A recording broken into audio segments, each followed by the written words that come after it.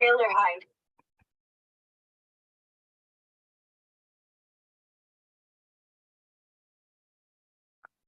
Sue.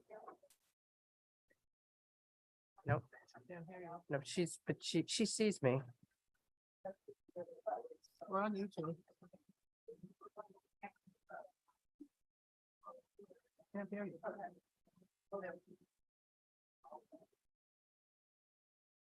Okay. Good afternoon. Nope, wait. Okay, that's what I thought. She said wait. Yeah, I know.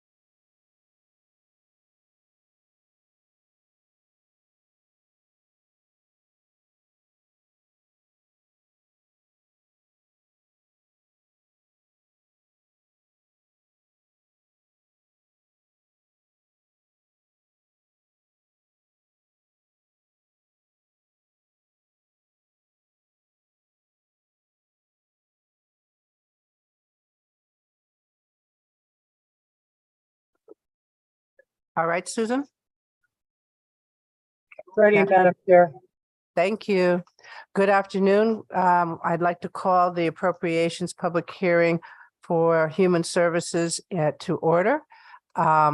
Today we will be listening to agencies who will do testimony for the Human Services Subcommittee for the agencies. I don't need to be corrected. Thank you. So we will start with Sharon Heddle from the Disabilities Network of Eastern Connecticut.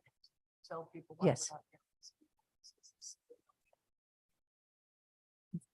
Yes, ma'am. Yes, ma'am. Yes, ma'am. Right now we are waiting for someone to help us for interpreting for the first group of people.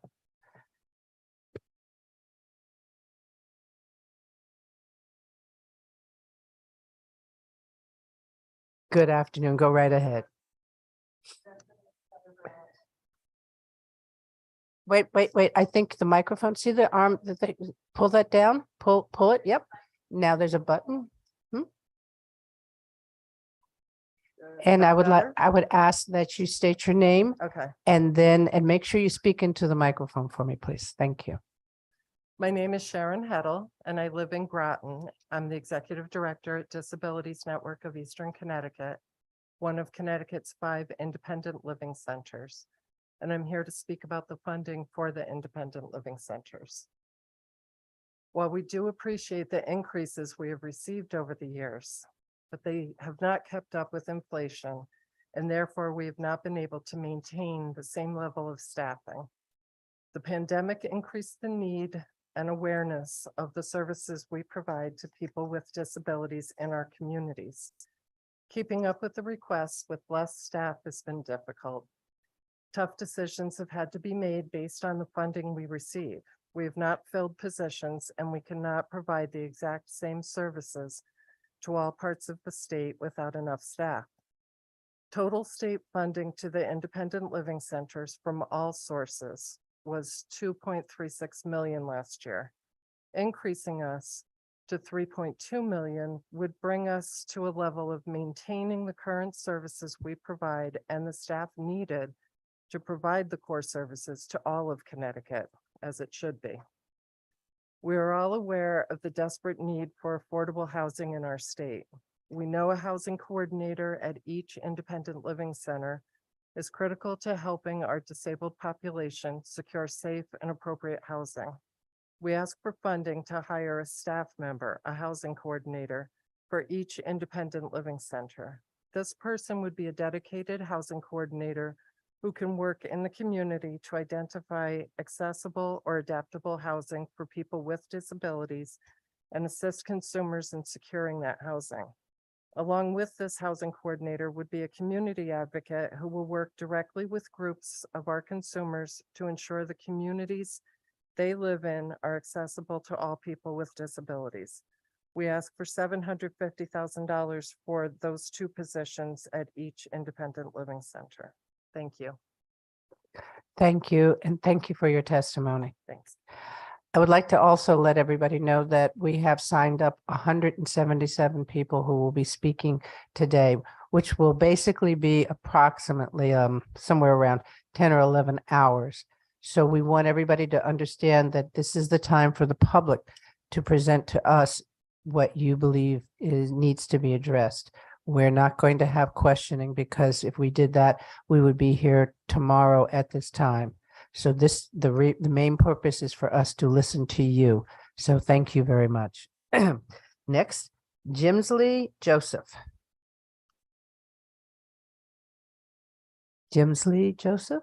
Madam Chair, he is in our waiting room, but he's not accepting. Oh, he might have just accepted our promotion to panelist. He did. Okay, good. I don't see him. Hello. There he is. Good afternoon, sir. You have 3 minutes. Okay. My name is Jimsley Joseph. I'm here from the MYSB. I'm here for my testimony. So I've been part of the MYSB program, volunteering ever since like the spring season of my freshman year in high school. Now I'm in college now. I'm in my first year of college, and I still go down every so often to go visit when I can and go help out when I can. But one of the things I've realized during my 4 years is with all the help we can get, we could definitely use more. And the extra budget would definitely go like a mile's worth away. And like giving people the help they need around mental health would benefit everyone everywhere, because it would be more productive and it would increase the quality of life. So I really think that we should increase the budget for the YSB programs, and I just don't think there are any downsides to this. Thank you, sir, and thank you for your testimony. Thank you. Thank you. Next is Karen Healy.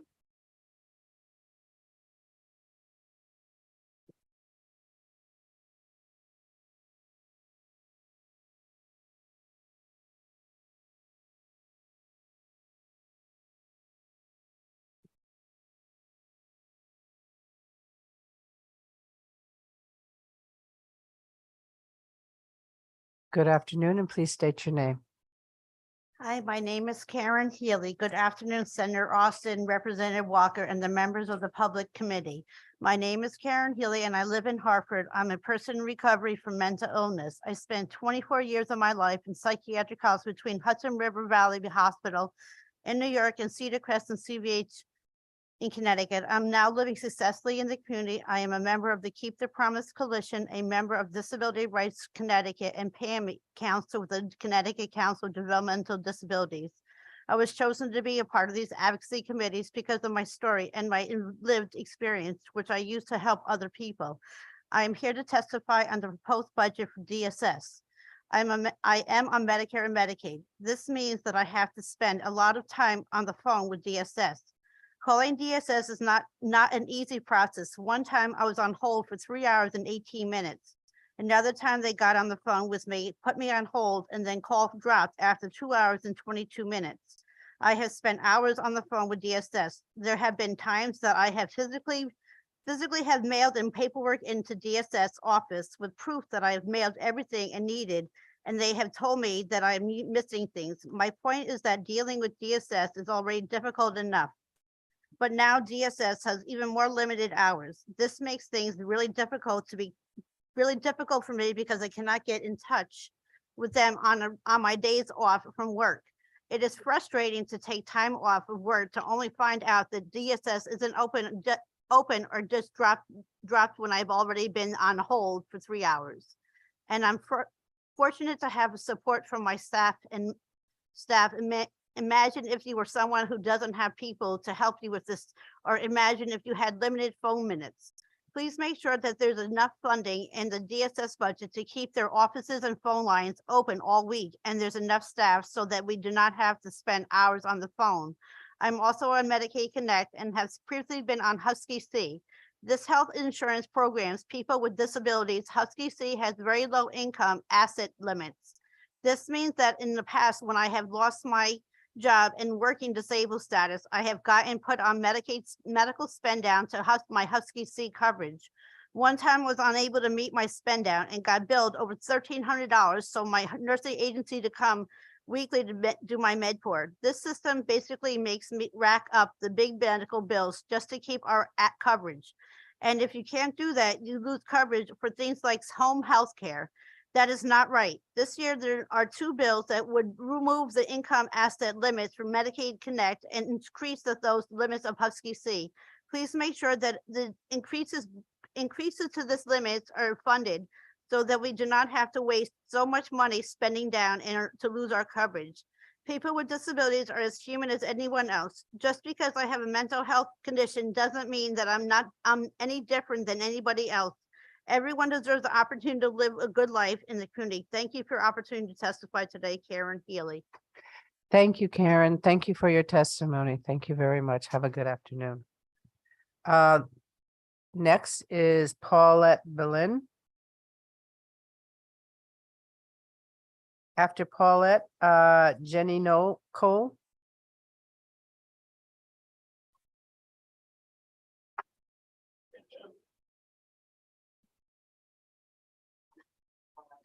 Paulette, could you speak into is the microphone on? Turn it on. Thank you. There we go. Okay, Thank you. We want to hear sorry. you. My Okay. name is Paulette Beelan. Good afternoon, Senator Osteen, Representative Walker, and members of the Appropriations Committee. My name is Paulette Beelan. I live in Norwich and I am a CNA working at Harrington Court in Colchester. I come to you today as an advocate for the most vulnerable population, the elderly. I also come as an advocate for myself and my coworkers, and ask that you fully fund our nursing homes. I am a living testimony of the life of an understaffed and underpaid healthcare worker. I just returned to work from having back surgery. I am 58 years old and have been a CNA for 43 years. In the last 43 years, I have seen such a drastic change in nursing home industry, yet I've seen no change in the state staffing patterns.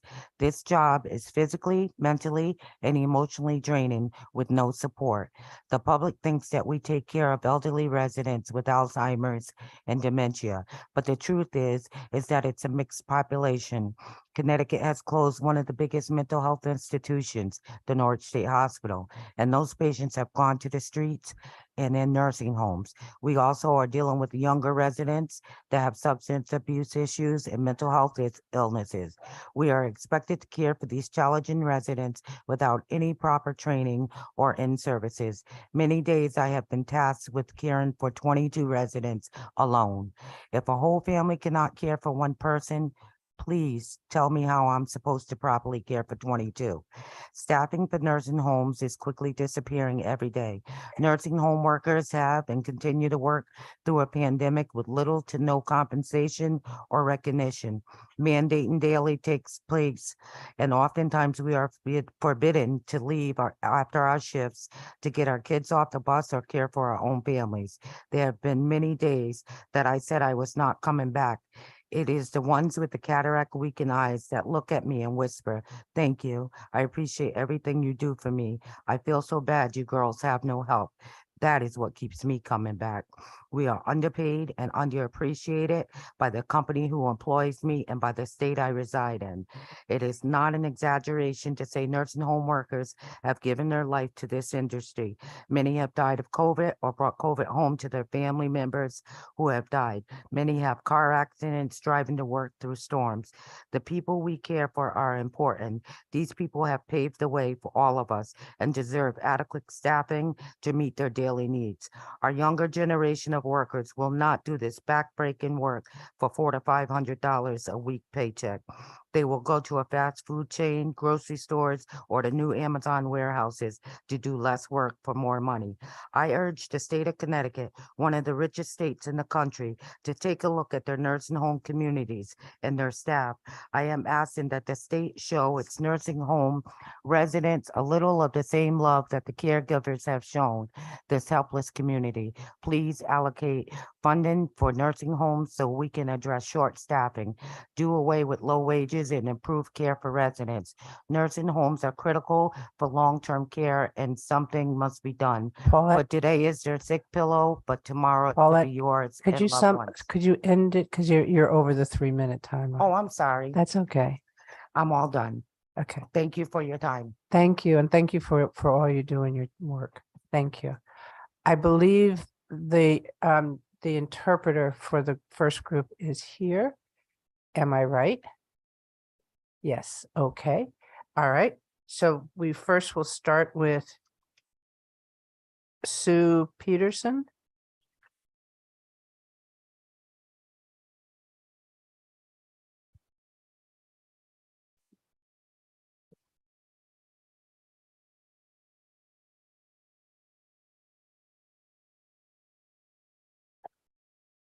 Thank you. Thank you for waiting for the interpreter to get here for the ASL interpreter. I know there was a parking issue here and it has been an ongoing problem, but I appreciate that. Could you give us your name, please? Oh, sure. Yes. My name is Sue Peterson. I am a volunteer director of the Communication Advocacy Network. I have been a volunteer since 2014. I used to work here for the State Commission for the Deaf and Hard of Hearing, Hearing Impaired. That was the first commission founded in America here in Connecticut. Unfortunately, that commission is no longer in existence. There are now 38 commissions or deaf centers all throughout the United States, and there are 5 in the New England area currently running that service the deaf, hard of hearing, and deafblind community. Here in the state of Connecticut, the Communication Advocacy Network does serve based on deaf, blind adults and deaf adults as well. Most of these individuals use American Sign Language to communicate. Since 2012, CAN, as we call it, Communication Advocacy Network, we have used a point of service operation with BESB for those individuals that are eligible for those services as well. We do have 2 paid staff members and 20 part-time employees. These are deaf support services providers called SSPs. They are skilled in ASL, deaf culture, and deaf blind culture as well. Our office receives requests from BESB eligible consumers, and we provide services to those consumers such as transportation, health-related appointments, shopping, employment support, and social inclusive activities. This support encourages the deaf and deafblind persons to continue to be independent in their homes and their communities. We do our own self-training for these individuals as well, including technological tips and etc. We encourage them to do co-hosting social activities as well in order to keep their mental health where it needs to be. As the deaf and deafblind adults in the state of Connecticut, we are currently involved with the BESB services in order to service those deafblind individuals that are hard of hearing, blind as well, that may not use sign language either. We want to expand our services for those individuals further. So we're here today to ask that you please consider our request for the rate increase to $57 and or $100,000 on the line item. And this would be for the Connecticut Communications Support Services. In order for us to be able to continue and expand the services we provide and clearly we need new paid directors, and those funds would help for that. Also, we'd ask that you please support Bill 5764 in regards to the communication access for deaf, hard of hearing, and deafblind individuals in the healthcare setting as well. Thank you for your time today. Thank you, Sue. Thank you for your testimony. Next, we will have Lisa Flattery Vaughn. Lisa?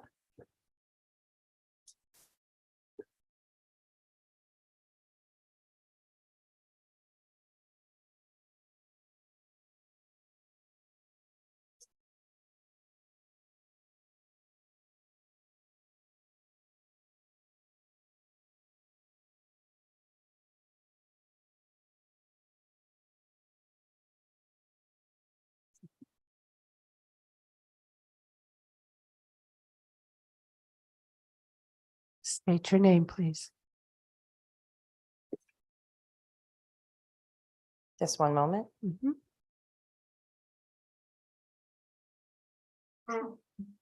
Hello, all. It's been a while since I've been here. Sorry, just give me a moment. Hello, thank you for letting me share my story today. My name is Lisa Flaherty Vaughn. I have resided in Enfield for 22 years, having lived most of my life in Massachusetts. Because of a condition called Usher syndrome, I am also deafblind. I am serving as a deafblind advocate in the Connecticut diverse community of a member advisory board for persons who are deaf, hard of hearing, and deafblind in the state of Connecticut, excuse me.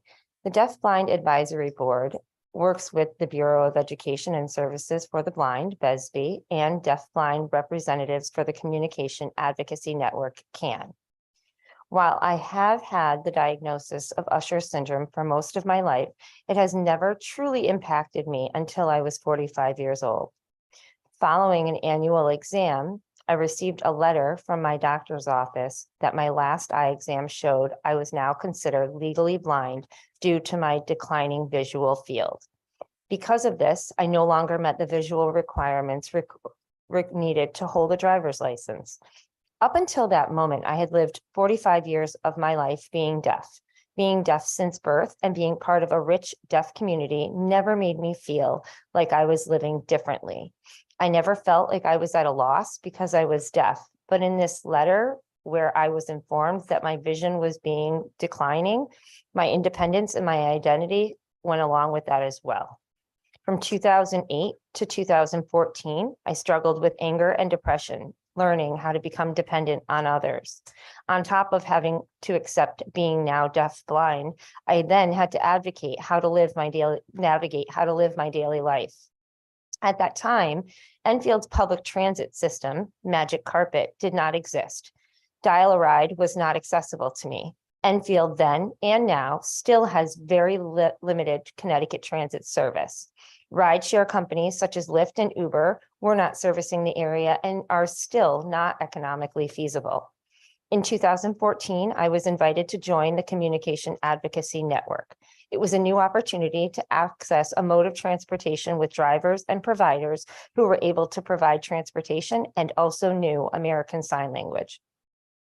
The mission of Communication Advocacy Network is to provide auxiliary support services for the statewide agencies who serve the deaf or hard of hearing elderly that require American Sign Language interpretation by their native users of ASL, deafblind and deaf persons with diminished visual acuity so that they can be provided opportunities to succeed in areas of employment, education, housing, economics, and self-determination.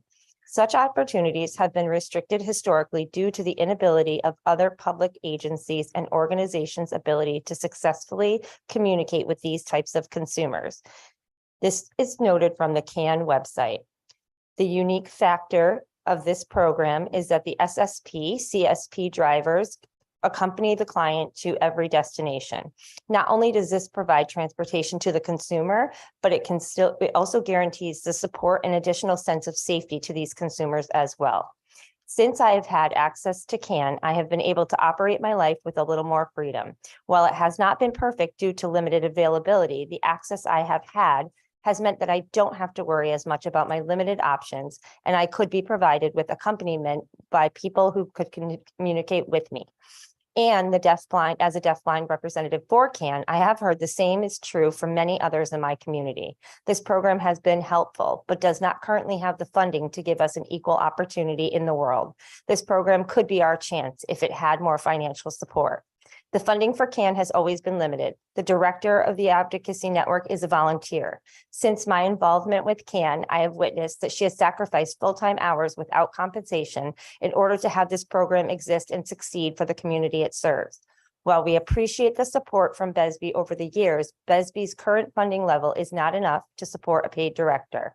CAN will not be able to operate and serve the Connecticut deafblind adult population unless we have the funding to pay for this service. Thank you for your time and consideration. And thank you for interpreting the information that I needed to add to emphasize this. Again, thank you for your consideration. Thank you. And thank you for your testimony. Next, we have Sherry Burns.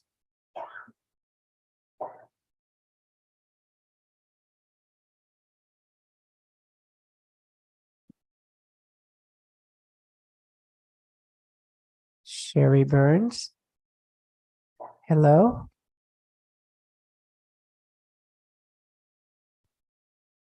Sherry Burns.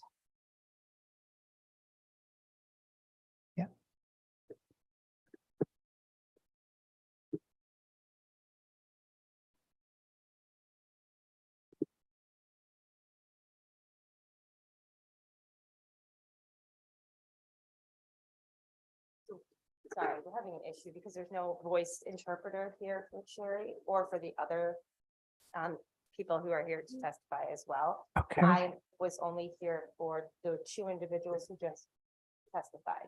Okay. I'm not sure how you want to proceed with that. Do we have written testimony for Sherry?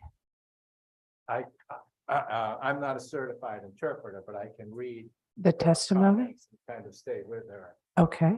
All right. We'll try and accommodate whatever is best for her so that she gets her voice heard. Okay. You can stand in front of the microphone. Yeah, I need a little. Okay. Okay, can you Okay. hear me? Oh, yeah. Well, yeah, as soon as you talk into the microphone. Okay, Okay.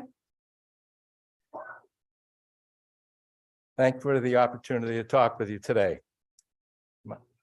My name is Sherry Burns. I'm a lifelong resident of Connecticut.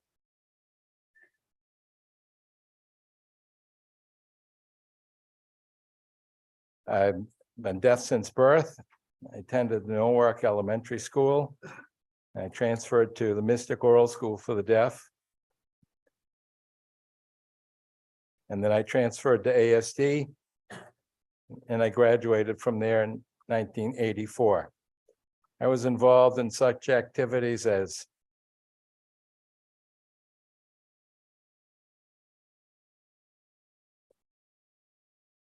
yearbook, cheerleading,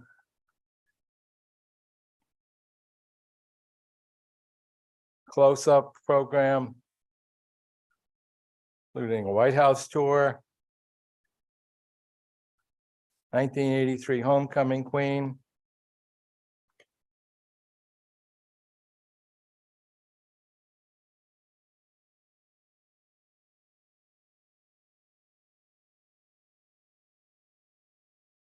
in the yearbook. I was having a difficult time seeing. And I kept on going. I kept on persisting. I'm a mother of 2 teenagers.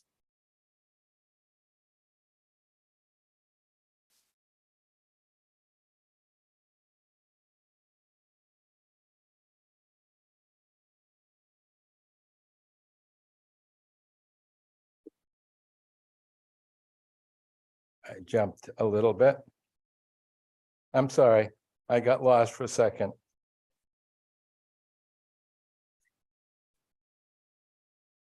Communication Advocacy Network.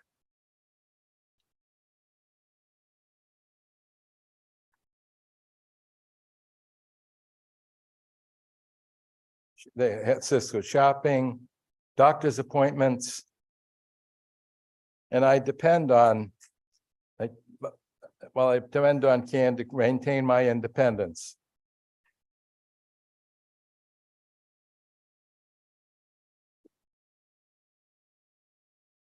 CAN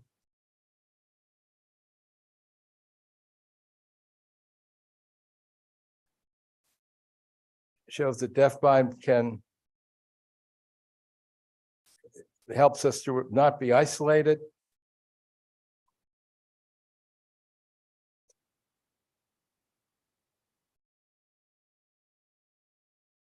It gives us opportunities connected to and with other deafblind people. It's important to our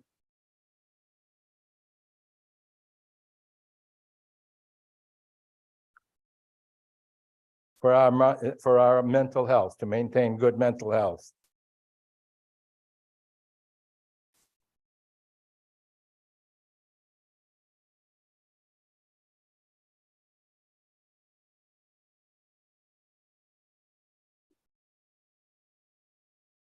CAN helps us with those opportunities.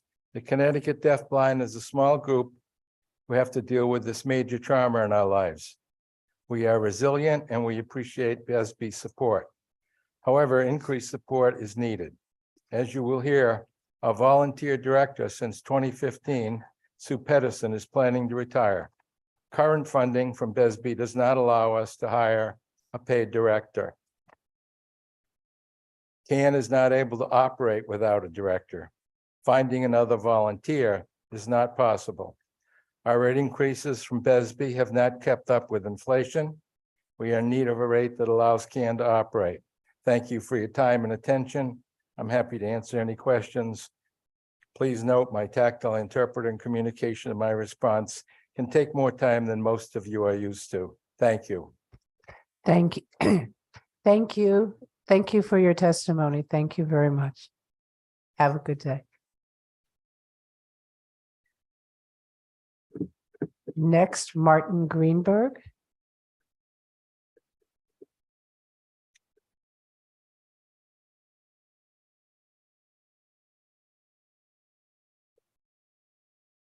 Do the same thing. Yeah, thank you.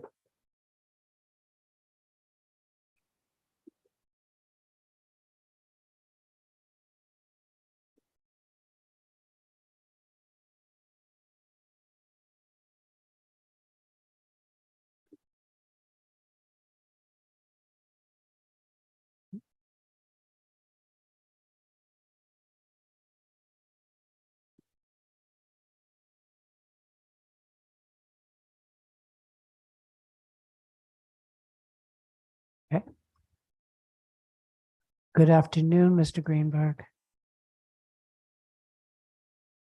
Good afternoon.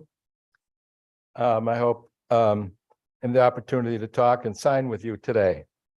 My name is Martin, last name Greenberg. I was born deaf in New York City. Attended an oral school, Lexington Oral School for the deaf.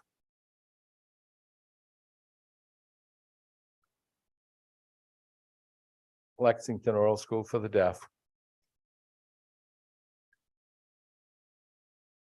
I graduated 1971. I then attended Denver Community College, Colorado, where I learned American Sign Language.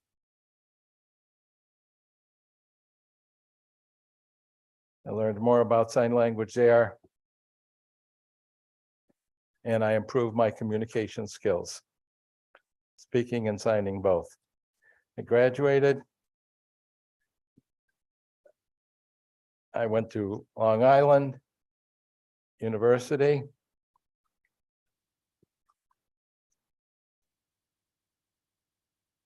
I graduated in 1977 with a BS degree. And then I worked in New Jersey for a short time as in accounting. I went to California. I studied, I got an ABA, business administration. And then I met the first deafblind person, sells a man who told me, "You're blind, you're legally blind." I said, "No, I'm not." My eye doctor at UCLA, California. I went, doctor analysis, diagnosed Usher's retinitis pigmentosa. I was shocked. I really didn't accept it, no, but my eye vision was decreasing. And then I moved to San Francisco. I got a job. It was a great time to get a job for me in accounting. I worked for Department of Revenue for the Veterans Administration for over 15 years. I was excited about that, but my vision kept declining and I struggled with it.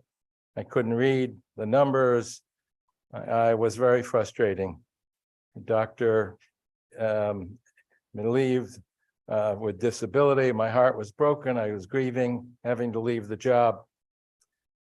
And then I worked in another job for a while, and I moved back to New York to take care of my mother.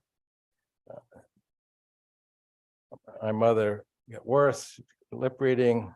I couldn't communicate with her. It was very frustrating. We tried to make revisions, typing Braille, talking, different approaches. Then I went to the Helen Keller Center, Long Island, for training, mobility, adjustment, independent living, technology, vocational Braille, Usher syndrome people were there. And it was exciting. I was able to express myself with other deaf-blind people. I stayed there for a year. I still struggled trying to help my mother. She was sick, her health was failing. Communication was very difficult. And then she died. I grieved about that. And I continued on in New York City till the time 2020. And I was independent, yes. I continued being independent in New York. There was no problem. Subway, have SSPs who helped me, but I continued living independently. I was fine until 2020. COVID impacted me and the community. I was scared. I was not safe. My friends warned me, you better go to Connecticut, more safe in Connecticut with my sweetheart and SSPs in Hartford. So, okay, so I left, I came here in Connecticut for 2 weeks, 3 weeks. It was a short time.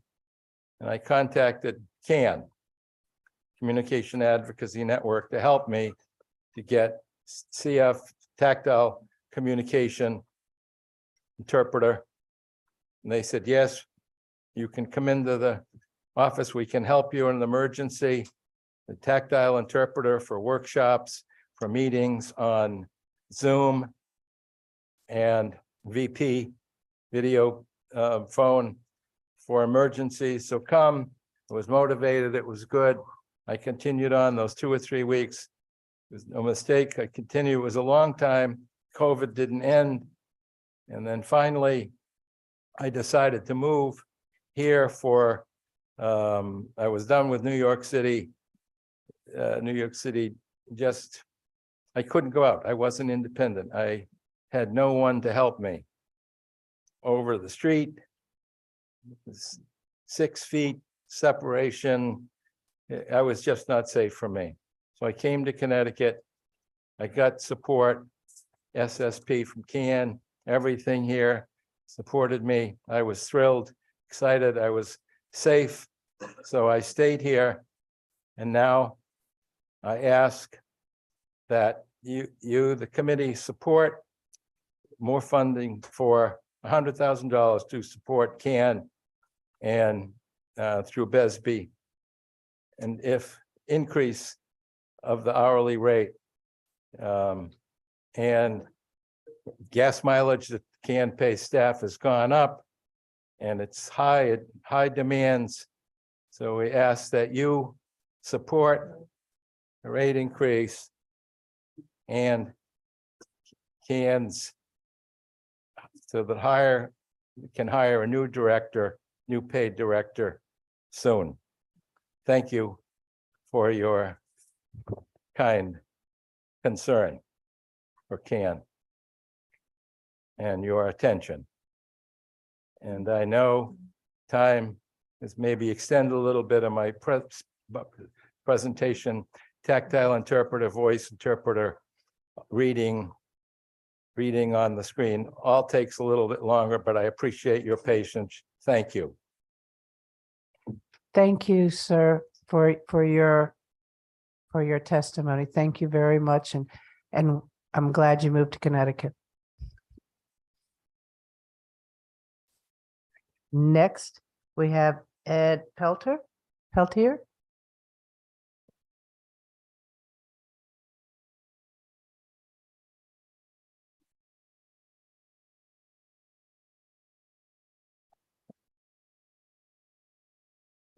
The interpreter left, so let's figure it out. Well, maybe.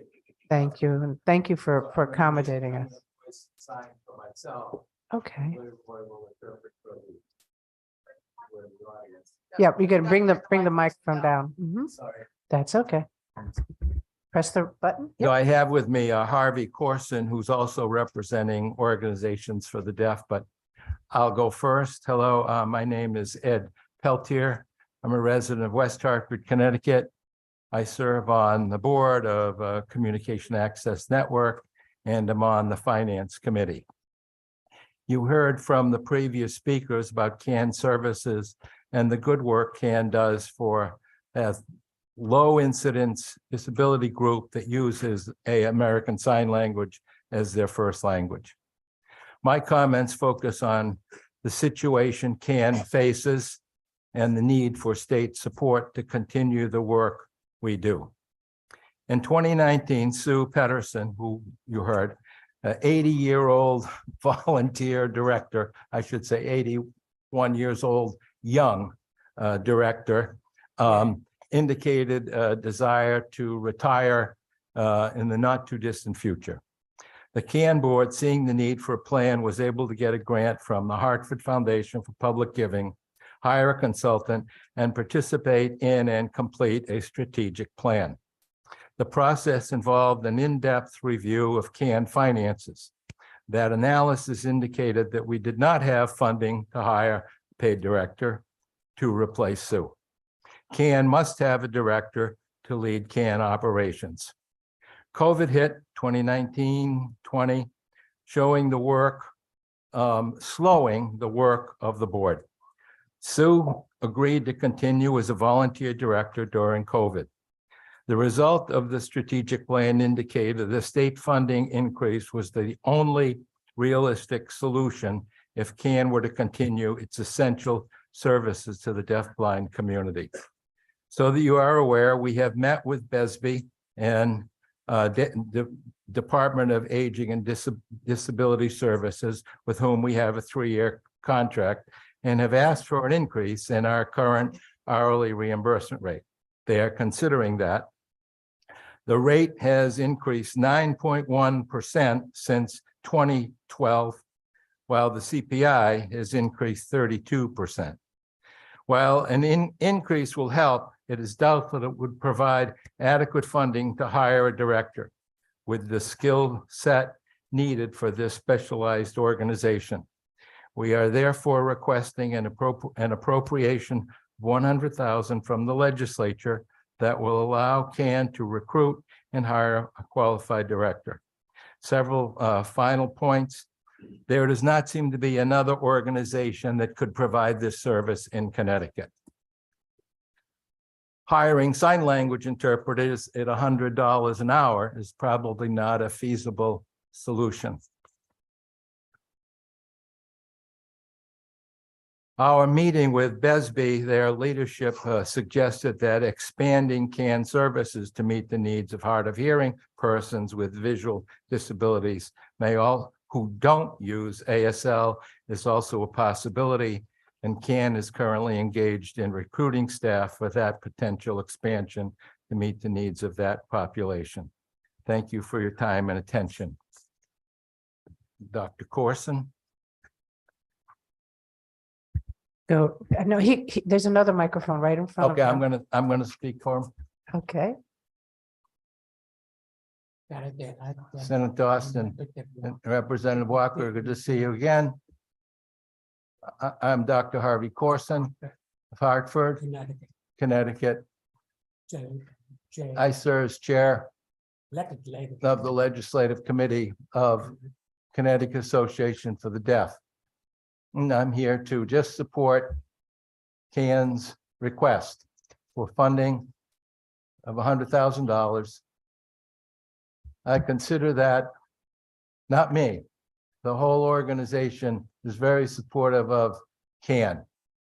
And I'm very, very, very familiar with the work of CAN, the organization, because I'm a former board member. And now I'm serving in an honorary capacity. It's wonderful work to meet critical needs of people who have 2 major sensory disabilities, hearing and vision. That's really an enormous responsibility for any person to deal with. We respect the work of many people in CAN and want to talk about my friend Sue Patterson, who served as a volunteer director for 9 years. I hope she'll continue for 10, but she's doing great work. A lot of good work. She is coming upon retirement to be with her husband.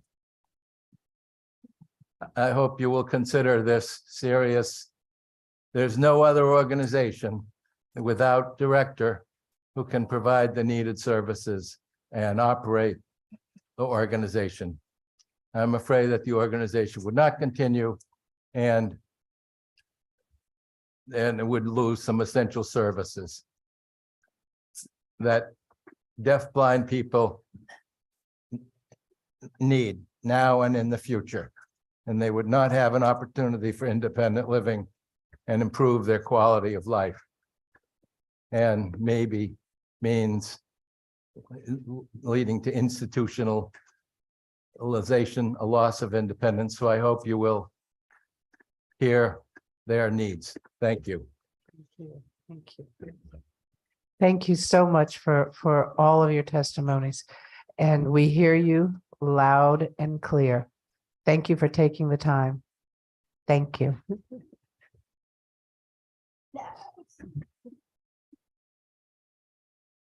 Next, we will hear from Jenny Cole. Jenny?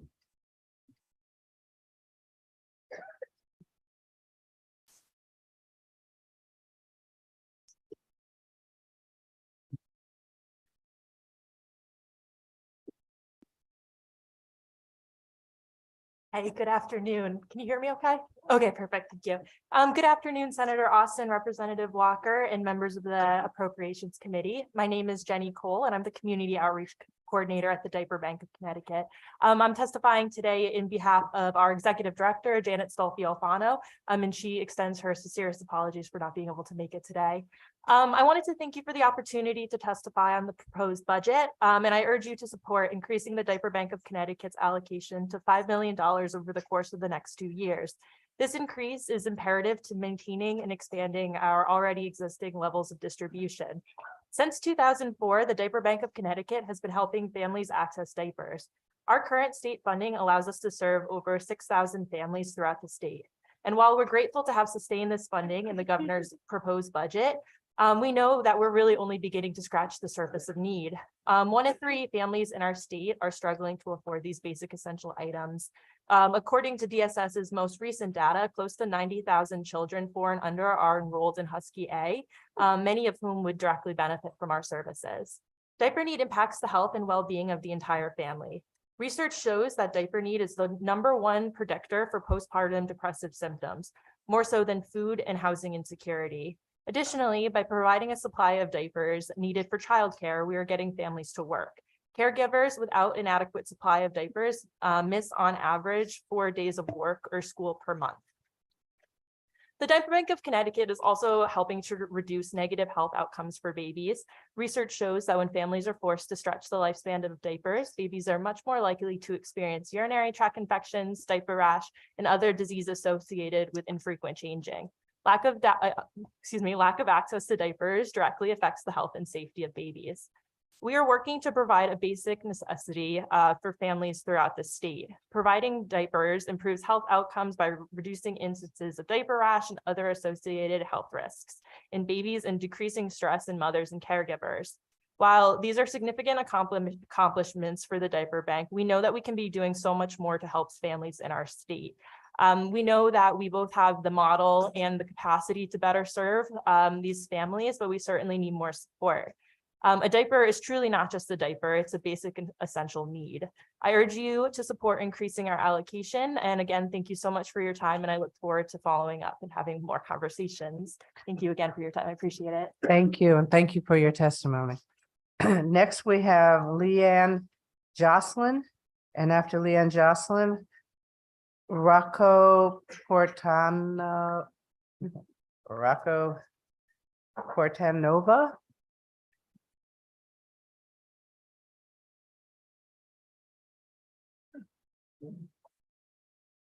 Leanne? Go right Yes. ahead.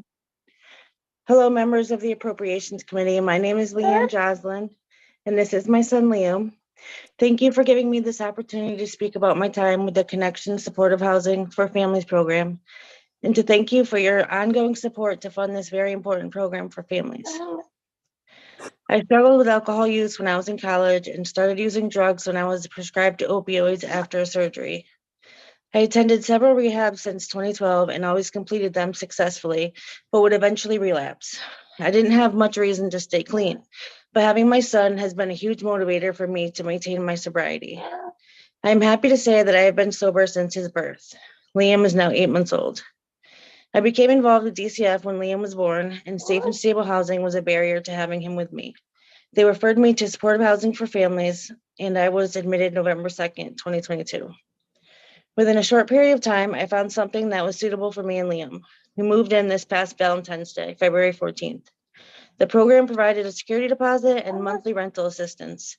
They also provided furniture and household items that I needed to make my new home complete. I've been able to focus on settling in with my son and preparing for employment. I have a bachelor's degree in accounting and a master's degree in tax, and I hope to find employment soon. I also plan on studying for my CPA license. Now that I have safe and stable housing and continue to work on my recovery, my DCF worker said they will be closing my case soon. I appreciate you giving me this opportunity to share my story and to thank you for your continued funding of the Connection Supportive Housing for Families program. This program continues to provide me and many others with the assistance necessary to provide safe and stable housing for our children. I am grateful for the support and the ability to bring my son home. Thank you. Thank you, and thank you for your testimony. Have a good afternoon. You too. Next, we have Rocco Portanova. Is Rocco on? Taylor? He's not online? Okay. Doris, Doris Maldonado Mendez? No? Okay. Next in person, we have Arlene Dorkin K.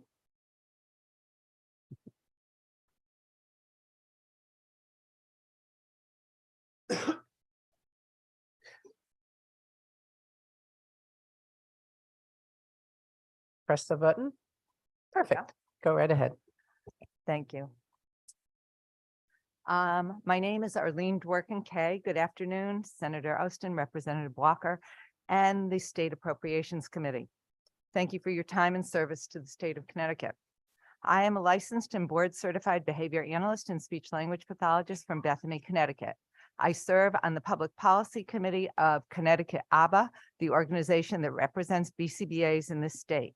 I am also the clinical director of Benhaven Children's Behavioral Services. Today, I represent both Benhaven and CT ABA, who urge this committee to significantly increase Medicaid rates for autism services in Connecticut. Currently, Medicaid Husky insurance codes reimburse at rates which are up to 50% lower than those provided in our neighboring states.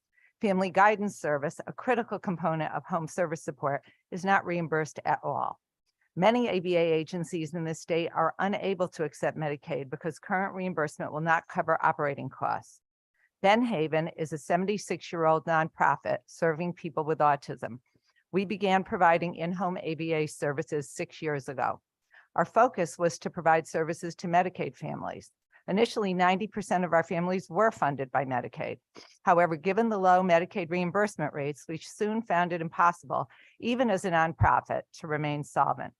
At the current time, slightly over half our families are Medicaid funded because we had to panel with commercial providers to stay afloat. When compared with neighboring states, Connecticut ranks last for every autism service authorized through Medicaid. An example, technician services are reimbursed at $11 per unit versus $15 or $16 in our neighboring states. The reality makes it near impossible to pay competitive rates when hiring BCBAs and technicians if relying on Medicaid reimbursement alone. Of course, the focus here is to access autism services by families funded through Medicaid. It hurts my heart each time I have to tell a parent with Medicaid that we do not have available staff and that the likelihood is they will not find a provider, especially if they are looking for after-school services. Families have shared that agencies have assessed but later couldn't find therapist level staff, so they never actually received services. Others, after months or years of making phone calls to agencies on the Husky provider list, just gave up. During my 45 years working in the state, parents shared their frustration and sadness because there was no access to in-home autism services. We are now able to provide this, but the number of families with access is severely limited because the state is not providing adequate Medicaid funding. I urge this committee on behalf of CT ABA and Benhaven to consider an increase for all Medicaid Husky rates provided for autism services in Connecticut. Thank you very much for your time and your consideration. Thank you and have a good day. Thank you for your testimony. Next, Carleen Wander. Carleen. Carleen, no. Okay. Melanie Zemenoff. I'm butchering his name. Thank you, Representative Walker. And hello to the Appropriations Committee. Good afternoon. I am Attorney Melanie Zamenhof. I'm the Director of Immigration and Legal Services for Jewish Family Services of Greenwich. We are in our 40th year, and I'm here to offer testimony today in support of JFAC's $150,000 request. We offer a full services at Jewish Family Services of Greenwich, including signing our clients up for Husky, ORR benefits. But I'm here today to specifically talk about our legal program that we offer to the residents of Fairfield County and throughout the Connecticut state area. We have offered services to over 100 clients spanning over 17 different countries. We have assisted domestic violence victims. We have assisted with filing for asylum, EAD work permits, naturalization, green cards, family reunification, special immigrant juveniles, and a variety of other immigration matters, both at the USCIS and EOIR levels, including ICE detention. These services are necessary to members of our community, and I am asking today for the $150,000 request for JFAC to be honored so we can continue providing services to those in our community in need. Thank you, and thank you for your testimony, and have a great day. Next, we have Heather Latora, Marrakesh. And after Heather is Hin Min from the Connection. Good afternoon, Chair and members of the Appropriations Committee. My name's Heather Latora, and I'm celebrating my 37th year working at Marrakesh, a nonprofit organization that serves people with disabilities and others in Connecticut for the past 52 years, 24/7. I wanted to talk about intermediate care facilities for individuals with intellectual disabilities today. They're called ICF IIDs, and there's no increase in the proposed budget for this program, which we all know is a budget reduction. It's really important to know the history of why we have ICF IIDs. They were created about 4 decades ago to help people with intellectual disabilities move out of state institutions and into their communities. We were closing Mansfield Training School and other institutions, and the people who were living there are considered class members upon their discharge. And this was due to their rights being stripped away and locked in an institution for most of their lives. We were righting a wrong. That is why we created this program.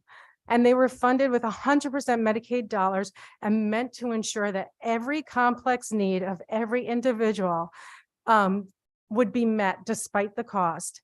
And DPH, the Department of Public Health, ensures that they're getting everything needed to live their lives as healthy as possible with as much independence, choice, and progress as possible. And we used to be reimbursed 2 years behind. So if the needs change of the people living there and we were audited, then the rates would change accordingly so we could support them. However, in 2006, the rates froze, and so did that payment method.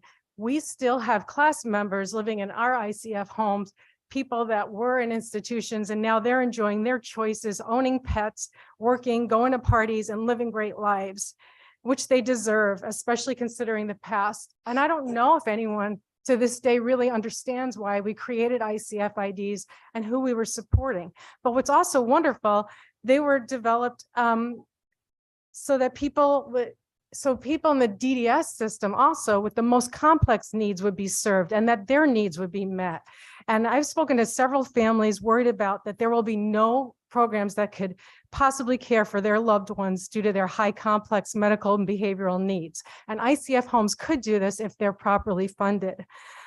We were just talking with Representative Deafblind the other day, saying that there are families that they have no option for their kids to move into the community, to have 24-hour supervision that they need, and they fall through the cracks. They fall through the DDS cracks and the waiver cracks. And these programs are underfunded. We have to make sure they're funded correctly so we can continue to not only support the people that are class members that we made a commitment to, a legal commitment to, but also for for people in the future that need this kind of service.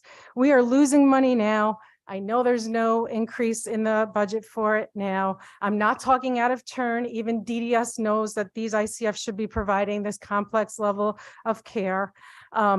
So the state wants us and needs us to provide these homes funded by Medicaid. Families and individuals want us and need us to run these homes. We have a huge deficit in ours now that our board is asking me, please talk to the legislators, please talk to the state, please talk to your colleagues and try to find out how we could fund these homes properly. And they just have not been. So what we're looking for, obviously, is the 9% increase for human service nonprofits in 24 and 7% in 25, and to index the future increases to inflation in all human service buckets, DSS, including ICF, IIDs, ABI waiver programs. Also, those are my lowest paid staff right now. They're falling through the cracks. Don't let these essential services and people fall through the cracks. And thank you for your years of listening to us and for the support. And we do remain the best quality and cost-effective option, even when you honor our ask to give us these increases for the people we support and our employees. Thank you so much. Thank you, and thank you for your testimony. Next, Hinman Lee. Hinman Lee on remote. No. Okay, moving right along. Heather Gates. Heather. There's Heather. Yes.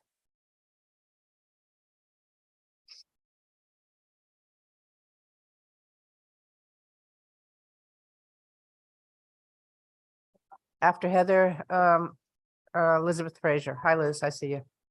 Go right ahead. Hi, good afternoon, members of the Appropriations Committee. I'm Heather Gates, and I am the President and CEO of Community Health Resources. We are a large mental health and substance use treatment provider here in Connecticut, also delivering housing, foster care, and a whole host of other services to meet the needs of children, families, and adults. I'm here to ask you to please increase funding for community nonprofits by 9% in the first year of the biennium and 7% in the second year. This funding is crucial to support our services. We're deeply grateful for the increases the legislature appropriated in the last biennium, and our clients are very appreciative as well. It pulled us back from a fiscal cliff and really allowed us to give increases to staff, pay for health insurance, and all the other cost increases we've experienced. However, Medicaid rates did not increase during this period of time, and the prior year only 4%, and this was after a decade of no increases at all. Inadequate rates in outpatient are creating deficits for ourselves and contribute to hiring and retention issues.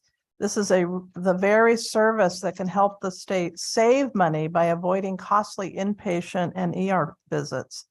It is not the part of the system that is contributing to healthcare cost increases. These rates have to be addressed if Connecticut is going to meet the mental health and substance use needs of its citizens.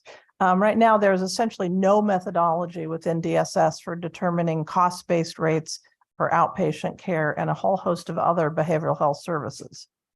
We've incurred dramatically higher salaries as we compete for clinicians, residential staff, and others. Our in-home teams and outpatient clinics cannot hire enough clinicians to meet demand.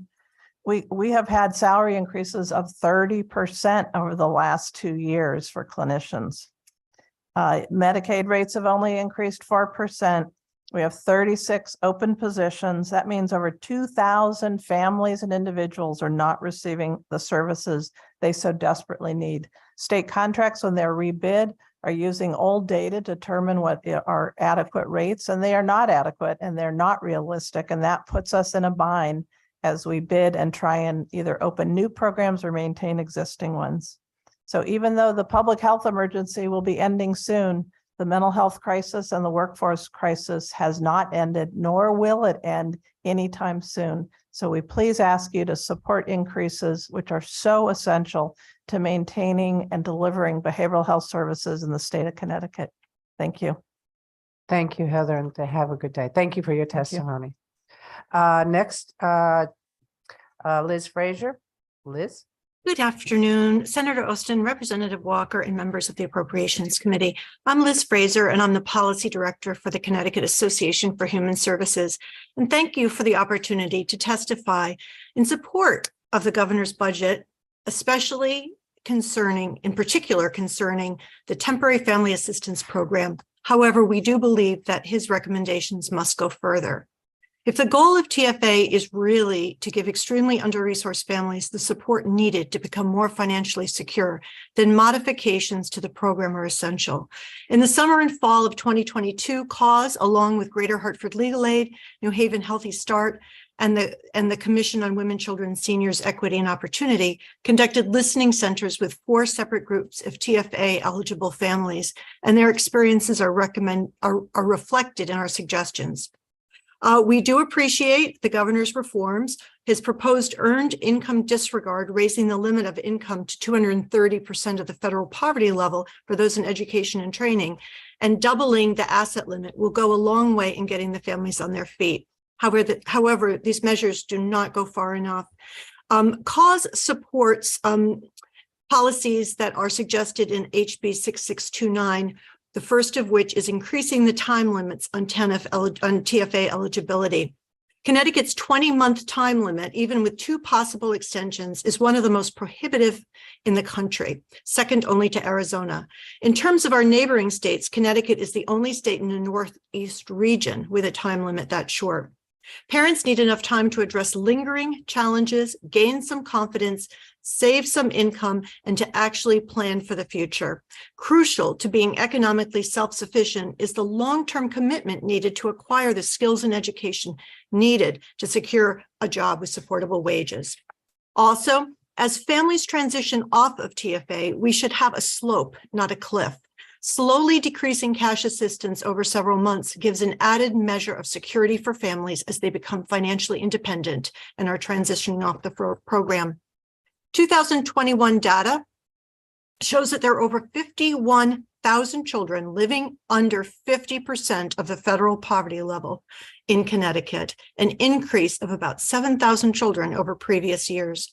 These children are more likely to experience homelessness, to be involved with DCF, and to experience toxic stress, impacting their well-being, both short-term and their long-term achievement. Meanwhile, in Connecticut, the number of, in quotes, needy families with children receiving assistance has dropped way down from over 7,000 in 2019 to a little over 4,000 in 2021. And we can do better.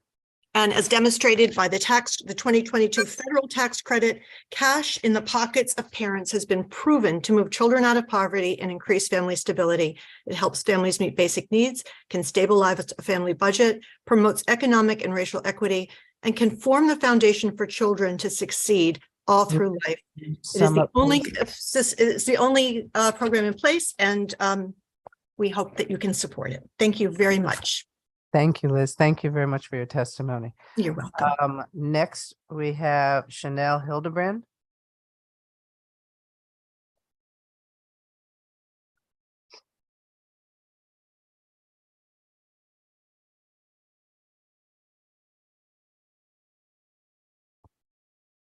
Go right ahead. Good afternoon, Senator Austin, Representative Walker, and members of the Appropriations Committee. My name is Chanel Hildebrand. I live in Vernon, Connecticut. I'm a licensed clinical social worker and the Associate Director of Children's Community-Based Services at Wheeler Clinic. I am here today to request an increase in funding for community nonprofits during the biennium by 9% in fiscal year 2024 and 7% in 2025, and to index future increases to inflation. Wheeler Health is appreciative of the funding that we have received and the increases provided in the last biennium. It allowed us to continue to keep our doors open for services and to avoid massive layoffs to our staff. However, there's still a severe shortage to serve children and families in Connecticut. Nonprofits across the state have been losing clinical staff to telehealth companies, hospitals, private practices, and other for-profit centers that we cannot keep up with in terms of cost of salary.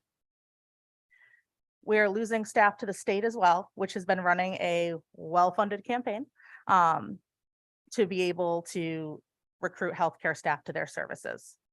The workforce crisis has impacted all of the services that Wheeler Health provides.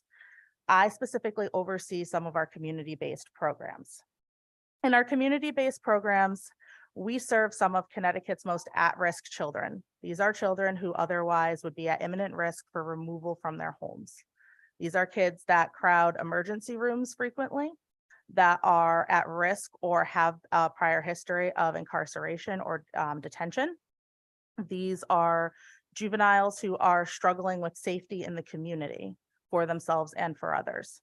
Oftentimes, these children cannot be served at a lower level of care successfully, and families, by the time we become involved, are very overwhelmed with the need that they are facing. Budget increases to these services would demonstrate Connecticut's investment in the future of children and family preservation.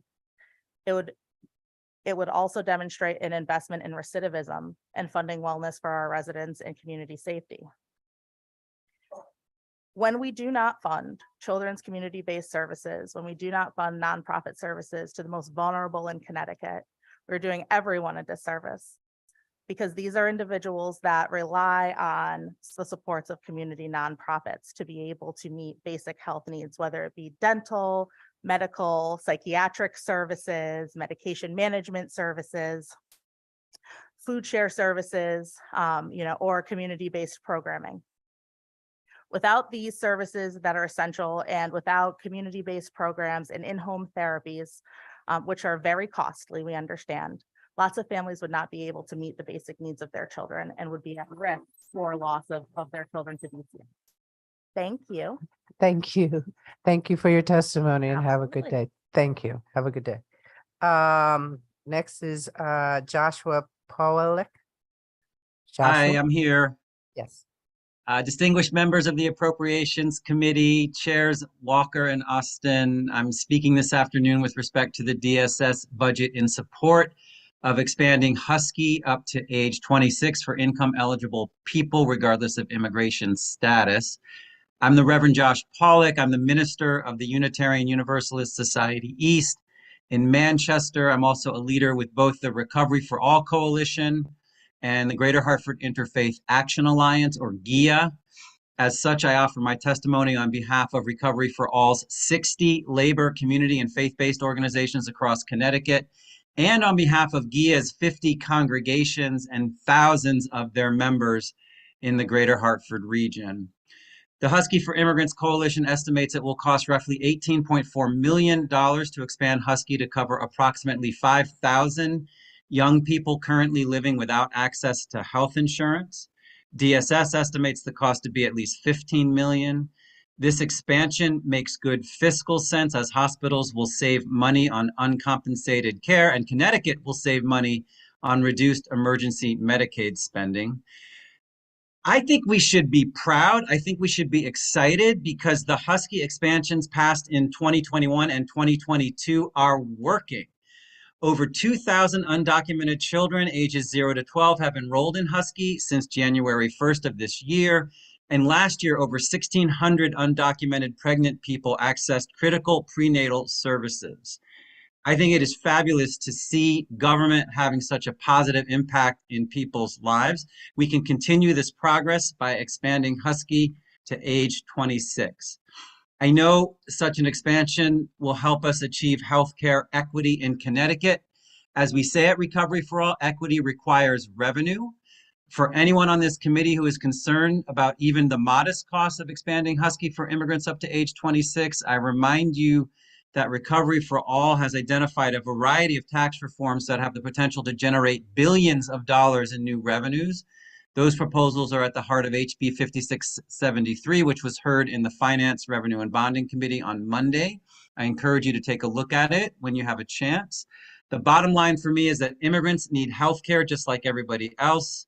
Expanding Husky eligibility takes this reality seriously. It offers a pathway for immigrants who meet the income requirements to access medical care when they need it. Healthcare is a human right. This appropriation is compassionate, caring, justice-seeking, and loving. Having access to quality, affordable healthcare makes a huge difference, not only in a person's life, but in the life of their community, their workplace, and in the quality of life overall in our state. Thank you for your consideration. Thank you, sir, and thank you for your testimony. You're welcome. Next, Samantha Knoll, and then after Samantha, Molly Cole.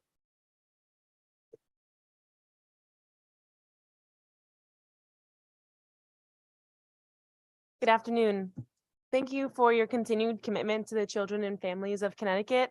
And I'm grateful for the opportunity to testify today in an effort to strengthen the child welfare system. My name is Samantha Knoll, and I'm speaking on behalf of Family and Children's Aid, a social service agency dedicated to helping children and families. From the age of 4 to 14, I was a foster child, and I'm part of the 2% of the worst case scenarios of foster children.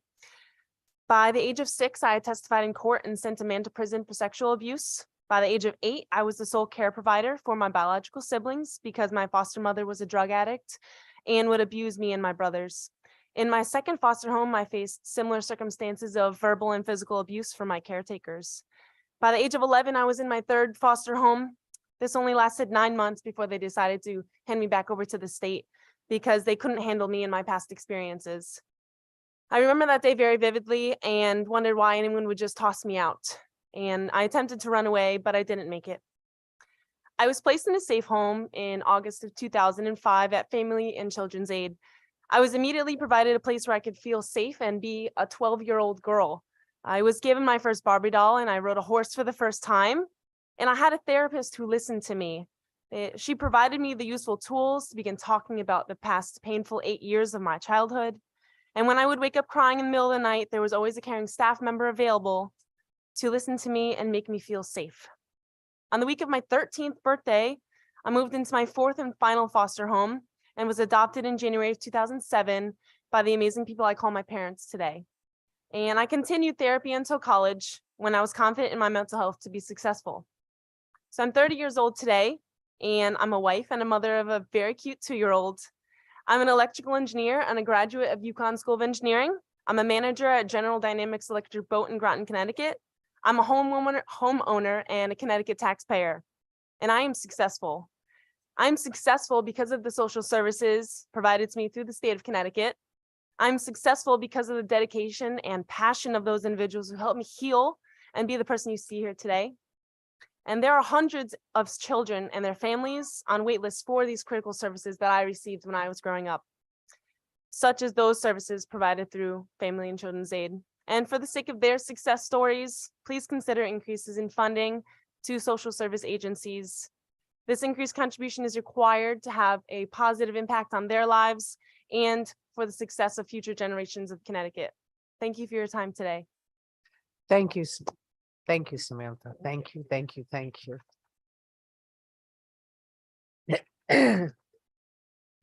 Wow, I have to get my composure. Next is Molly Cole. Hi, good afternoon, members of the committee. My name is Molly Cole. Bring your I'm- microphone up a little bit. So there we go. I'm the executive director of the State Independent Living Council, and I live in Windsor, Connecticut. The council's offices are located in Hartford.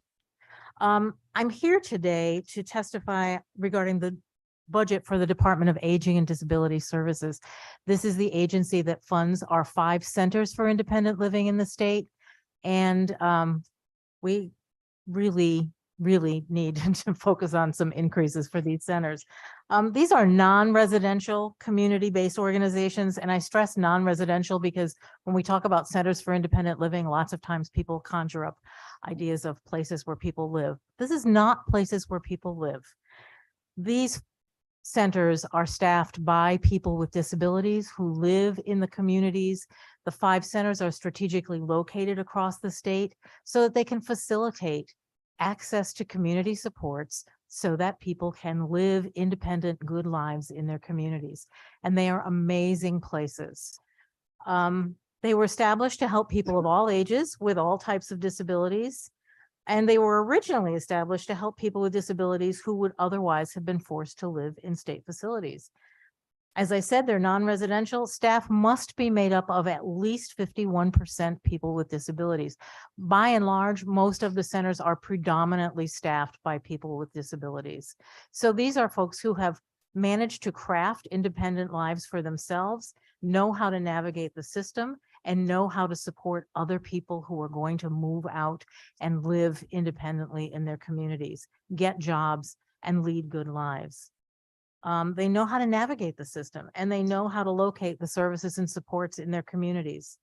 They empower thousands of individuals every year with information, counseling, support, and services.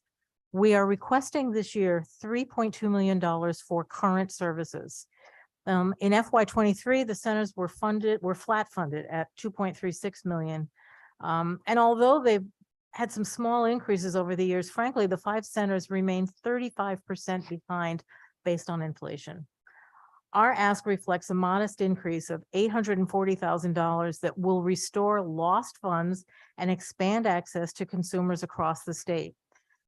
So while funding has remained stagnant, unfortunately, the need for services for people with disabilities in their community has increased. In addition, the costs for staff and operations at the 5 centers have also increased. So since the start of the coronavirus pandemic in 2020, the need for services as well as requests for services are up 51% with waiting lists as long as 6 months. In order to continue their operations with these limited funds, the centers have had to reduce staffing and cut services. While they used to be able to provide service to all 169 towns, they can now only serve 27. And so we're really asking for your continued support and ability to expand and maintain some of the services that they're now offering. Thank you so much for your consideration. Thank you, and thank you for your testimony. Next, we have Sarah Fagan. And after Sarah Fagan, Linda Mays.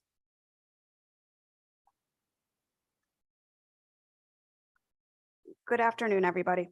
Thank you for the opportunity to testify at the government's budget. I am here to request the increased funding for community nonprofits by 9% in fiscal year 2024 and 7% in fiscal year 2025. My name is Sarah Fagan, and I work at the Kennedy Collective in Trumbull. I am the Director of Individual Community Supports, and one of the programs I oversee is the Acquired Brain Injury Program. Costs have significantly risen for nonprofit programs. Healthcare for our employees have increased by 35%. Liability and auto insurance increased by 5%. IT technology costs increased by 50%. Mileage and auto costs have increased by 12%. Yet the ABI medical waiver has not and requires specific qualifications to provide services, yet it does not compensate with the same rate as other Medicaid programs.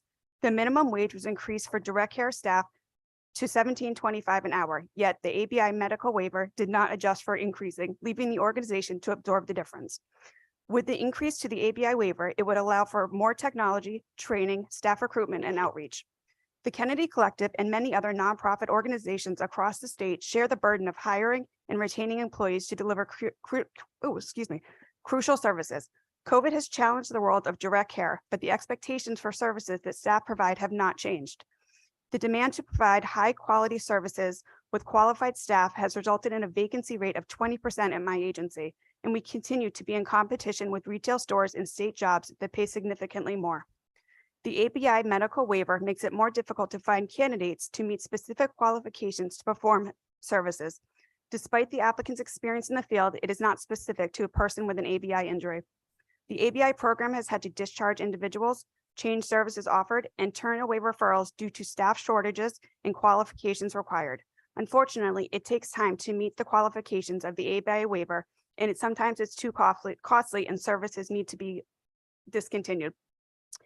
As we emerge from the pandemic, the needs for the community are growing rapidly and the demand for our services have increased. Families are looking for us to support and offer their loved ones the experience that they had before the pandemic. And as providers, we must remain steadfast in our commitment to be able to advocate for those who cannot. The ABI staff offer a pathway to independence, fulfillment, and awareness so individuals can begin to heal and are given the tools to live independently as possible. Nonprofits that offer waivered services have shown commitment and patience while seeing other funding sources be rewarded. We now ask the same allowance be given. Thank you for this opportunity. Thank you, and thank you for your testimony. Next, we have Linda Mays. I don't see Linda. No. Sharon Thornton. Okay.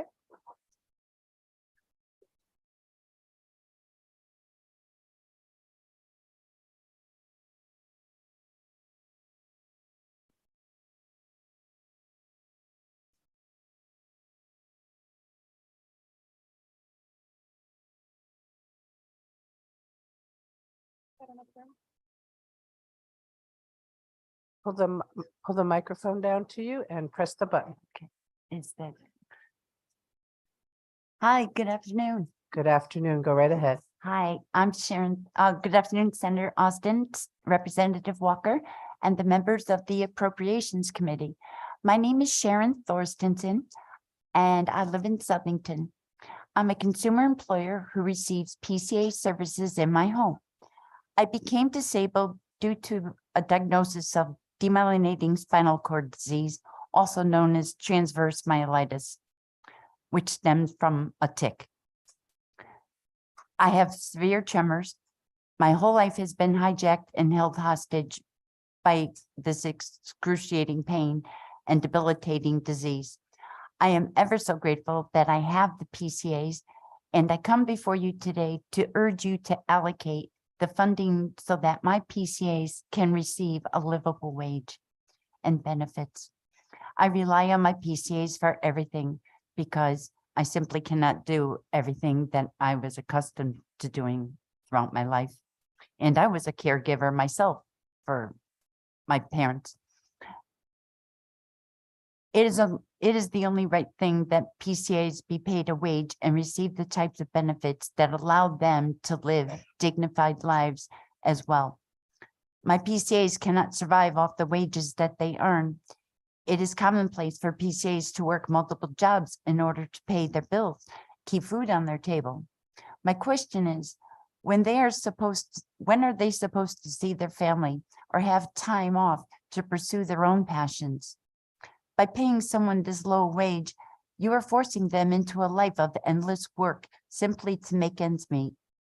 By paying someone this low wage, you're saying that they don't deserve time with their family or free time to pursue the things that they enjoy. By paying someone this low wage, you are saying they deserve to live in poverty.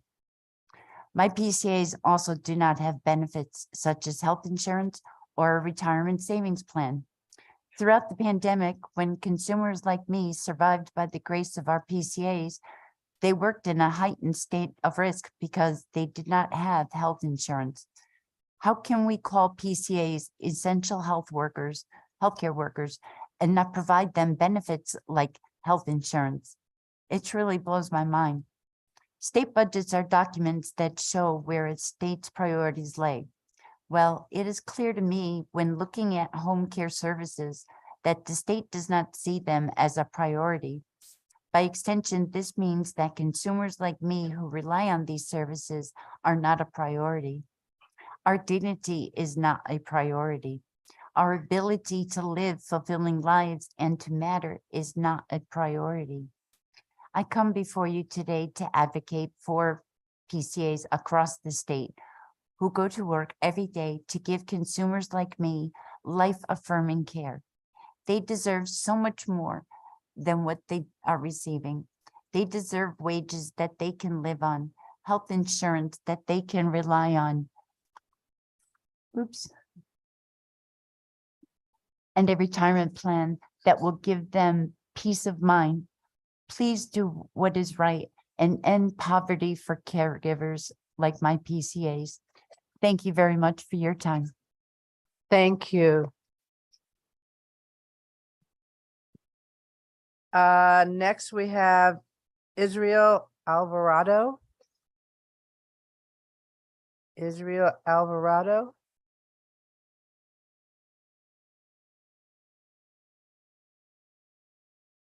Israel Alvarado. No. Okay, Catherine Riley.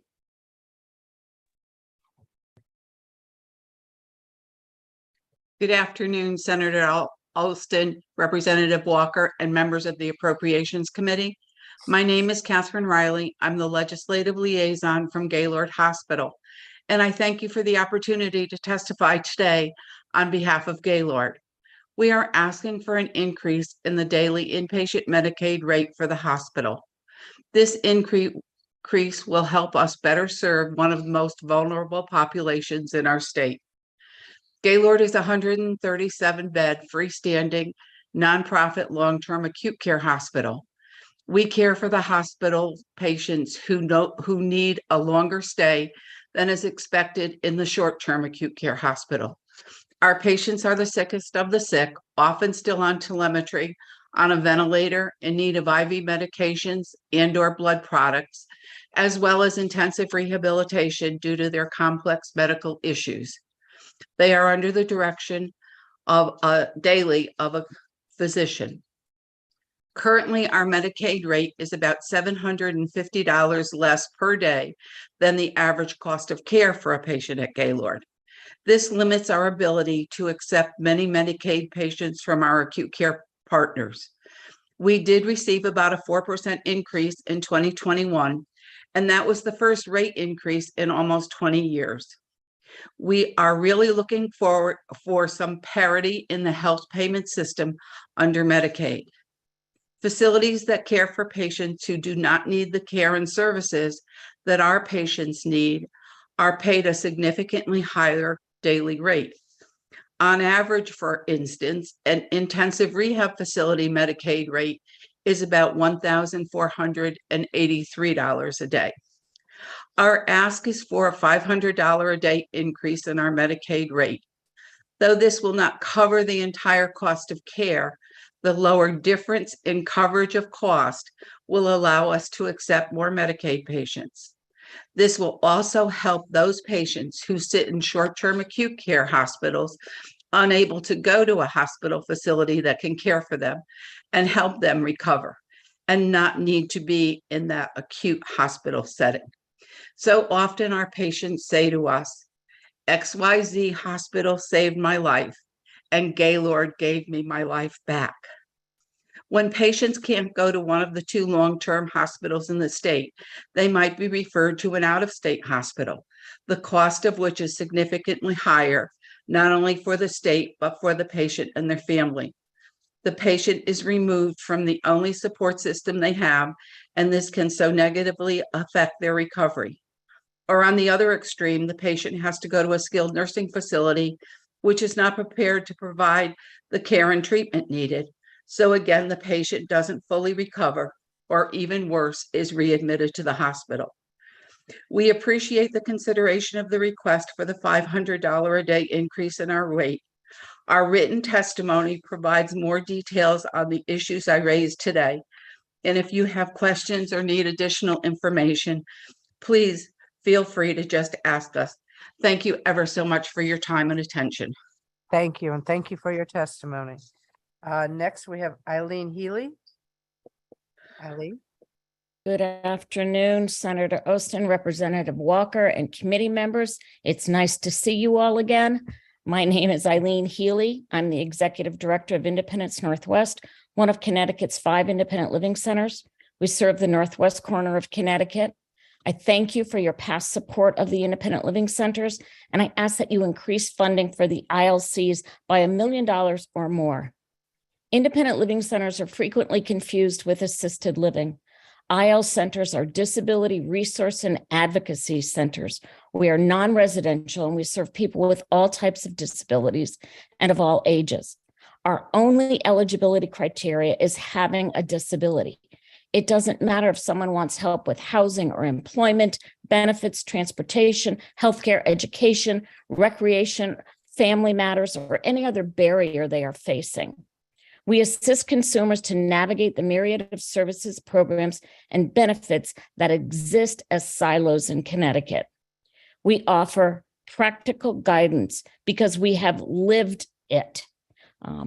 We have employed people, qualified people with disabilities who share our experiences and our path to independence. Increasing state independent living dollars ensures that our services remain free and that the ILCs can return to serving the entire state, reducing yet another barrier to achieving independence. The ILCs are the only place where people with disabilities go when they can't afford are found ineligible for other programs or their needs aren't addressed holistically. On February 22nd of this year, the Department of Aging and Disability Services Commissioner Amy Porter told this committee that the department is maintaining the independent living centers. Nothing could be further from the truth. Despite some increases over the last several years, the independent living centers are still 35% behind inflation, and previous cuts have never been fully restored. State funding for the independent living centers was $200,000 per center in 1990. Now it's $93,000. The ILCs have been forced to cut back on the towns we serve, created waiting lists, laid off staff members, and reduced salaries. There is a huge demand and need for housing coordinators and additional advocates who could be AD's proposed community ombudsmans. The ILCs have been getting people out of nursing facilities and diverting others from ever entering a nursing facility for over 25 years. But we can't keep up with the demand with our current level of funding. We need to expand to meet the growing needs of the disability and aging communities, not maintain. Connecticut's fiscal health is the strongest it has been in a generation. Increasing funding by $1 million for the ILCs would begin to restore and support expansion of vital independent living services to people with disabilities in every town and city in Connecticut. I urge you to increase funding for the ILCs by $1 million or more. Thank you for your attention and your consideration. Thank you, and thank you for your testimony. Next, we have Greg Shangold.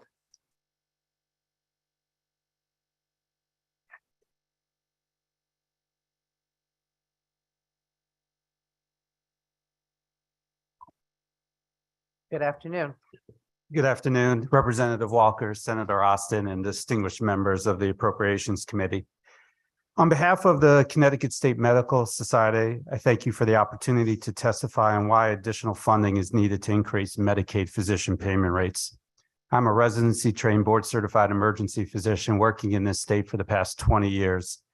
I'm the past president of CSMS and the Connecticut College of Emergency Physicians and the managing partner of Northeast Emergency Medicine Specialists. My group has 55 physicians and PAs, and we care for about 160,000 patients, 24 hours a day, 7 days a week. Connecticut's Medicaid physician network is not adequate to provide acceptable care. Wait times to see specialists are long, primary care is scarce, and mental health care is nearly impossible to obtain.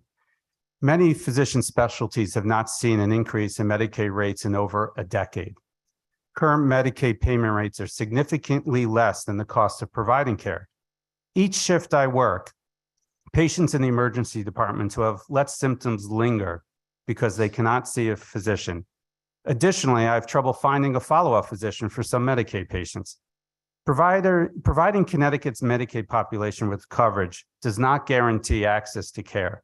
Various studies highlighted in the written testimony show that increasing Medicaid rates will in fact increase access to care. When patients have access to care, chronic disease is managed. On the other hand, unmanaged disease leads to severe complications and delayed diagnoses resulting in higher healthcare costs. Medicaid rates are often compared to Medicare physician fee schedule. Nationally, Connecticut ranks 30th. When removing primary care and OBGYN, Connecticut falls near the bottom at 42nd. In emergency medicine, the fee schedule was implemented in 2011 and not increased in almost 13 years. From 2011 to 2022, inflation was 34.8%. What other crucial government service that is critically necessary for 27% of our population has been flat for 13 years? This legislative session, a proposal to increase Medicaid to 100% of Medicare has been discussed. This proposal is much needed step in the right direction, and we encourage this committee to allocate funding for this increase. A $1 million line item is proposed to study the Medicaid payment rates. We support this study in concept as we need information on an appropriate benchmark. Medicare is a good start, but the reality is Medicare fee schedule does not keep up with inflation and actually has been reducing over the years. Connecticut cannot wait for the results of the study to begin increased Medicaid rates. If we don't raise the rates now, then when will we do it? Will we be flat for 15 years, 20 years? The status quo cannot remain. We are not opposed to a study, but concurrently, we must raise rates so Medicaid patients can get access to care. We encourage this committee to allocate the funding for an increase in these Medicaid payment rates. Thank you very much. Thank you, and thank you for your testimony. Have a good afternoon. Thank you. Sabrina Trochi, yes. And then after Sabrina, Mark Maselli.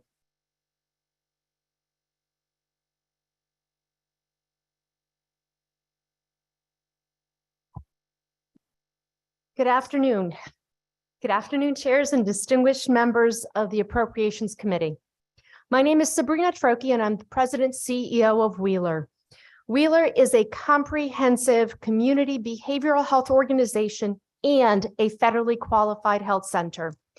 Wheeler offers a comprehensive continuum of integrated primary care, mental health, substance abuse recovery, community justice, special education, child welfare, foster care, early childhood, and prevention wellness services to over 50,000 individuals across the state of Connecticut.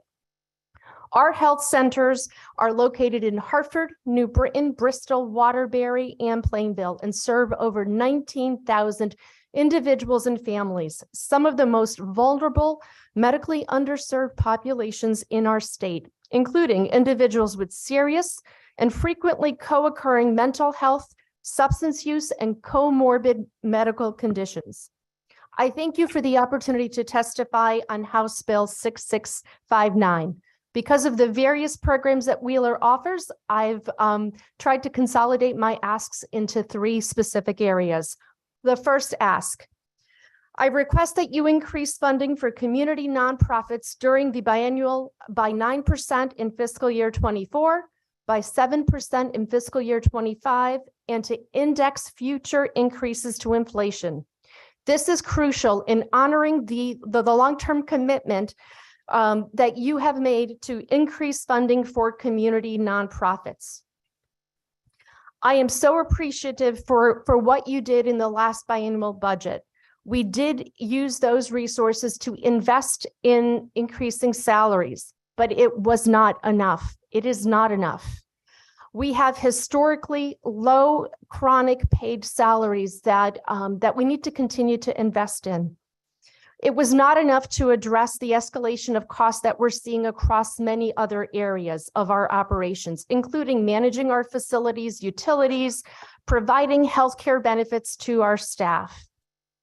My second ask is related to the proposed reduction of $16.5 million from the DCF out-of-home care to reflect utilization trends. Very concerning is an understatement. How can underutilization for out-of-home care be low enough for a reduction of this magnitude? We have waiting lists across the systems. We have levels of care that children cannot get into. We have children stuck in hospital systems and inpatient. How are we proposing this cut? I urge this committee to take a deep dive into the reduction of referrals at a time that we're seeing an increase. We need to take a look at that. I also would like to comment earlier today, as part of the department testimony, information was provided around the methodology. We need to revisit that methodology on how state positions are being filled. My last ask is related to the federally qualified health centers. We're requesting a one-time immediate relief to our centers, an investment of $30 million. This is a one-time investment to ensure we can keep our doors open, that we can continue to provide the care. Thank you. Thank you. Thank you very much. Thank you for your testimony. I see Mark Maselli. Yeah. Good. Hi, Mark. Good afternoon, co-chairs Austin and Walker, and to the distinguished members of the Appropriations Committee. I'm Mark Maselli, President and Chief Executive Officer of Community Health Center, Inc., which was founded in Middletown in 1972 and now has over 200 sites throughout the state of Connecticut. Last calendar year, we saw 103,000 individuals. In the mid-1980s, Congress passed legislation that mandated that federally qualified health centers would receive cost-based reimbursement from Medicaid. They did this in part because they wanted to build in each state and across the country a primary healthcare system that would serve those living in poverty, immigrants, and those from racially and ethnically diverse populations. This single piece of legislation, championed by legislators from both sides of the aisle, helped grow the health center movement from serving hundreds of thousands of individuals to today, where we are serving over 30 million people nationwide and hundreds of thousands of Connecticut residents. In 2001, Congress gave the states the ability to build on those rates going forward. And Connecticut's Department of Social Services promulgated regulations in 2015 that would allow health centers to have their rates adjusted for a number of very good reasons, including a change in the volume or the amount of services as a result of a significant expansion, or a change in operational cost attributable to capital expenditures, including new service sites. But all of our requests for adjustments have been denied by the department, including an expansion in Hartford when Connecticut's Children's Medical Center requested that CHC take over Connecticut's largest pediatric practice, caring for 13,000 young people, or our $50 million capital expansion to build new facilities across Connecticut, including new primary care sites in Stamford and Hartford. Connecticut historically has been a national leader in supporting the work of FQHCs, but it's fallen far behind most other states, be it red or blue, in paying what care cost, eroding our promise to serve the most vulnerable of our society. In short, the state rate adjustment regulations are a fiction. We calculate the financial shortfall created by the department for all FQHCs in the state to be approximately $112 million annually. Thus, I asked the Appropriations Committee to take step forward, filling the gap, and understand that it will take time, but a good first step would be allocate $15 million in state funding annually to FQHCs for the next 2 years. With the FMAP match, this would generate on the low end $30 million and on the higher range $45 million. This would at least start us on the process of getting Connecticut back to its historic commitment to FQHCs. Thank you for your time today. Thank you. And thank you, Mark, for your testimony. Next is Emily Morrison. Good afternoon, members of the Appropriation Committee. My name is Emily Morrison. I'm a Putnam resident and I'm Director of Development at United Services. Thank you for the opportunity to provide testimony on HB 6659, the governor's budget. I'm here to request that you increase funding for community nonprofits by 9% in FY24 and 7% in FY25, as well as index future increases to inflation and increase the Medicaid rates. While we are grateful for the cost of living adjustments provided to nonprofits in the last 2 years, after so many years of flat or even negative funding, we are still far behind. We're struggling to recruit and retain talented staff, especially clinical staff, to deliver critical programs to the region we serve, because what the state pays for services, both in grant dollars and Medicaid funding, doesn't allow us to pay our staff competitively. United Services is the nonprofit community behavioral health center serving 21 towns in northeastern Connecticut. We operate more than 30 programs under our one administration, including outpatient mental health for adults, children, and families, substance use treatment, prevention programs, family programs, parenting programs, crisis services, and more. I'm sure you have seen many headlines about the crisis in children's mental health. We have seen dramatic increases in the number of people served and the acuity of need in our DCF programs in the last 2 years. The number of children receiving mental health treatment in our child guidance clinic has increased by 45% over that time. Our Juvenile Review Board, also known as JRB, diverts youth from the court system and has seen a 155% increase in youth served over the last 2 years. We are currently on track to double the number served this year, just over last year, in truancy and JRB programs. What we have not seen to correspond to these increases in this attention to children's mental health is a correlating increase in funding. Additionally, the YSB and JRB programs have always been underfunded. We supplement our state funding with fundraising and private grant dollars, which pays for an additional case manager. Had we not been able to do that, there is no way we would be able to keep up with the demand that has been flooding our doors. I feel it's my responsibility to ask this question of you. If children's mental health is a priority, why are these first line of defense programs, which intervene in juvenile justice and in school truancy, not funded adequately? United Services serves 6 towns in our YSB and JRB, but there are 3 neighboring towns that do not have a designated YSB or JRB. We have been serving these 3 towns for the last several years, with our JRB without state funding, because otherwise these youth would have no programs. Funding was allocated last year for DCF to create a plan to expand YSB coverage to all 169 towns. We have not seen a plan from DCF yet. I also want to speak to the Medicaid rates. About 72% of United Services clients have Medicare or Medicaid for their primary insurance, so the Medicaid rates are a critical component of our financial picture. Medicaid rates have not received adequate increase in the last years and have nowhere near kept up with inflation. Thank you for the opportunity to provide my perspective on the budget. Please support increased funding for community nonprofits by 9% in FY24, 7% in FY25. Index future increases to inflation and increase the Medicaid rates to help us keep up with costs and continue delivering critical services to the communities that we serve. Thanks so much. Thank you. Next, we have Rebecca Vergara. Rebecca? Okay, no. Andrea Mitchell?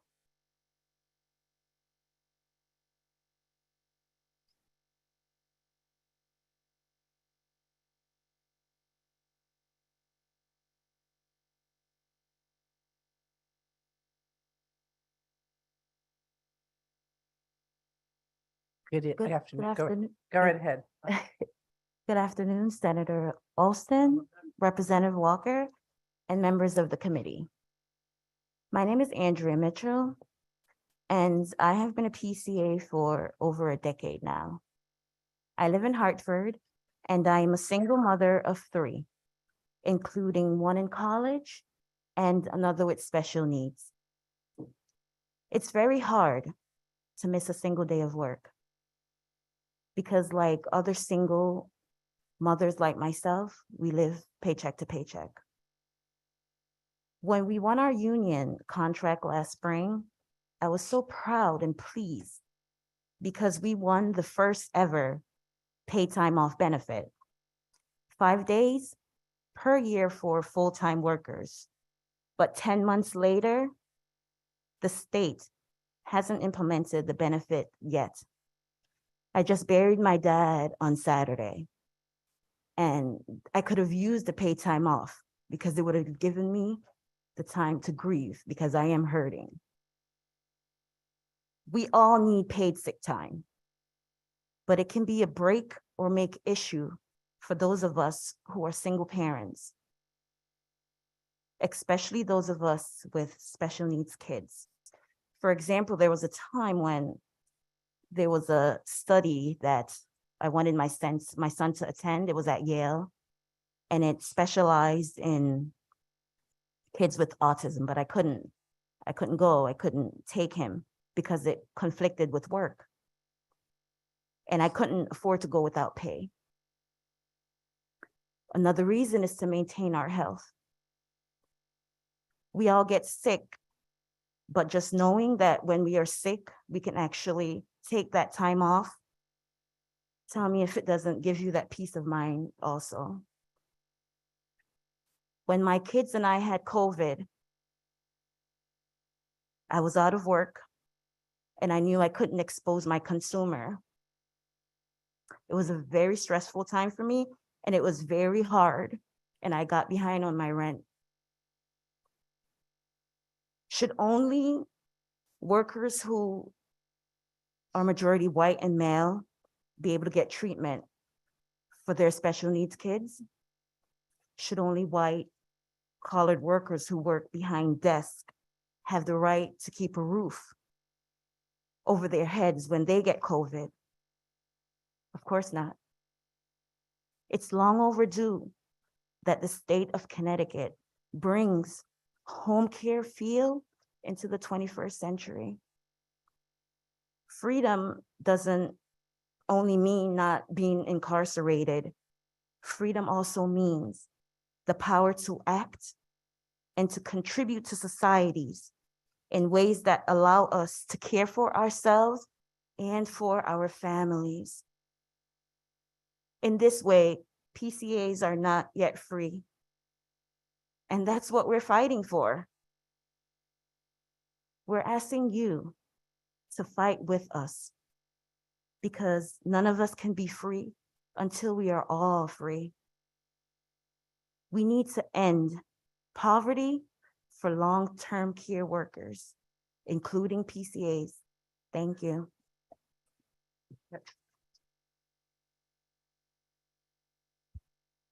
Good afternoon. Up next is John Albanese online. Mr. Albanese, the floor is yours. Sure. Good afternoon. Thank you for your time today. My name is John Albanese, and I am the Director of Compensation for Community Health Resources.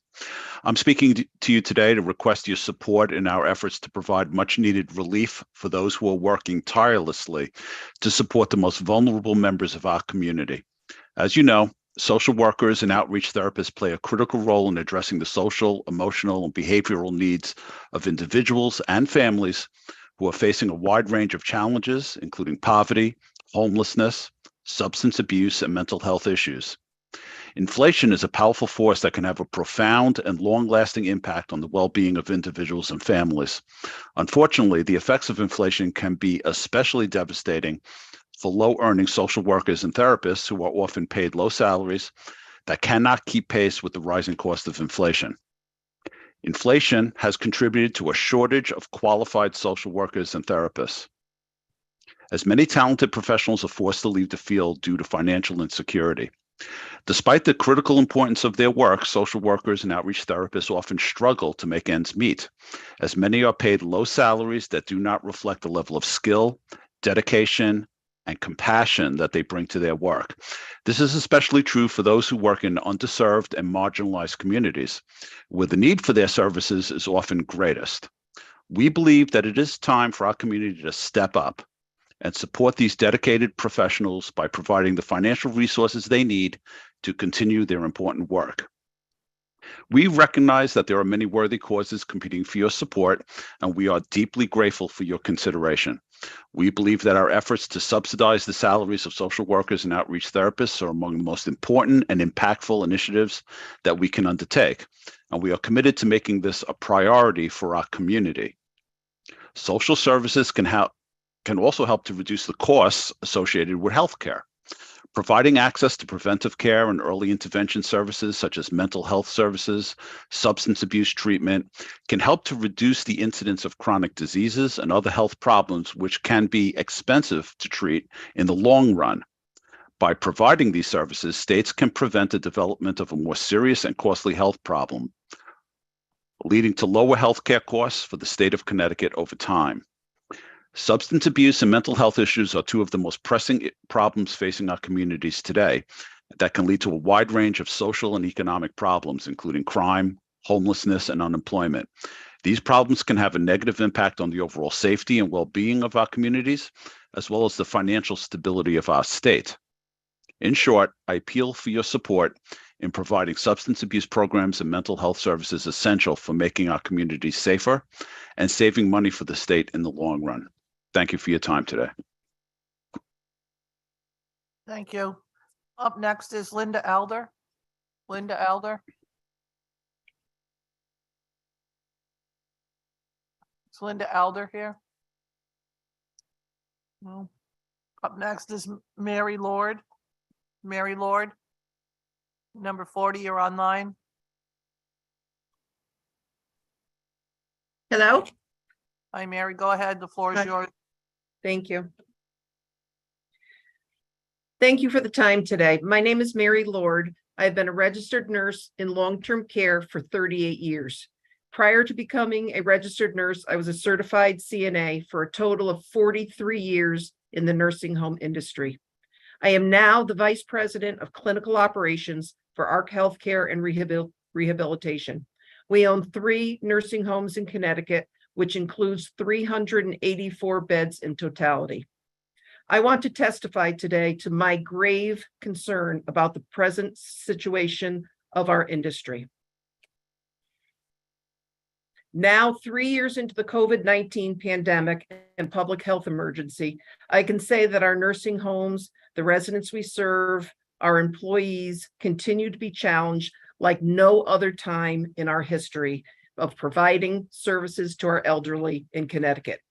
Anyone who has worked in healthcare or who has worked during the COVID-19 pandemic knows that the staffing shortages has pervaded every sector of the industry during this very challenging time.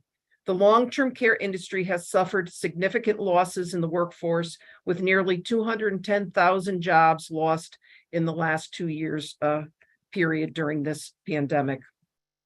Operators and skilled nursing leaderships are facing unprecedented costs and expenses to staff buildings according to the current required ratios.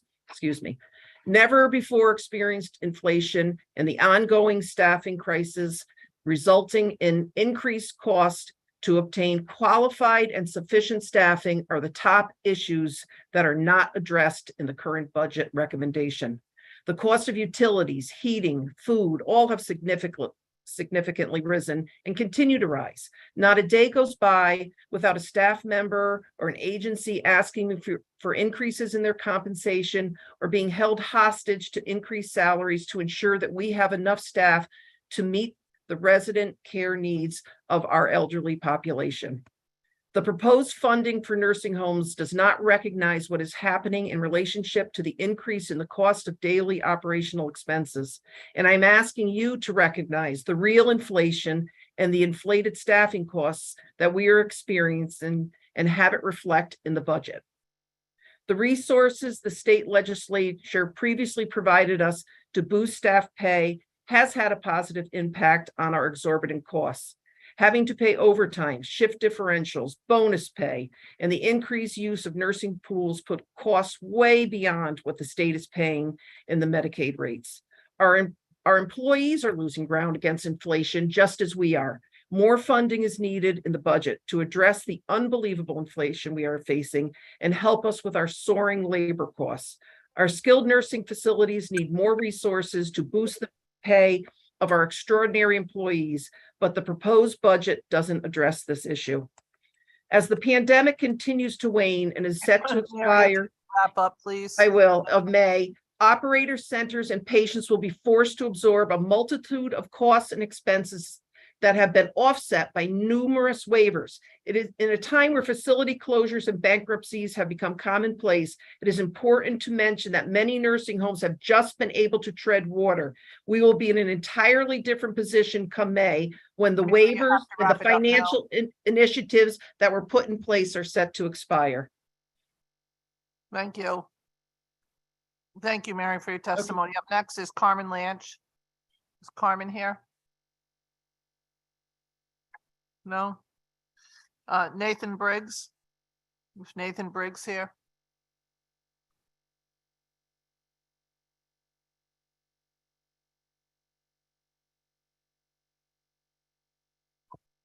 Good afternoon, Senator Austin and distinguished members of the Appropriations Committee. I'm Nathan Briggs, the Executive Director for March Incorporated of Manchester. For more than 40 years, March has generated positive impacts on the qualities of life for hundreds of people by delivering day and 24-hour, 7-day-a-week residential services, meeting our mission to enrich the lives of adults with intellectual and developmental disabilities by making a respectful, caring home within our community. Thank you for the opportunity to testify on House Bill 6659. I am here to request that you increase funding for our community nonprofits during the biennium by 9% in fiscal year 24 and 7% in fiscal year 25, and to index future increases to inflation. This funding is crucial to honoring your long-term plan to increase funding for our community nonprofits because it makes up for the high inflation nonprofits you've experienced over the last 2 years. The increases the legislature provided in the last biennium were deeply appreciated by March and our sister agencies across the state, but programs and services funded by Medicaid do not receive the same level of increase. While state-funded contracted services received an increase each year in the last biennium, the 5.4% cost of living adjustment in the current year was not applied to Medicaid rates, the rates that represent the overwhelming majority of our operating revenue. Because rates are not indexed to inflation, and with the overabundance of goods and services increasing in cost at historic percentages, March has to guess how much buying power we will lose this year. The list of goods and services is long, including but by no means limited to such basics as heating fuels, electricity, capital repairs to those respectful, caring homes in which we support the people of March, and food staples such as milk, sugar, bread, and eggs. At the same time, we are also facing an extraordinary workforce shortage. Our programs are now in competition for staff, including with our several numerous external threats, including our own state oversight agency. March's inability to offer a living wage directly connected to our lack of a COLA has a deep negative impact on our ability to deliver on our mission for our people. Our vacancy rate is close to 40% of all positions. We average less than 1 applicant per open position every 2 weeks. Less than half of these applicants follow up with us to schedule interviews. Less than half of those interviewed make it to new hire orientation. Less than half of those who complete orientation are still employed at the end of our probationary period. We lose them to higher paying, less strenuous service industry positions. In my 17-year career in this field, I have never seen such a poor environment in the recruitment and retention of all staff, but frontline staff in particular. This crisis has led March to reduce its capacities, as it has many of our sister agencies. Staffing shortages have eliminated almost 10% of our workforce and our bed capacity over the last several years. Sister agencies have reached out pleading for behavioral services support. As much as we would like to assist, we cannot, as we are also stretched to our limit with our current resources. This is not a sustainable situation as currently funded. Thank you for the opportunity to provide my perspective on the budget. Please support increased funding for community profits by 9% in fiscal year 24 and 7% fiscal year 25, and to index future increases to inflation. Thank you. Thank you. Up next is Richard Padman-Bledy.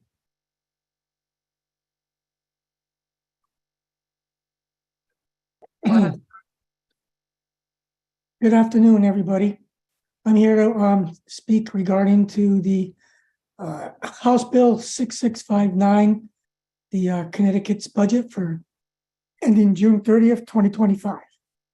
I'm asking that the state of Connecticut put in the budget an increase to the independent living centers of $840,000, bringing us up to $3.2 million. My name is Richard Famiglietti. I live in East Haven, and I work for one of the 5 independent living centers, the Center for Disability Rights. Independent living centers provide services to people with disabilities, enable them to live, work, and be part of their communities. Over my 23 years of working at the Independent Living Center, I've witnessed funding cuts during hard times. In better times, we get cut less. In good times, we're flat funded. Even though the work that the Independent Living Centers do saves Connecticut way more money than what we're funded at. As mentioned before, we are 35% behind the inflation rate, and we are not maintained, or at least not maintained well. Since the pandemic, we've experienced significant increase in requests for services, especially with our deaf and hard of hearing consumers. Our deaf services advocate has gotten creative and organized rotating meets at various coffee shops in Connecticut so that the hard of hearing people can meet.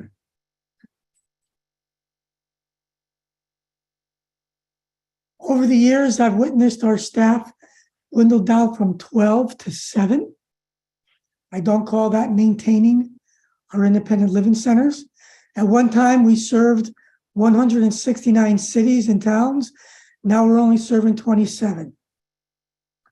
I have not gotten a raise in over 10 years. In fact, 3 years ago, I received a pay cut just so I can keep my job. Please reward the ILCs for what we do, increase our funding by $840,000 to fully fund them at $3.2 million. I also want to speak on regarding the income and asset limit for Husky C for the aged, blind, and disabled. I am now on the MedConnect. I am going to be having to retire soon because I'm beaten, worn out, and basically crippled.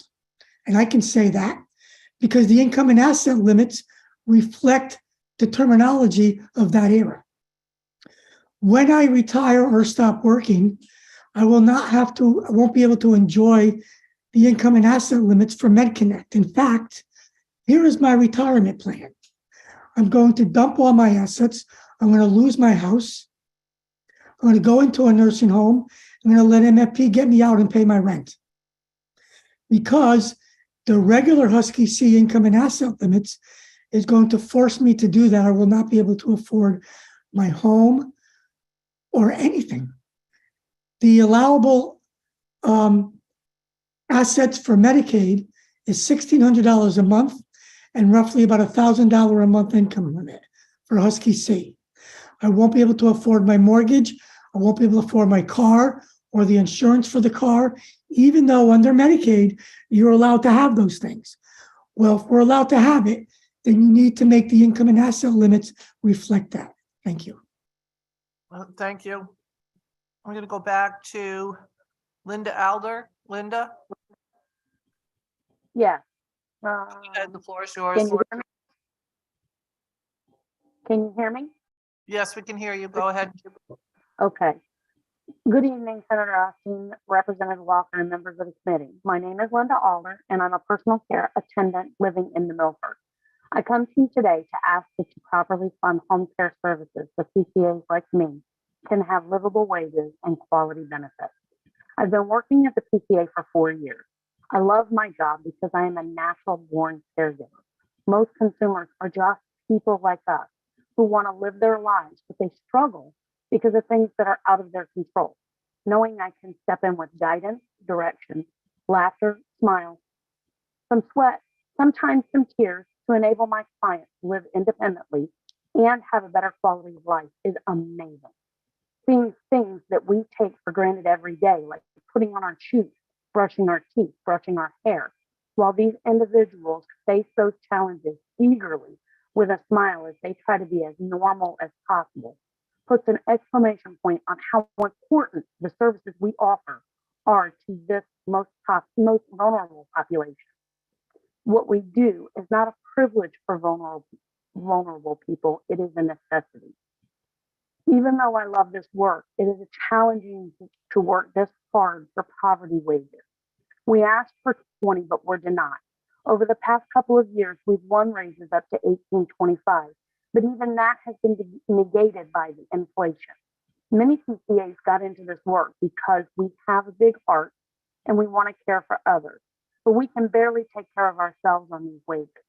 We are literally turning into the most vulnerable population, oftentimes having to choose between food or medicine, housing or vehicle, shoes or clothes. It should not be like this.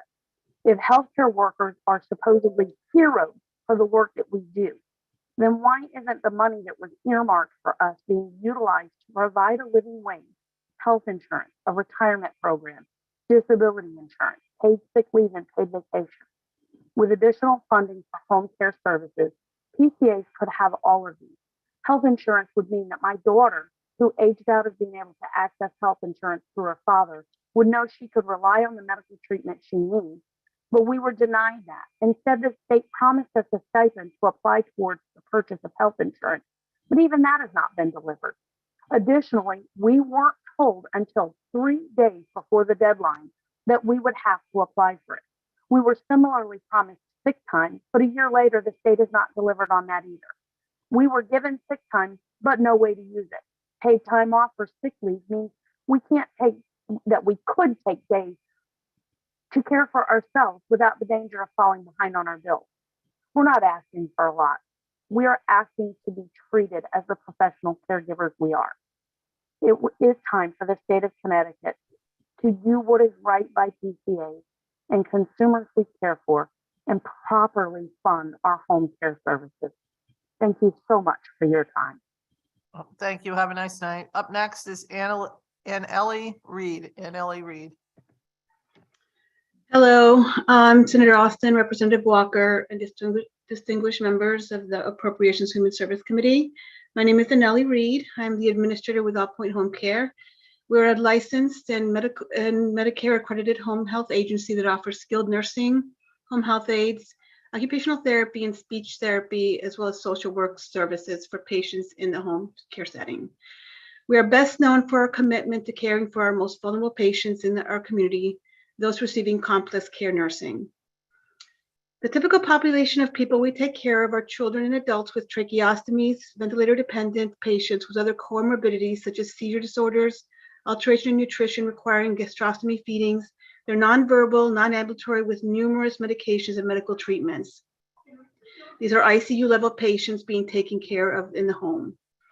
I respectfully request that the adult complex care and home nursing Medicaid rate be increased to the current pediatric complex care rate. There's currently a 21% disparity in the reimbursement rate between children and adults. It is shocking and incomprehensible that adults are not given the same consideration when it comes to the care they need. Why should adults be less deserving of quality home health care, specifically those receiving complex care nursing, than their younger counterparts? The complexities of caring for these individuals just grows as they get older. As the body ages, so do other vital organs. These individuals become more difficult to take care of, and the likelihood of complications increase. Ensuring that they have qualified caregivers in the home decrease the risk of rehospitalizations, which saves the state of Connecticut thousands of dollars in healthcare costs. In fact, it's about a $7,000 per day difference in costs. Agencies such as ours are struggling to find qualified caregivers to take care of these very complex individuals. We simply can't compete with institution wages, which draws nurses in that direction. An increase in rate would allow the agency to offer more competitive wages, thereby drawing nurses into the field of nursing. Other states recognize the value that the programs such as ours bring to the state's bottom dollar and have instituted rate variations that address the additional costs to the agency, such as overtime pay, holiday pay, weekend pay, and shift differential rates.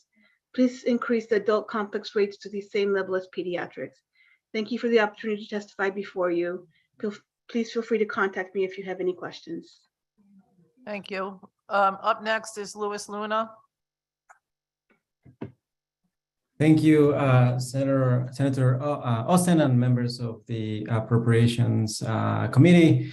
My name is Luis Luna, and I am the Coalition Manager for Husky for Immigrants, an immigrant-led and immigrant-centered coalition of groups and organizations advocating to open Husky access to all who are eligible, regardless of their immigration status.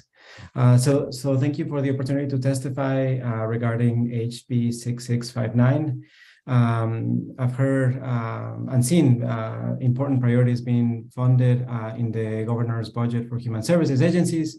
However, this budget doesn't include sufficient funding to invest in equity and what all the people of Connecticut need for a thriving state, such as public education, nonprofit services, affordable housing, and healthcare.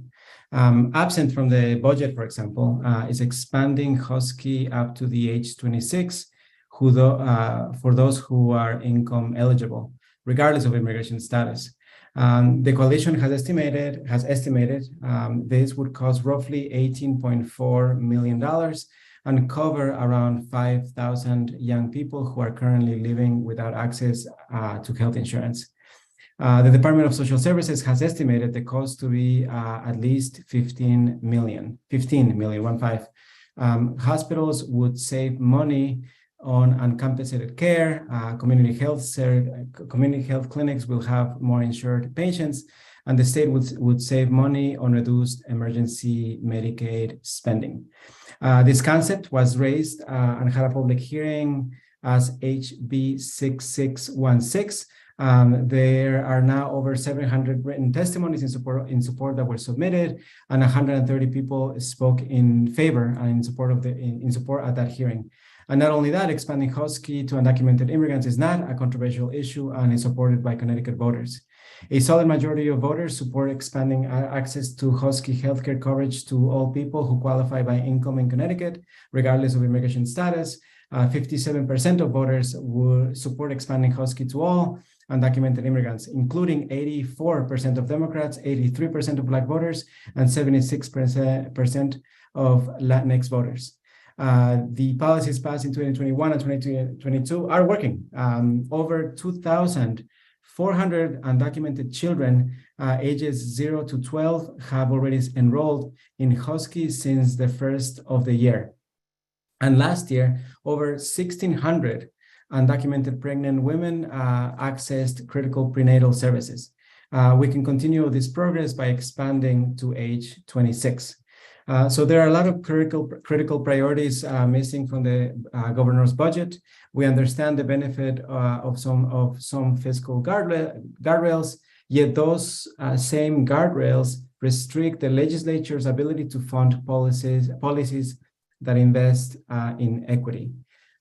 So thank you so much for your consideration. I submitted testimony. There's some information there. Also worth noting too, the WIRAC, which is the Worker and Immigrant Rights Clinic, also submitted testimony in terms of the public charge and also a rationale to expand it to 26.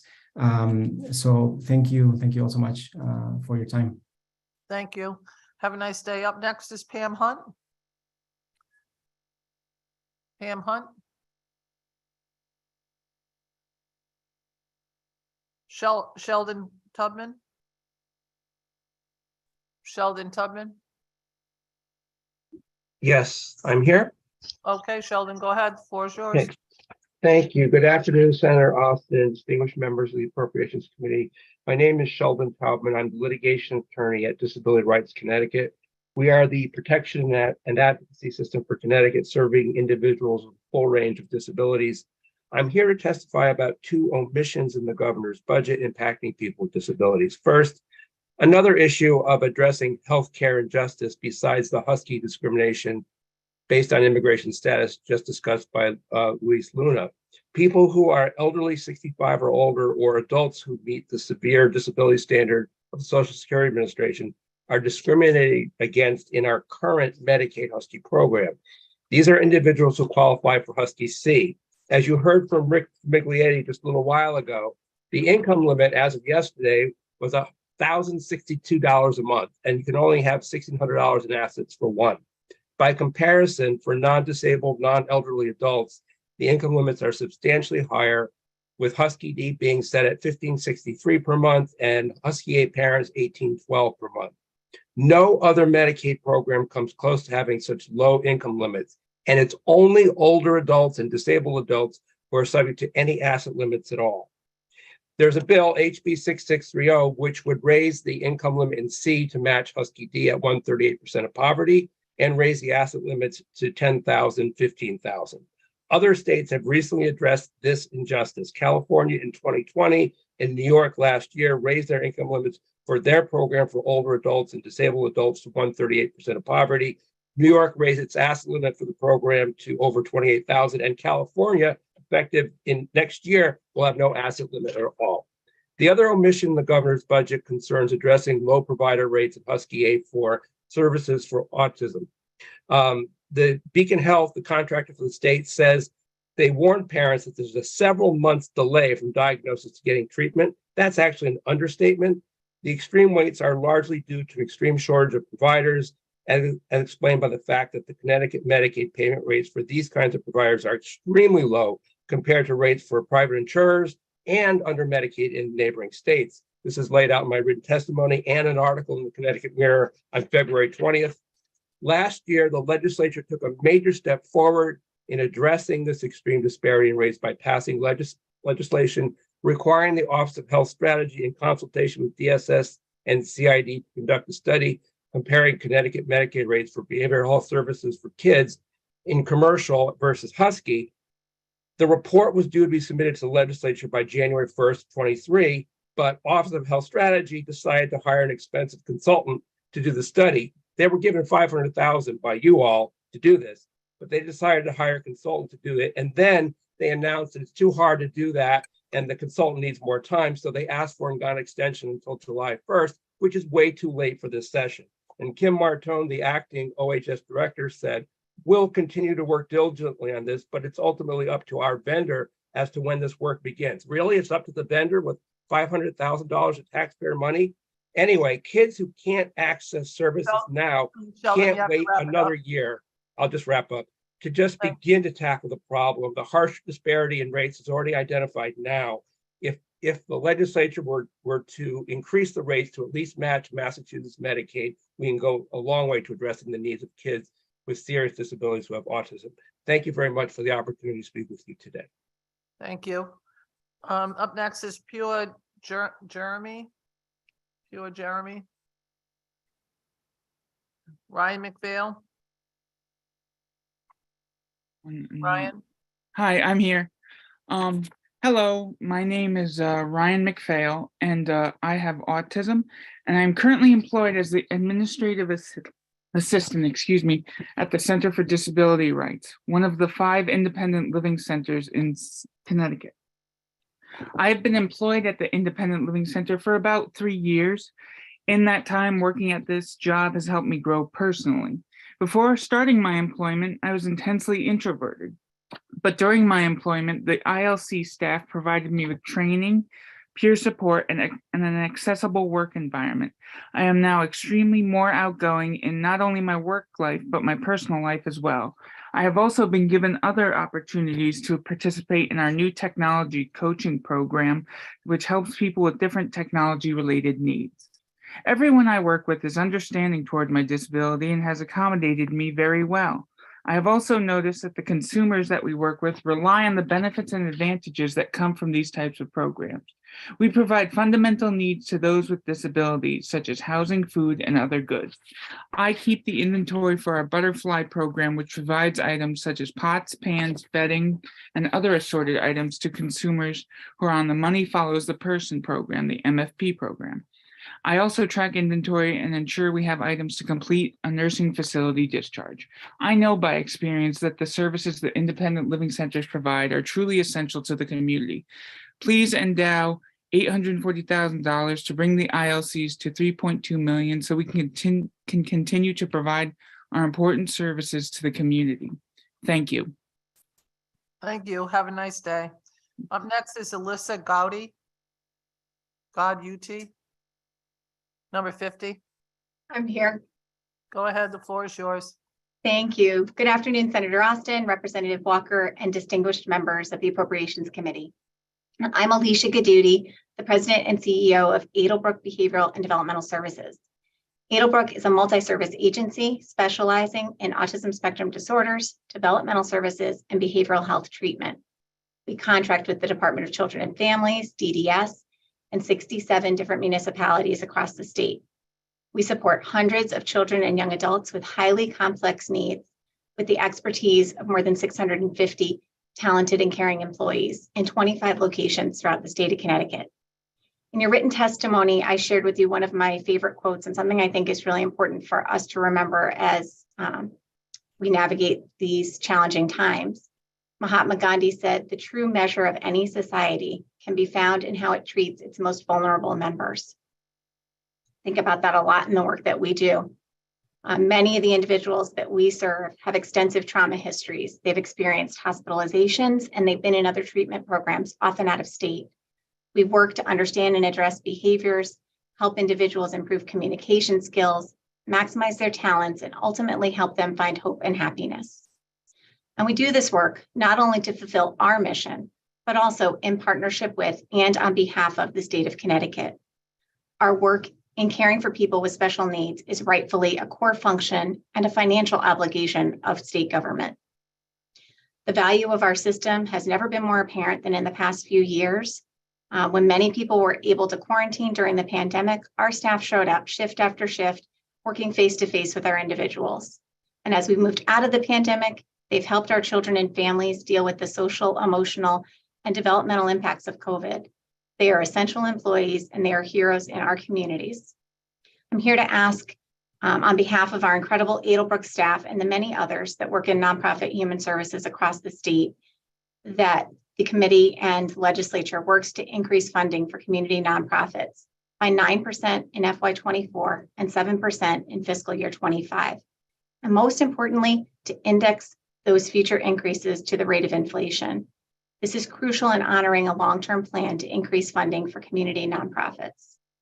As a business and a large employer, it's unreasonable to expect us to continue to provide the same level of service, meeting complex and increasing regulatory requirements, and to address the growing demands for service at rates that don't come close to meeting our costs. Health insurance, utilities, rent, food, and every other expense has gone up, and our reimbursement rates have just not kept up. We're also dealing with unprecedented staffing shortages throughout the state. Our 650 employees and their peers deserve to be paid at levels that reflect their expertise and their dedication. The state needs a stable system to turn to for specialized services and supports. And most importantly, the children and the families that we serve deserve to have consistent staffing. I know we've talked for many years, and I've been doing this for more than 20. And I know that I'm speaking to the choir in many cases, but we are really hoping as a system that the choir can come together and really start singing on behalf of those that we serve. So I thank you so much for your time and attention, and I ask you to please place the incredible staff that we work with and the amazing children and families that we support as a priority as you negotiate the budget over the next few months. Thank you so much.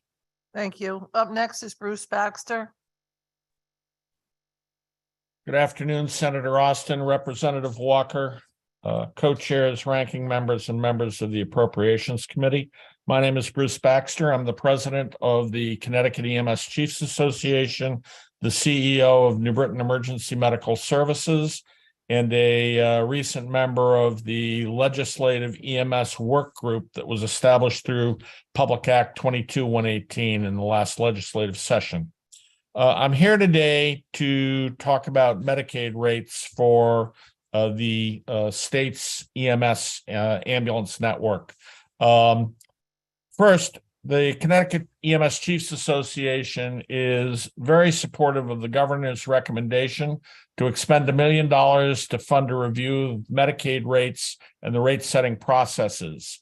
This is an excellent step forward to address disparities in all healthcare providers' reimbursement structures. And certainly, as others have indicated, we hope that it becomes indexed to an annual inflation increase, which would decrease the number of times we get to come chat with you folks.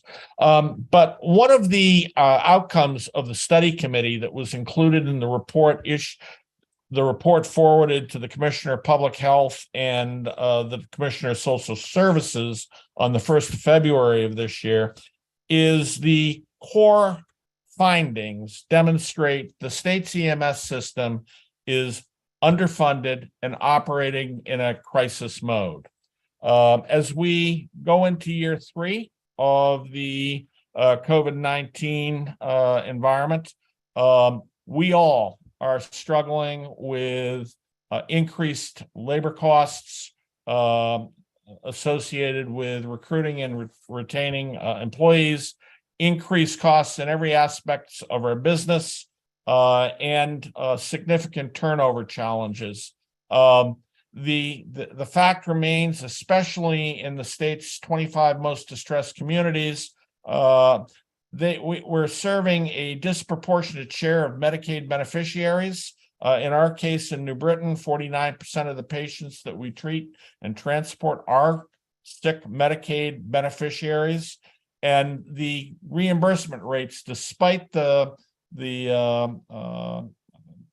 good efforts of the Appropriations Committee to provide us with several increases over the last 10 years, fail to keep up with the costs that we're confronting today. Most of the services within my cohort are operating on a barely break-even business. We're investing some of the equity that we've built up in our nonprofit organizations to try to keep pace with inflation, and it's not working. So, number one, we endorse and urge you to support the governor's request for a comprehensive Medicaid review. But secondly, we're asking you to consider making another investment in supporting the EMS system. The 911 services in this state confront extraordinary fiscal stress, as other people are experiencing. Can you wrap up, please? Thank you. Can you wrap up, please? Yes, we need help, and I would ask you to read my testimony that's been posted. Thank you. Thank you so much, Bruce. Appreciate it. Up next is Sherry Benavides. Sherry? None. Randy Rodriguez? Randy?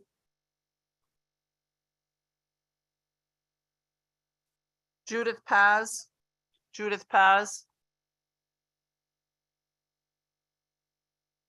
Rachel Demita. Rachel, Hi, good afternoon. floor is yours.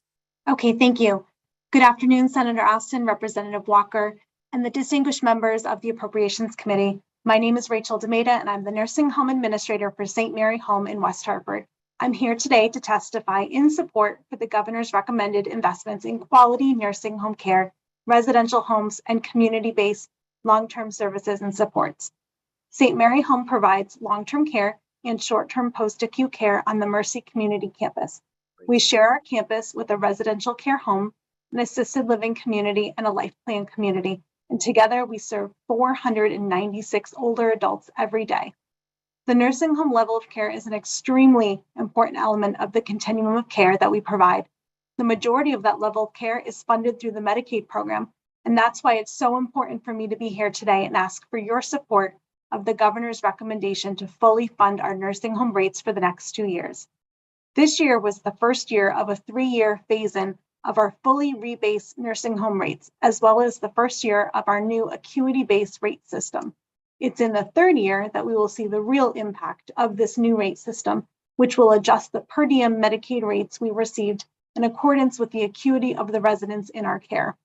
It's also when homes just like St. Mary Home will realize a paid rate that comes closer to covering the cost of providing our nursing home care that we've experienced in many, many years. This is because the rates that are being phased in are based on a true rebasing of the 2019 costs. We appreciate the support and the efforts to sustain quality nursing home care. On behalf of St. Mary Home, I ask for your support of the nursing home funding proposed in the governor's budget. As I mentioned, Mercy Community Campus is also the site of a large residential care home. This is a valuable community-based housing choice for older adults and others who choose to receive Medicaid-funded home and community-based services and supports. We have confidence in this model of community-based living and the crucial role it holds in the continuum of aging services. We were pleased to see and support the governor's recommendations to invest in the residential care home model. The governor has proposed a rate increase, retroactive eligibility for state supplemental benefits, and an opportunity to obtain funding for capital improvements to aging structures. We're hopeful that this investment plan will be approved so as to encourage the growth and sustainability of the RCH sector. Many of our residential care home residents receive a wide variety of home and community-based services that are supported through the Connecticut Home Care Program for Elders. It's because of these community-based services and programs that many of our RCH residents can maintain living in the community. The governor's budget proposal sustains the support that these services received during the pandemic, and we urge your continued support of these programs and the older adults they serve. Thank you so much for this opportunity to be here and to testify, and I'd be happy to answer any questions. Thank you. Thank you. Have a nice night. Up next is Ian Burris. Ian, is Ian here? Ian Burris. Curtis Rodowitz. Curtis Rodowitz. Hi, yes. The floor is yours. Thank you. Good afternoon, Senator Austin, Representative Walker, and other members of the Appropriations Committee. My name is Curtis Rodowitz. I'm an administrator and co-owner of Colonial Health and Rehab Center of Plainfield, located in Plainfield, Connecticut. We're a 90-bed skilled nursing facility with 150 employees at our facility. We're now 3 years into the unrelenting COVID-19 pandemic, which is expected to arbitrarily end in May. Our sector will remain in a state of readiness despite no new path to return to pre-pandemic ways of life and costs. Cost increase have not vanished in healthcare despite all vanishing temporary funding that has been exhausted. We thank you for the temporary assistance, but where is the permanent fix? Our nursing home heroes serve valiantly, and now the nursing homes themselves are subject of heavy scrutiny, which in turn has contributed to a significant workforce development concern. The nursing home operators and healthcare workers were thanked and praised for their continuous care despite the personal risks of contracting potential unknown deadly virus. I personally worked side by side with my staff to cohort residents while utilizing all available PPE to ensure our residents that the best we had to offer. This praise was short-lived and now is gone, as evidenced in the proposed budget. Don't turn your back on funding for staff, medical supplies, and the massive inflationary expense to run a nursing facility that's been ignored specifically with the 2-year inflationary freeze. Let's talk about inflation for a moment. We're bleeding red ink like many others, and here are some of the examples of what's happening. Our electricity utility contract went from 0.08362 per kilowatt hour in December of 2022 to 0.1765 per kilowatt. That's more than double the amount with absolutely no inflationary recognition. This is similar with food costs and other daily supplies. We are 72% Medicaid with 22,000 Medicaid patient days out of our 30,000 in the 22 cost year. These cost increases are simply 72% of the governor's share. Tell the governor he cannot continue to freeze us out. Let's talk a little bit about staffing. First, let me state that we are supportive of the workforce development opportunity and associated funding. However, this initiative and development is a long-term plan that will require a multi-year phase-in with little to no short-term results for our sector. In an effort to retain our current staff, we offer zero premium health insurance to our employees and effectively a zero deductible plan as well. We also offer defined pension benefits and 401k employer match options for all eligible staff. Despite generous benefits and increased wages, we still are experiencing staffing shortages at our nursing facility, and it's not letting up. Paying pickup shift bonus, overtime, shift differentials, and $530,000 on nursing pools are only a few things that we've added substantial costs with no reimbursement acknowledgement in the proposed budget. We continue to provide our own free CNA training program, which is not free. We cannot continue to pay these temporary agencies the bonuses or the overtime because our reimbursement is based on a cost report from 2019, which is before our facility began experiencing major financial changes. Connecticut nursing homes are on an expedited path to closure if left unchanged from its current course. This budget, with coupled with any other nursing home bills this session that are proposed, will topple this now fragile healthcare sector. Please don't freeze us out. I'm available for any questions, and if I submitted written testimony as well. Thank you. Thank you. Up next is Linda Mays. Linda?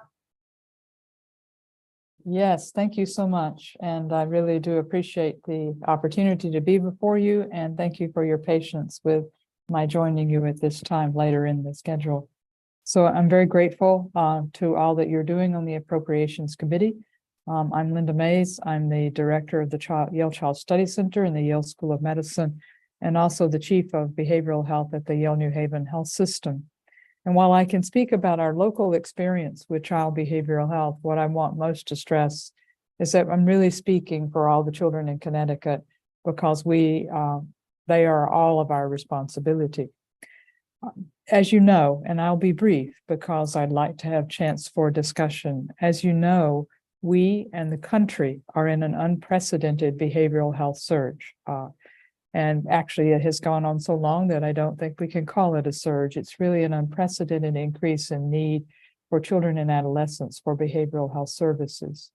And as appropriations and funding, reimbursement runs through every of the issues that I'll highlight. We've seen nearly a doubling of referrals with increased severity of children's illnesses requiring more care across a continuum of care. Importantly, the point that we really want to emphasize is exactly that continuum of care, that this is not a one-point solution.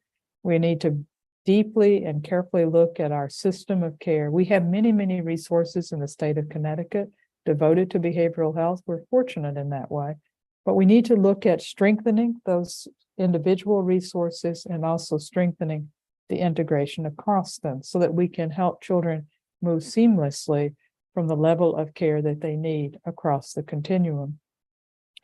Really want to commend the governor's proposed budget and investment in improving children's behavioral health in the state, but would suggest that we recommend a multi-pronged approach that supports this continuum of behavioral care that I've spoken about. And we have specific things that we'd like to emphasize. First is to expand support for existing outpatient services. Children come into the health system and to the behavioral care system often through emergency rooms and hospitals, but then how do they get this care that they need in outpatient settings? So expand the support for existing outpatient services, including both intensive outpatient as well as outpatient evaluations and ongoing therapy. As you may have heard, it's extraordinarily hard right now in our state and states across the country to find these kinds of outpatient services. To increase efforts, the funding efforts around prevention, which includes strengthening support for access mental health, which was in the previous session, and very grateful for that, but to continue to strengthen that support, because that actually supports pediatricians in the very beginning of this continuum and helps them provide the care to the families that they are in their practice. But also to support behavioral health services in schools, including embedding behavioral health clinicians in schools and developing an access mental health model for teachers that's very similar to what we have for pediatricians in our state. And then the third point is the point that I'll conclude on, but really to emphasize that we've all heard about workforce development and a workforce shortage in the behavioral health field. But it's not as simple as simply trying to get more people into the field or trying to get various ways of shortening the time for licensure or certification. Reimbursement is absolutely key. And the most limiting obstacle for getting individuals into the behavioral health field is the poor reimbursement for clinicians for the services they provide. Fee-for-service payments, whether it's our state or other states, but fee-for-service payments from both commercial payers and Medicaid are insufficient to sustain high-quality behavioral health care, and thus, and especially in outpatient setting. Please? Yep, I am right now. Thank you. And as a result, then it doesn't attract people into the field. So we structurally need to look at that as well. Again, thank you for your attention. Thank you for allowing us to provide some testimony. I appreciate it. Thank you. Up next is Mara Detroit. Mara, Yes. floor is yours. Hello, and thank you for having me. Good afternoon, Madam Chair and members of the committee. My name is Mara Dutoit, and I'm a licensed marriage and family therapist and a recovery coach. I work for SCAD, which is the Southeastern Council on Alcoholism and Drug Dependence. I am the clinical manager of our New London outpatient facility. And I am here to ask for increased funding for community nonprofits by 9% in 2024 and 7% in fiscal year 2025, and to index future increases to inflation. My personal story, I came to New London in SCAD because I was very drawn to this area. I am very passionate about substance use disorder and mental health and co-occurring disorders. That is what we focus on here at the outpatient. We do groups and IOP mainly. And what I'd really like to focus on is the clinician crisis, getting clinicians into my facility in order to work here. I know that you've heard a lot about it. What I have found is it's basically about salary. I am supposed to have 5 to 6 clinicians. I have 2 right now. It was just me and another clinician for a while, and now thankfully I have another. And I will say that we have been putting ads out in the papers for roughly 6 months, and I've gotten about 3 to 4 resumes in the last many months. And it's unfortunate, but I feel that it is because many clinicians, especially ones that I know, I call and try to, see if they want to come up here. Everybody is, not everybody, but most clinicians that I know are starting their own practices. They have chosen to stay at home and, make considerably more money being home versus coming into a clinic like this. And that being said, I really want to put out just my love and heart for people who do choose to come into a clinic setting and work here. I'd say that I work over 50 hours a week, love my job, but we need more clinicians, and that has to be dealt with quickly. Lastly, this is a family disease, substance use disorder, and we are just beginning. We're creating a family program, and we are starting a support group for families, and we're also starting an educational program for families. And I think that it's just so important that we're able to do that and have the clinicians to help us do that. Mara, So, can you wrap up now, please? thank you. Thank you very much. Appreciate it. Up next is Tina Yeats. Tina.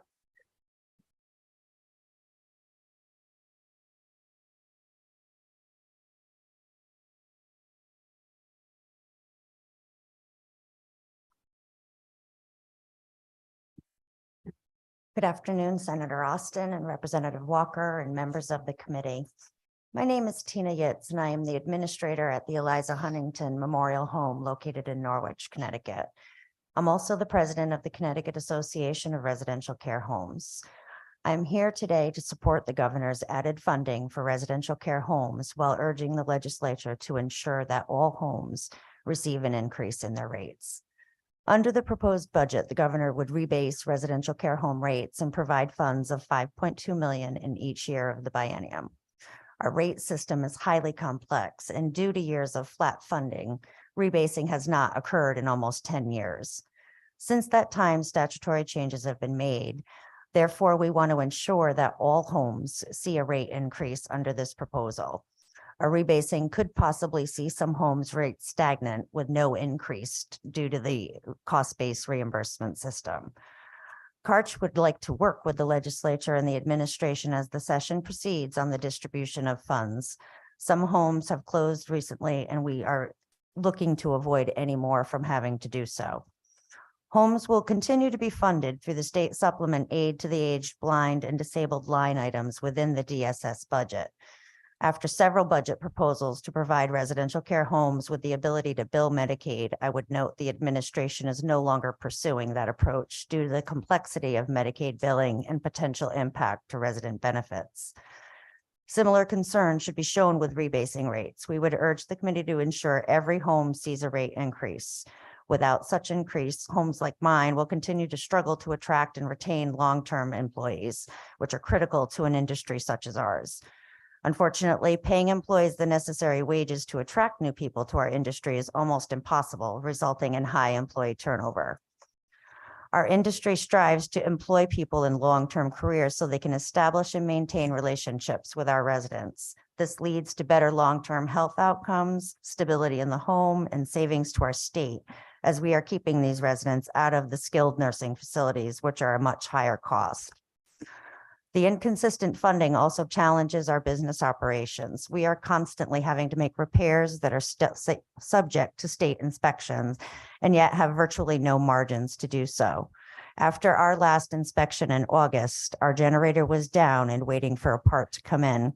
Because of this, we were required to put in a rental generator to cover us until the generator was fixed. This came at a cost of $29,000 just for the rental, not to mention the cost of the repairs on our existing generator. Many of our peer RCHs would have had to evacuate their residents. They would not have had the ability to do that. And this is what we are trying to avoid. For this reason, we strongly support the governor's inclusion of the $5 million of ARPA funds for potential capital improvements. As our homes are often older structures, work is badly needed, and there has not previously been an opportunity to access such funds. Additionally, due to lack of stable funding, many homes can't get bank loans. Please support residential care funding for all homes so that we can keep our great employees and pay them fair wages and make the improvements we need. Thank you. Thanks, Tina. I wish you'd been able to purchase that other home in Norristown. That would have been nice. It would, I wish we could have. Unfortunately, that was a situation. I know. That exactly what we're referring to. So Exactly. Thank you. I hope someone is able to take it. I hope so. Thanks. Thank you. Up next is Kristen Mabarak. Kristen, number 60. Good afternoon, Senator Austin, Representative Walker, and members of the committee. My name is Kristen Mabrook, and I'm here to speak with you today as the Vice President of the Connecticut Youth Services Association, also known as CYSA. CYSA leads, strengthens, and supports a unified network of 103 youth service bureaus serving 138 towns across Connecticut, dedicated to promoting the well-being of children, youth, and families. Additionally, I'm the Executive Director of Naugatuck Youth Services, which is a nonprofit organization and serves as the YSB for the Borough of Naugatuck, which is also the town I grew up in. YSBs receive state funding under the Department of Children and Families in a YSB main grant and a YSB enhancement grant. CYSA appreciates that these funding allocations have been kept whole in this year's budget. This funding currently accounts for slightly under 15% on average of a YSB's funding and partially supports us in meeting our obligations under State Statute 1019M, which outlines our purpose as the coordinating units of community-based services to provide comprehensive delivery of prevention, intervention, treatment, and follow-up services. As such, YSBs play a unique role in each of their diverse communities throughout the state. In addition to our administrative core unit functions, many of us coordinate juvenile review boards and diversion programs, local prevention councils, mental health counseling, case management services, parent support offerings, and positive youth development programming, to name a few of our roles in our cities and towns. We constantly work to assess community needs and find ways to support children and families and connect them with resources within their own communities. We're deeply embedded in these local communities and experts in building relationships. Last year, member YSBs served over 200,000 youth across the state. I'm sure it is no surprise to hear that the needs of children and families across the state are more complex than ever right now. Across the state system of YSBs, we are seeing an increased need for support and services. We are asking that the committee increase current funding by $60,000 per YSB and invest in the most important aspect of our infrastructure, our people. An additional $6.18 million will allow YSBs to increase their staffing based on their community-specific needs and ensure we can increase our capacity to meet the needs of our young people while collecting important outcome information that tells the story of the YSB system and the people we serve. YSBs are working harder than ever to be able to address increasing rates of youth depression, anxiety, and attempted suicide, and to prioritize broader prevention efforts to respond to concerning trends like youth vaping, sexting, and increased risk for substance misuse given the wide presence and accessibility of fentanyl, opioids, and commercial cannabis. Please support funding for YSBs at this crucial time and resourcing us in a way that allows us to do our best work and simultaneously collect comprehensive data. We are an important part of the village of support that is needed within each of our communities, and we appreciate your partnership in ensuring the best outcomes for young people in our state. Thank you for your time today. Thank you. Have a nice day. Up You too. next is Pua Jeremy. Number 48. Hi, can you hear me? Yes, we can. Thanks. Good afternoon, Senator Austin, Representative Walker, and distinguished members of the committee. My name is Puyi Garami. I live in New Haven, and I serve as Director of Recovery for All, which is a statewide coalition bringing together more than 60 community, faith, and labor organizations across Connecticut. Overall, we believe the governor's budget fails to make the public investments in health and human services that our communities desperately need. But I'm here today to testify on behalf of Recovery for All regarding two specific provisions. First, we urge you to support funding for the expansion of Husky for all residents, regardless of immigration status or age. The exclusion of our immigrant residents from Husky and the hardship they have to endure as a result offers one of the most tragic examples of Connecticut's extreme social disparities. The stories that our immigrant residents have shared about the pain and suffering they have to confront due to lack of coverage are heartbreaking. We can't have true equity in our state so long as some of our residents are denied coverage because of where they come from or how old they are. Second, we urge you to support raising wages and benefits for our long-term care workers. These workers, overwhelmingly women, disproportionately Black and Brown, have put their bodies on the line during the pandemic, and of course, for decades before the pandemic, to provide care for the most vulnerable people in our society. It is a stain on the moral conscience of our state and our country that these workers must risk their lives while struggling to survive and feed their families. We can't have true equity in our state so long as our long-term care workers are living in poverty. And surely Connecticut has the wealth to fund essential priorities like these as a matter of racial, economic, and gender justice. The 12 billionaires who reside in our state, a mere dozen individuals, are worth a combined total of more than $75 billion. And just to put this in perspective, these 12 people have seized more than $15 billion in additional wealth since the start of the pandemic alone.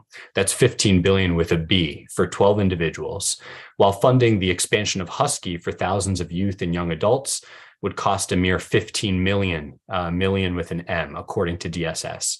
So we have the resources to fund the highest quality of life for all our residents, especially for immigrant workers and long-term care workers who make an essential contribution to society. And in order to fund our future for years to come, we believe we need a strong, equitable revenue stream that requires our wealthy residents and corporations to contribute more of what they owe to our communities. So thank you so much. Thank you to this committee for your leadership in striving for a budget that will truly meet the needs of the people of Connecticut and ensure a recovery for all. Thank you. Thank you. Up next is Kathy Flaherty.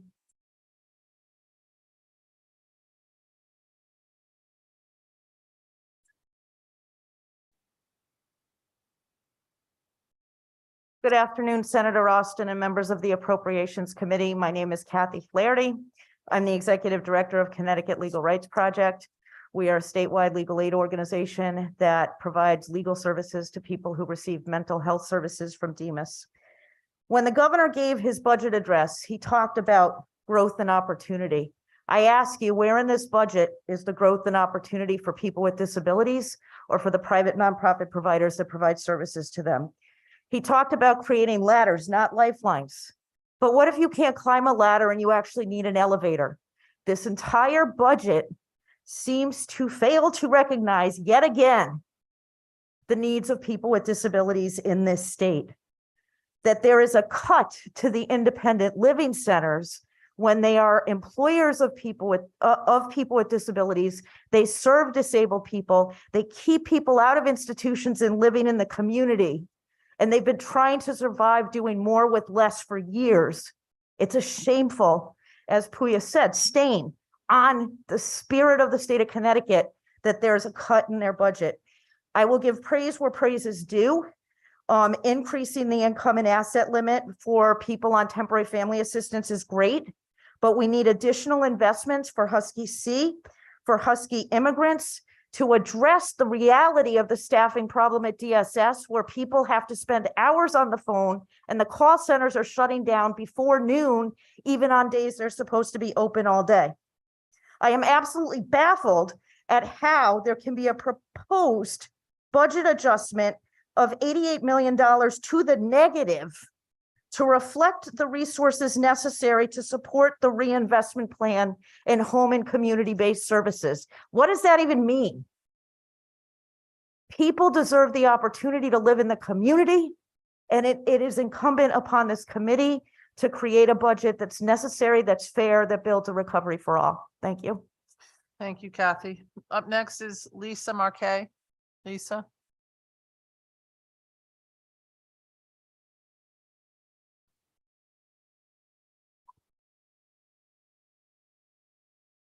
Good afternoon, Senator Austin, Representative Walker, and members of the Appropriation Committee.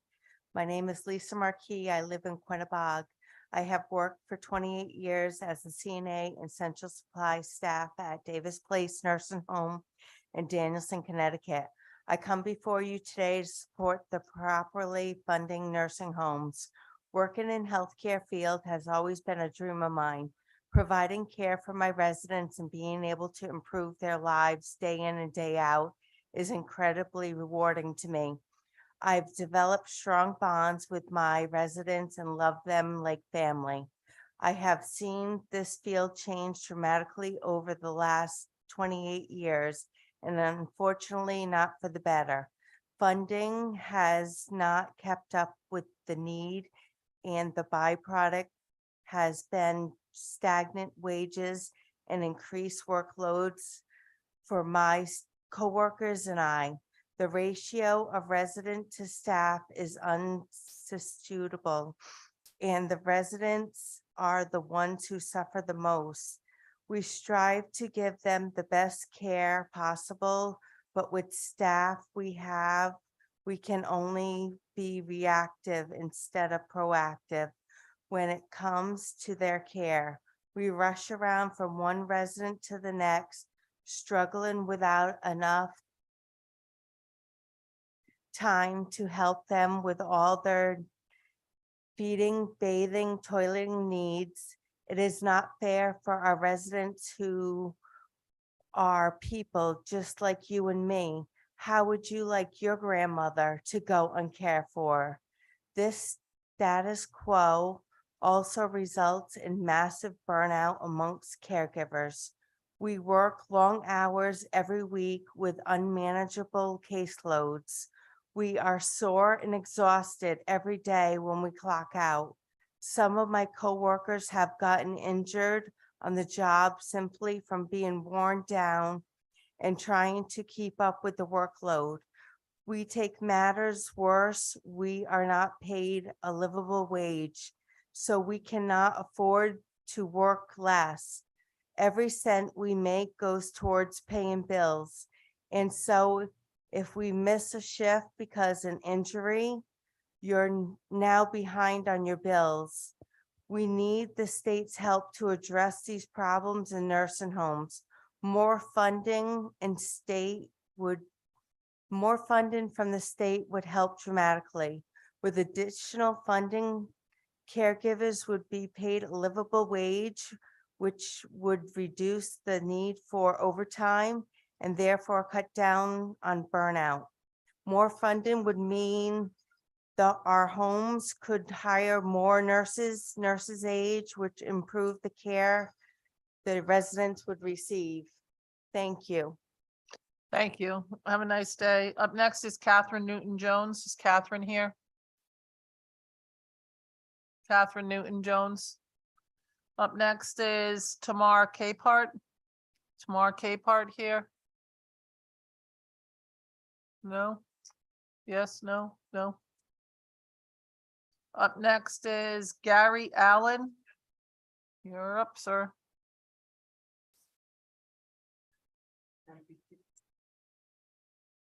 You got, yep, the button right in front of you. The one in front of you is the one you want to get. There you go. Yep. Thank you to the committee and thank you to the Appropriations Committee. My name is Gary Allen. I have been employed at the Centers for Independent Living for 14 years. I currently work at the Independent Living Center in Naugatuck. The Centers for Independent Living employ a lot of people with disabilities. I have low vision. Centers for Independent Living are non-residential, cross-disability, community-based, nonprofit organizations. They are designed and run by people with disabilities to help people with disabilities live independently in the community. CILs are unique that they operate according to a strict philosophy of consumer control, wherein people with disabilities have all types of disabilities directly govern and staff the independent living centers. Centers for Independent Living provide peer support, information referral, individual and systems advocacy, independent living skills training, and transition services. Transition services can mean transitioning from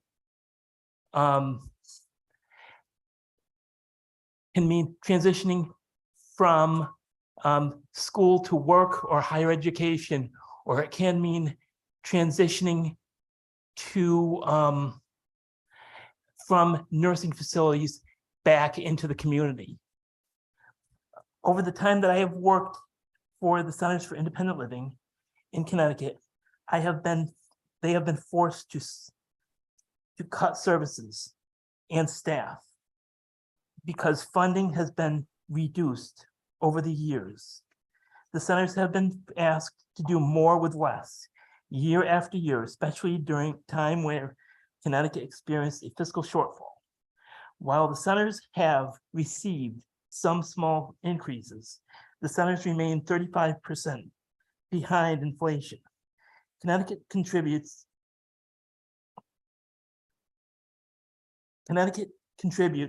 state independent living centers is one of the lowest in the region. It is substantially less than what surrounding states provide. It is important to increase funding in order for the state's independent living centers to provide the essential services that consumers need in order for them to live independently in the community. An increase of $840,000 would begin to restore lost funding and expand access for the consumers. Thank you. Thank you very much, Gary. Mike Sundberg, Mike.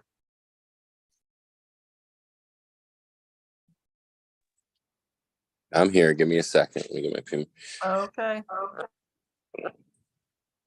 Good evening, Senator Austin, Representative Walker, and members of the committee. My name is Mike Sundberg, and I am a PCA from Winstead. I have worked as a PCA for almost 3 years, and I have 3 jobs and 2 consumers, my brother and my significant other. It means a lot to care for someone and to see that care improve their lives. As a PCA, I tend to my consumers' hygiene, cook their meals, help them exercise, and help keep their places clean. But I do so much more for them too. I am my consumers' bodyguard, bookkeeper, scheduler, and best friend. The pay is currently $18.25 an hour, and we are asking $25 per hour. Cost of living goes up and up each year. Taxes go up, price inflation, fuel rising, etc., but never the pay raise to match the costs we incur on a daily basis. $550, what I bring home each week after taxes, is not a fair wage to handle an unfair society. Even a small wage increase of 50 cents or $1 without benefits will leave us in a worse position 3 years down the road than we are in today. This simply won't keep up with inflation.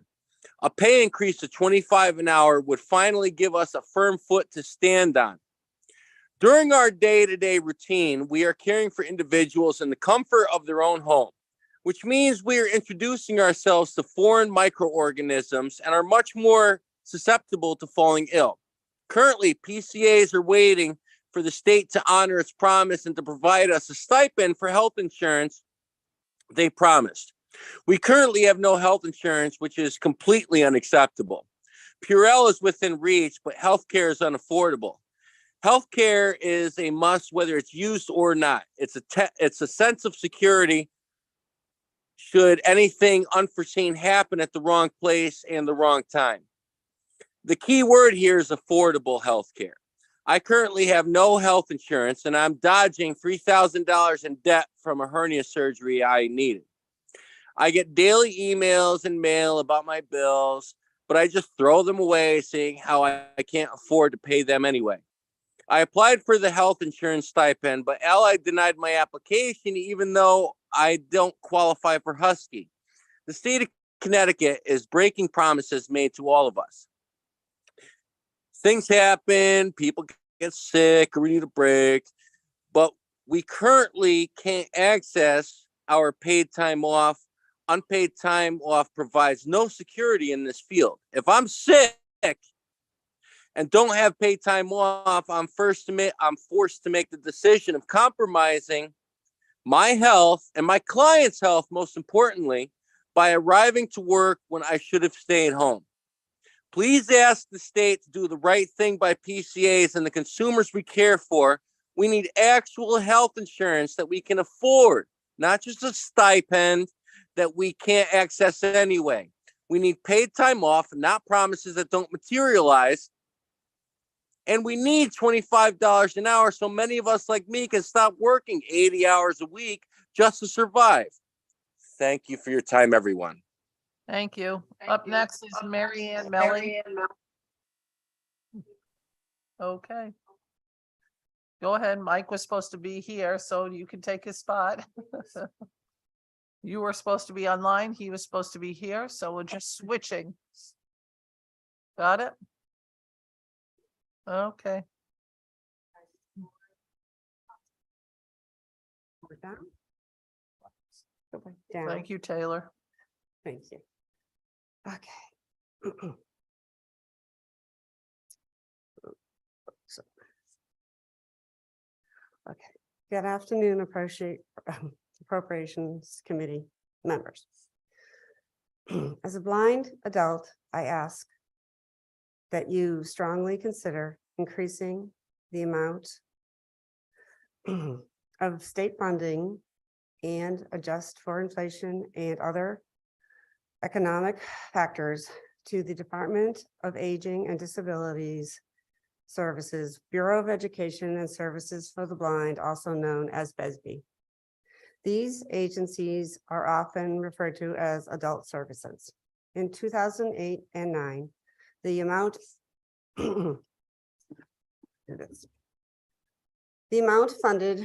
provided to the state was $115,425. In 2022, Connecticut spent only $44,847 for these services to adults who are retired or no longer able to work. This is a decrease of 60%. With an increasing older population experiencing vision loss, it seems only reasonable that adult services will need more funding. The money the agency has received, this decrease in state funding also decreases federal funding by 9 times. In other words, for every $1 we lose, the federal government cuts $9 for funding. Another decrease has been made to vocational rehabilitation. This decreased amount is $1,200,000. Once again, multiply this by 9 times in a reduction in federal funding, and that equals a massive loss of overall dollars to BESB. But it is still the older generation that receives the least and has lost the most. It is this generation, which is growing rapidly, that is being left behind. Restoring and adequately increasing funding for older adult services will enable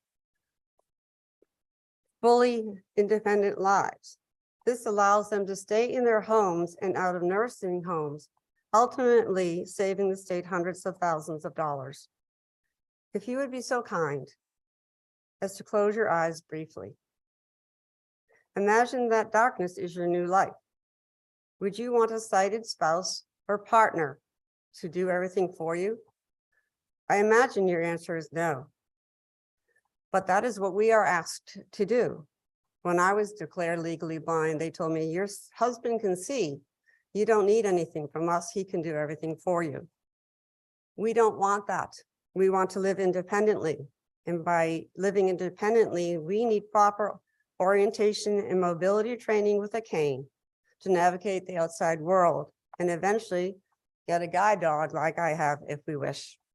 We also need proper training on adaptive technology so we can continue to use our computers and smartphones, which include absentee voting. Without enough funding to the Department of Rehabilitation, Aging and Disabilities, Bureau of Education and Services to the Blind, this won't be possible. Please restore and increase for inflation this needed funding. Thank you.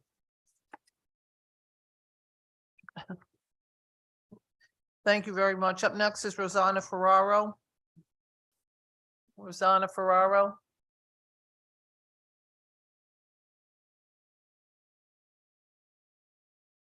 Up next is Angel Bailey. Angel Bailey. Yes. Go ahead, the floor is yours. Good evening, Senator Austin, Representative Walker, and members of the committee. My name is Angel Bailey, and I'm a personal care attendant, PCA, living in Ansonia.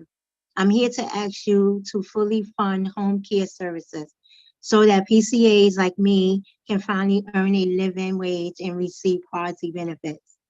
I worked as a PCA for 6 years, and I love the work I do. Right now, I care for a young child who has a feeding tube. The work I do as a PCA allows my consumer to enjoy the same comfort of at home as you and me. I am a lifeline for my consumer, but as a PCA, I also need to work to be a lifeline for me. The low wages and lack of equity benefits is unacceptable. We asked for $20 an hour 2 years ago and were finally given $18.25 per hour after much negotiation. But what we have gained in pay increase, we have also lost due to inflation. So we are back where we began. I have to keep an incredible tight budget. The wages we earn are barely enough to make ends meet, much less save for the future. Despite struggling financially, I also have a limit to my hours to 25 per week so that I won't lose my Husky health insurance. We were promised a health care stipend, but a year later, the state still has not delivered on that promise. PCAs and consumers were not notified that they had to apply for the stipend until 3 days prior to deadline. It is wrong that we are forced to cap our income just to keep our health insurance. But with my asthma and other chronic conditions, I cannot afford to be uninsured. We were also promised sick leave, but a year later, we still don't have access to any sick leave. In January 1st, I got COVID for the second time. Without paid time off, I suited up in PPE and went back to work only a few days later. Today, I still struggle with vertigo and other symptoms that my doctor thinks are the results of me going back to work too early. Are these the kind of problems that we as essential workers should be facing? In addition to property wages, no health insurance, and no paid sick leave, we also do not have a pension or retirement plan offered through our job. How are we supposed to save for our future, or do PCA not deserve to retire? I do not want to work until I die, but without better wages and benefits, I worry that I will be forced to leave this field I love. Please do what is right for PCAs and our consumers. We are fighting for a minimum wage of $25 an hour and health insurance and retirement for all. Thank you for your time. Thank you very much. Angel, up next is Stephanie Melger. Stephanie Melger. Maria Portalato. Is that you, Maria?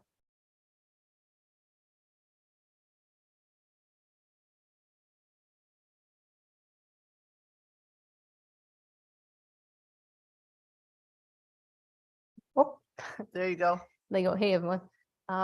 So dear members and chairs of the Appropriations Committee, thank you so much for hearing your testimony today. My name is Camilla Bortoletto, or full name Maria Camilla Bortoletto, and I'm here today to represent Connecticut Students for a Dream, where I'm the co-director, and to speak on HB 6659, the state budget regarding the human services agencies. So Connecticut Students for a Dream, we're a statewide youth-led network that fights for the rights of undocumented youth and their families. We do this through community organizing, leadership development, and advocacy. And our membership is composed of undocumented immigrant youth, ages 13 to 24 throughout the state. So regarding the state budget, there are very important items that are being funded in the governor's budget for human services. But this budget doesn't include the funding that we need to be able to expand the Husky Medicaid up to the age of 26 for those who qualify, regardless of immigration status.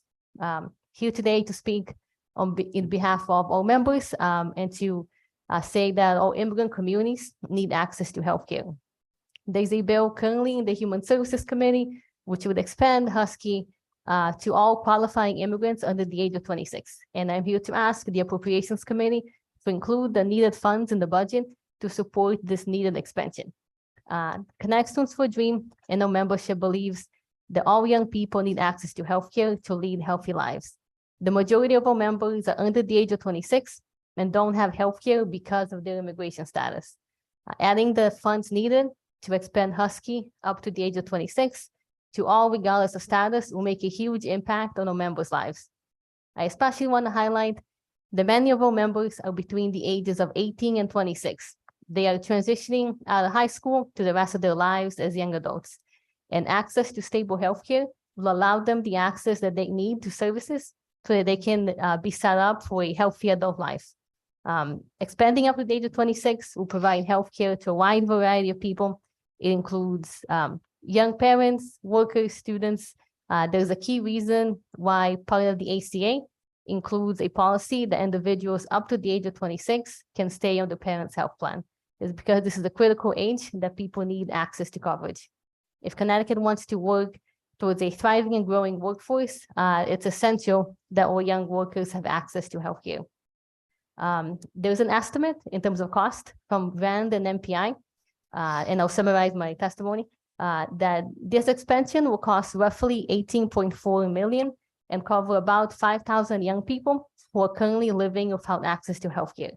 The Department of Social Services estimated the cost to be about $15 million, so a little bit less. Expanding to provide access to Husky for all folks, regardless of immigration status, up to the age of 26, would advance health equity in our state, while also being fiscally prudent. And I would urge the Appropriations Committee to please add funding in the budget to make that happen. Thank you very much. Up next is Stephanie Melger. Stephanie, you came in. Hi, how are you? Chairs and members of the Appropriations Committee. My name is Stephanie Melgar Montoya. I am 22 years old. I am studying architecture at Nova Community College. I am undocumented. I am also a member of Connecticut Students for a Dream. We are a statewide organization that fights for the rights of immigrants, youth, and our families. I am here to speak on HB 6659, an act concerning the state budget for the biennium ending June 30, 2025. About the Human Service Agency's budget, there are important items being funded on the governor's budget for human service agencies, but this budget doesn't include the funding we need to expand Husky up to age 26 for those who qualify. Regardless of immigrant status, I am here to ask the appropriate committee to add funding in this budget to extend access to Husky for immigrants under 26. I have lived in Stanford for 4 years, and my parents and siblings arrived 2 years ago. We are from Peru, and coming here was a great change in our lives. We have continued to experience great challenges, but everything in search of a better future, like most immigrants when they come to this country. As a child, I was diagnosed with heart problems. These were the heart murmur, Wolff Parkinson White syndrome, and Epstein anomaly. I was always in checkups, EKGs, echocardiograms. When I was 11 years old, I had a cardiac catheterization to close the murmur in my heart. Throughout my childhood and teenager, I went through a lot of tachycardia to the Wolff Parkinson White. At the age of 15, I had a surgery in Peru for this syndrome. Everything went well until a few months later it reappeared, and at the age of 16, I opered again. In the checkups that I have here, the doctor told me about the Epstein anomaly and how important it was for me to have constant tests. On my first few tests, I received a bill of $5,000. I panicked because I knew that the test I had to be constant and I couldn't cover such high expenses over and over again. It was very difficult for me to get the necessary help to cover part of them. The doctor told me that the Epstein anomaly was very peculiar. There were a few such cases, and he also explained to me that if I had to have an operation, it would be an open heart operation, and that only places where they could do it is a Columbia Hospital in New York or a Yale Hospital in New Haven. When I found out, I fell apart. I was very scared. I was just able to cover part of my medical expenses in Stanford, and now I had to make myself see some of those hospitals where the bill would be much higher. It was not just the fear that the operation would go well, but the fear of how I would pay for the operation. I could not cover Husky since I am undocumented. After a year, I was able to apply for financial aid at Yale, and there they told me that I am fine for now, but that I have continued having constant checkups in the future. But the fear continues since every year I have to request this help, where I'm not completely sure if they are going to give it to me, and if it were to have an operation, it is very likely that with this help, it will not be possible to cover the entire cost.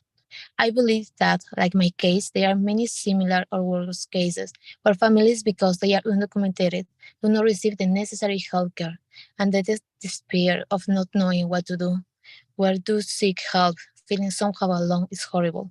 That is why giving Husky for 2 immigrants would be a great help to and support for us. It could help save many lives that do poor medical attention or not receiving any. Their disease becomes complicated.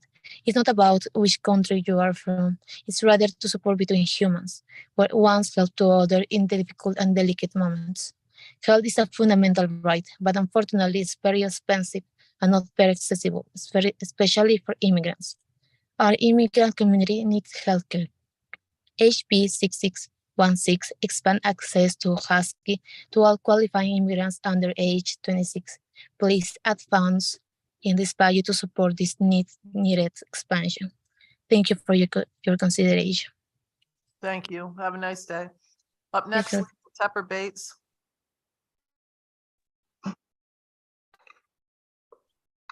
Go ahead, Lisa. Hi, Senator Austin, Representative Walker, and greetings to the members of the committee. Thank you for the opportunity to testify today. I'm Lisa Tepper Bates, President and CEO of United Way of Connecticut. We provide the free confidential service through 211 that connects Connecticut residents to important resources that can meet their urgent needs. In 2022, 211 responded to more than 3 million inquiries by phone and via our website. This represents a 23% increase in volume over just 2015. And when a resident does call, our 211 resource navigators provide an invaluable service addressing not only the caller's specific request, but also recommending additional resources that may be helpful and responsive to the caller's or to the caller's family's needs. In this way, 211 acts as a force multiplier. We make sure that people can connect with existing nonprofit and government resources in our state, maximizing the help and support that is available for those who need it. We're grateful for our longstanding partnership with DSS, the agency that provides our core funding for 211's information and referral service. However, that funding has been flat since 2009. Back then, our core funding covered the cost of 32 frontline staff and the infrastructure around them. Today, this funding allows for only 17 resource navigators. And yet, as I know you appreciate, much has changed since 2009. We face steeply increasing operating costs. We've seen growing numbers of state activations for extreme weather and other emergencies, and the demand and complexity of calls is increasing. We've seen a significant increase in mental health crises. Those are important calls. They take a lot of time. We ask you to help us meet the increasing demand for 211 service by providing an additional $1.24 million in funding. This investment would increase and improve our service. Our team would be able to handle more than 1,700 additional calls every week, and most callers would wait less than 3 minutes, which would be a great improvement over the long hold times we now have. The measure proposed in HB 6612, which I know you're discussing today, would index to inflation the rates the state pays for contracted services like these, and that would have avoided the creation of the hole in our budget that I'm here today to ask for your help to fill. We strongly support that measure, in addition to the bill's measure to strengthen the terms that allow nonprofits to retain surplus revenues. I've included additional data and information in my written testimony, and I'd be happy to answer any questions that you may have. Thank you again for the opportunity to submit this testimony. Thank you, Lisa. Have a nice night. Up next is Nicole Bongiovanni. William, up next is William Schittinger, Schittinger, number 74. Cooper, I'm sorry, go ahead. Thank you. Good afternoon, Senator Austin, Representative Walker, and distinguished members of the Appropriations Committee. My name is William Schittinger. I am Regional Director of American Medical Response of Connecticut. AMR is the largest commercial emergency medical service provider in the state of Connecticut, and is a critical safety net in the state's EMS system. I also served recently as a member of the General Assembly's EMS Legislative Working Group that recently submitted a report on sustainability of EMS to the Commissioner, Department of Public Health, and Department of Social Services. I would like to thank the Appropriations Committee for the opportunity to submit this testimony regarding House Bill number 6659. Members of the committee, let me be perfectly clear. Our EMS system is facing unprecedented challenges that, if not addressed, will immeasurably harm quality of EMS that the residents of the state of Connecticut have come to expect. We are facing a dire shortage of EMS personnel. Many volunteer EMS associations, commercial ambulance companies, nonprofit EMS organizations, and hospital-based ambulance providers are having difficulty in responding to calls. They've been forced to rely on an increasing rate of mutual aid coverage from other EMS organizations. Unfortunately, these other EMS providers are facing their own staffing crisis and no longer can provide mutual aid at the levels they have done in the past. Coverage gaps and increased response times are the inevitable consequence of these continued staffing shortages. On the non-emergency side, patients will be forced to remain at hospitals longer while they wait for ambulances to arrive to take them back to their homes or skilled nursing facilities. This in turn creates significant problems for the hospitals. Although not the only factor, low wages are a major reason for the EMS staffing crisis. Wages are low because ambulance companies are in the midst of their own financial calamity, being squeezed by staggering increased costs and stagnant revenues. Despite recent efforts by EMS organizations to improve wages, they have fallen short. Wages and benefits are still not sufficient to attract and retain EMS personnel. In recent years, ambulance companies have witnessed unprecedented increases in operating costs. Although AMR is a national company and we have the benefit of certain economies of scale, our costs have nevertheless skyrocketed. 5 line items I would like to offer as examples of these increased costs. Between 2019 and 2022, our payroll and benefits have increased 16%. Our benefits have gone up 6%. Risk insurance has gone up 10%. Our vehicle operating expenses have gone up 20%, and our medical supply costs have gone up 27%. The total alone just for those line items total $13 million over a 3-year period. Meanwhile, the Medicaid ambulance rates have remained unchanged for years and are significantly below the average cost incurred by an ambulance company to transport a patient. In short, the ambulance organizations have been subsidizing the state's cost to provide EMS services to Medicaid patients. In the past, EMS providers have been able to offset these below cost reimbursements from the state with the higher Medicare and commercial reimbursement. However, in recent years, Medicare rates have tightened to a level which is approximately at cost. Commercial payers have not seen increases in years. The offset from Medicare and commercial insurance reimbursements no longer exist, and ambulance providers have seen the revenues stagnant, especially for companies such as AMR, which serves the large Medicaid populations in Hartford, Bridgeport, New Haven, and Waterbury. Senate Bill number 136 proposes to align Connecticut's Medicaid reimbursement rates with Medicare reimbursement rates. This is a critical first step in alleviating the financial crisis faced by many EMS providers. It will allow them to attract and retain more EMTs and paramedics by paying higher wages. Currently, the Medicaid reimbursement rates are 63% the level of Medicare reimbursement rates. Please note that the EMS working group, in its report to the Commissioner of Public Health, strongly recommended a significant increase in Medicaid rates. In conclusion, over the years, ambulance organizations in conjunction with the state have built a quality EMS system that has saved lives and improved outcomes. Each of us expect the same level of service will continue into the future. Inexplicably, too many of us have been willing to ignore the financial and systemic challenges that currently plague our EMS system. Challenges that, if not addressed immediately, will seriously harm our ability to respond quickly, efficiently, and professionally in your time of need.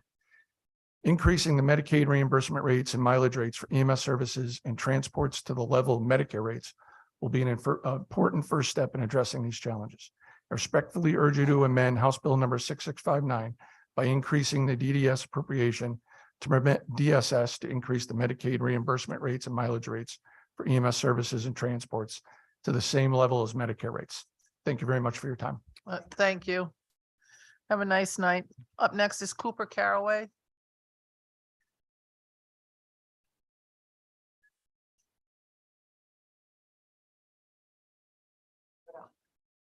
Good afternoon.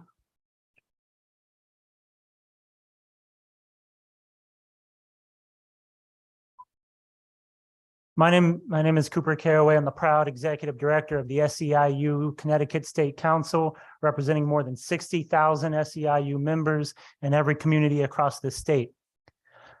Our members were just arrested right outside this door, calling for what amounts to a very simple ask. The government elected by our people should meet its obligations to our people.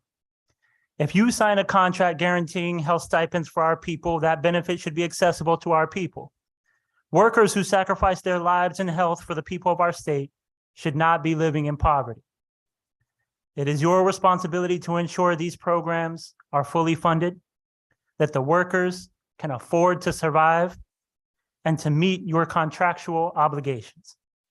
Additionally, the SEIU was built nationally from one simple creed: an injury to one is an injury to all. We carried that creed with us even while our unions were illegal in this country, even while we watched our leaders get their heads bashed in and arrested.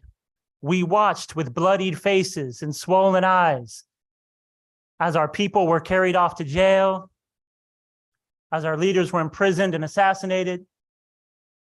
And we kept one creed in mind: an injury to one is an injury to all.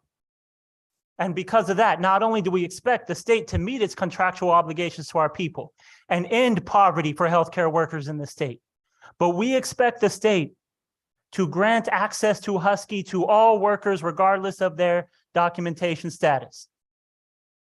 Because we are sick of living in a state where children pray to God that their insurance be taken away. What I mean is that there are children in this state right now, 10, 11, 12-year-old children who enjoy Husky and the benefits from Husky, but are forced to watch their parents, their older siblings, and their grandparents dying without any health insurance. We think we can do better because an injury to one is an injury to all. Thank you. Thank you. Up next is Deborah Reed. Deborah Reed, Yes, I'm here. go ahead, Deborah. Yes, thank you to the Appropriations Committee for taking the time. I know it's been a long day. I am a legally blind senior. I've been with the trying to get services. I've gotten some services with the Bureau of Education and Services for the Blind for the last 15 years. Things like to help with digital display appliances. They come in and they put bump dots on, which is helpful. But they're counting the number of bump dots. I mean, they cost pennies. And there's services that are far more important that we're just not seeing. And with the large percentage of people in the state of Connecticut that are 65 and older, we know that there are going to be more of us that are losing our vision. And as my vision continues to deteriorate, I'm concerned that newly blinded seniors can't operate their smartphones non-visually. And that software is included in these devices. They just need to be taught how to use them to stay safe, to stay independent in their own homes. And we all know that it's a lot more cost effective and that people are happier, particularly when you lose your eyesight, to be in a familiar environment. I have asked for technology training so that I can continue to be a volunteer in my community. I mean, the retired community is a vast array of experience to help in our communities. And without training, technology training, how are we going to do that? They say there's no money for a technologist. Well, what is adult services for? This budget has continually gone down since the department was created, when technology training wasn't needed. But we needed to do everything: our banking, our pharmacy, our transportation. So, you know, I've suggested group classes, which would be more cost effective than having someone come to everybody's houses. Again, I was told there's no money. So I'm asking you to look at this budget, which has decreased by 60% since 2009. What is going on? There's no educating going on for our blind seniors in the Bureau of Education and Services for the Blind under the Department of Aging and Disability Services. So I'm hoping that you will do something to get this budget up to speed so that we can provide our seniors with the skills they need to continue to have hope in the face of going blind, that they can be active participants in their communities. Thank you very much. Thank you, Deborah. Up next is Sandra Roberts. Good afternoon. My name is Sandra Roberts, and I am testifying on behalf of the Centers for Independent Living. I have been involved with the Center for Disability Rights in West Haven, Connecticut, both as a staff person for over 30 years. And as we are asking for an increase in the budget for the 5 Centers for Independent Living of $840,000 to $3.2 million for all 5 Centers for Independent Living. Over the years, we've had a few funding increases, and we are currently over capacity in the number of consumers we are in our area of coverage. In addition, staff wages are not at a livable level. This is very concerning. My current role is part-time information and referral advocate. We receive numerous phone calls for assistance with advocacy, peer counseling, and independent living skills training. We do our best to meet the needs of consumers that are able to come by Center for Disability Rights, especially if they have forms for benefits or housing applications. However, when the need is more involved or they are unable to come in, it becomes more difficult because we do not have the staff coverage to really go see our consumers in the area. The situation was exacerbated these past few years by COVID-19. We did the best we could with extremely difficult circumstances.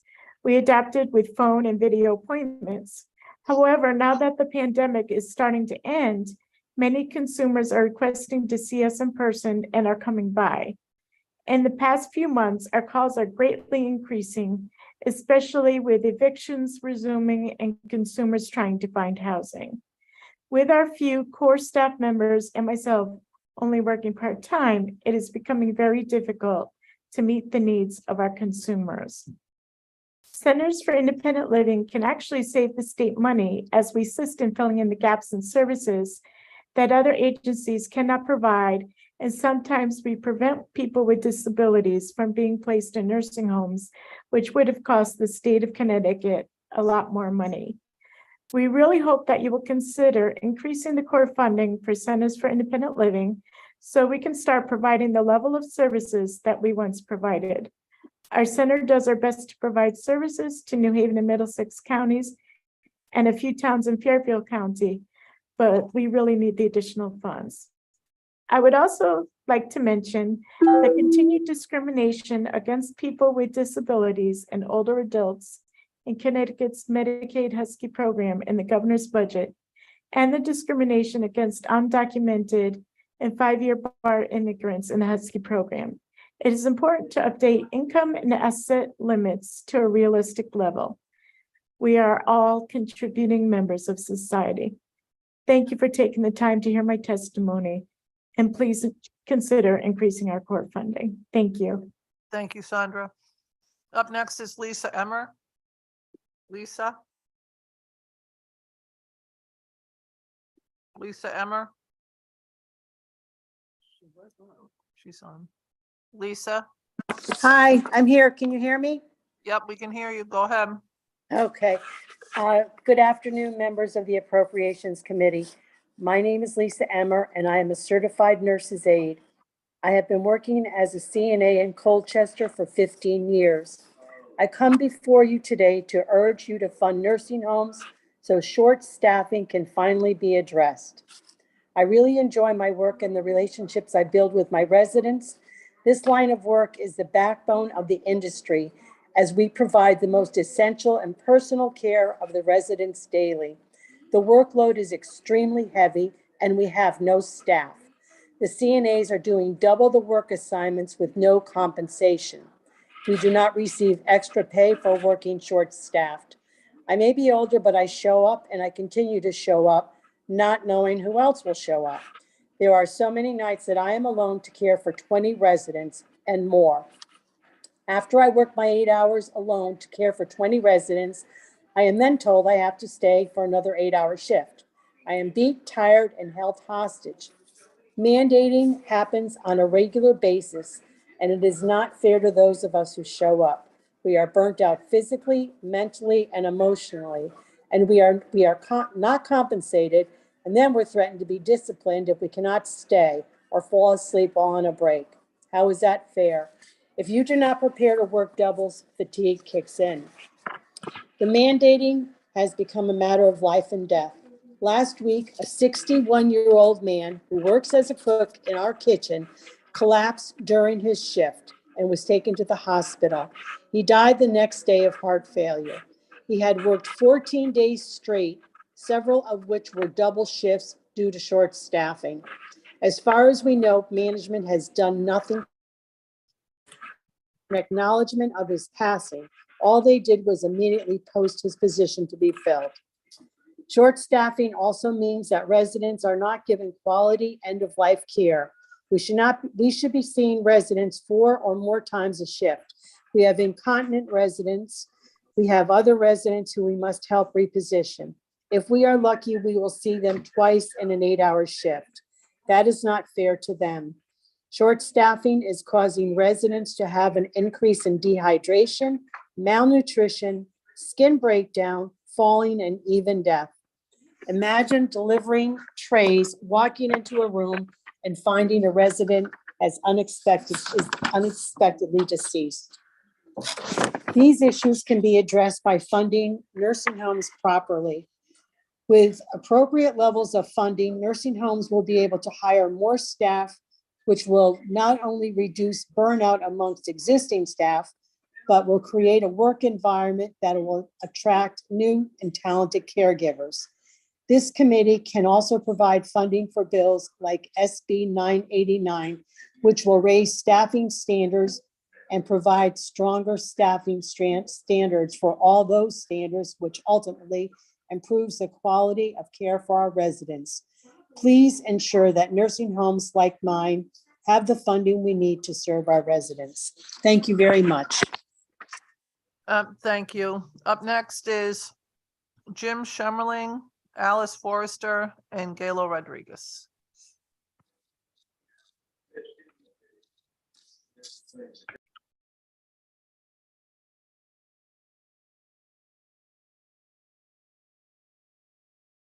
Hello. Remember to turn your mics on.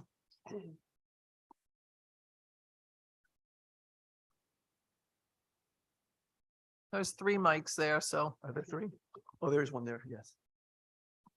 Senator You just got to Austin. turn that button Sorry. on all of them at the same time. There you go. Okay, thank you. There you go. Thank you. Senator Austin, Representative Walker, members of the Appropriations Committee, thank you for the opportunity to speak to you today regarding the state budget and more specifically funding for the state Medicaid program. My name is Jim Schmerling. I'm the president and CEO of Connecticut Children's Medical Center. As the state's only health system focused exclusively on the needs of children, we have a unique perspective. We've submitted written testimony for your review, along with more detailed testimony focused on Connecticut Children's relationship with the Medicaid program, submitted by our CFO, Bridget Fagan. But I did want to highlight a few points in my remarks today. First, you'll notice that I'm joined by Alice Forrester of Clifford Bears and Galo Rodriguez from the Village for Families and Children. We've chosen to partner in our testimony because we are united in our support for increased investment in children's behavioral health. The children's behavioral health system is deeply interconnected, and when our state's community providers are challenged, all of us feel the effects. Additional investment is desperately needed across the children's behavioral health care continuum, from outpatient to inpatient to in-home services to support children before they reach a crisis stage and require emergency level care. It's important to note that that insufficient Medicaid rates challenges all of our sustainability and the stability of the system. Last year, state legislators demonstrated an unprecedented prioritization of children's behavioral health through historic bipartisan legislation. Despite these positive steps, we know that the children's behavioral health system has been overburdened and under-resourced for decades, and the current moment requires bold leadership in support of our kids for the future. In recent years, Connecticut Children's has seen an unparalleled number of children seeking care from our health system, and particularly in our emergency department with behavioral health concerns. Our busy ED illustrates the broader challenges facing the children's behavioral health system, lack of investment in community-level services. The state's behavioral health ecosystem is built on a foundation of these services, which was challenged well before the pandemic. Now, after years of increasing demand, we seek your partnership to strengthen that foundation. I will now turn it over to my colleagues, Alice and Gallo, to share their perspectives as critical community providers. Hi, I'm Alice Forrester. I'm the CEO of Clifford Beers Community Health Partners, which is a network of mental health providers in the New Haven, Norwalk area, including housing and transitional living for youth through the Youth Continuum. We serve well over 7,500 kids and families in the greater New Haven region and about 1,500 to 2,000 youth in Norwalk region. So we have a very good handle on what our children and families are seeing and needing in our communities. And we're constantly working on trying to design or create the right model of care for our kids, including school-based mental health services, embedded in the clinic, offering wraparound care coordination for our children and families to be able to decrease the social determinant need that we find in our kids and families, as well as community healing support, where we go out and canvass families after a shooting in the New Haven community, trying to give them some information for services or information about where they might be able to get help if their child was witness or scared for those services. Those kinds of projects are not funded by our system of care currently. All of the school-based services that we have a small contract through DCF, but we had philanthropic funding for a large part of that. And when the philanthropists decided to move their funding into a different age range, we lost that funding. The reality is that we're constantly seeking new dollars to be able to address the concerns well before the kids appear in the children in the children's hospital or in the emergency department. The demand, as you know, has been extraordinary, and it's only going to get worse. And it's not only the kids who are appearing in the emergency department. We're having a lot of young kids who are sitting quietly in the back of the classroom, who are feeling suicidal, who are not expressing their thoughts and feelings. So it's just going to pile on as we get going. Our state system fails to keep pace with this need and the rising costs.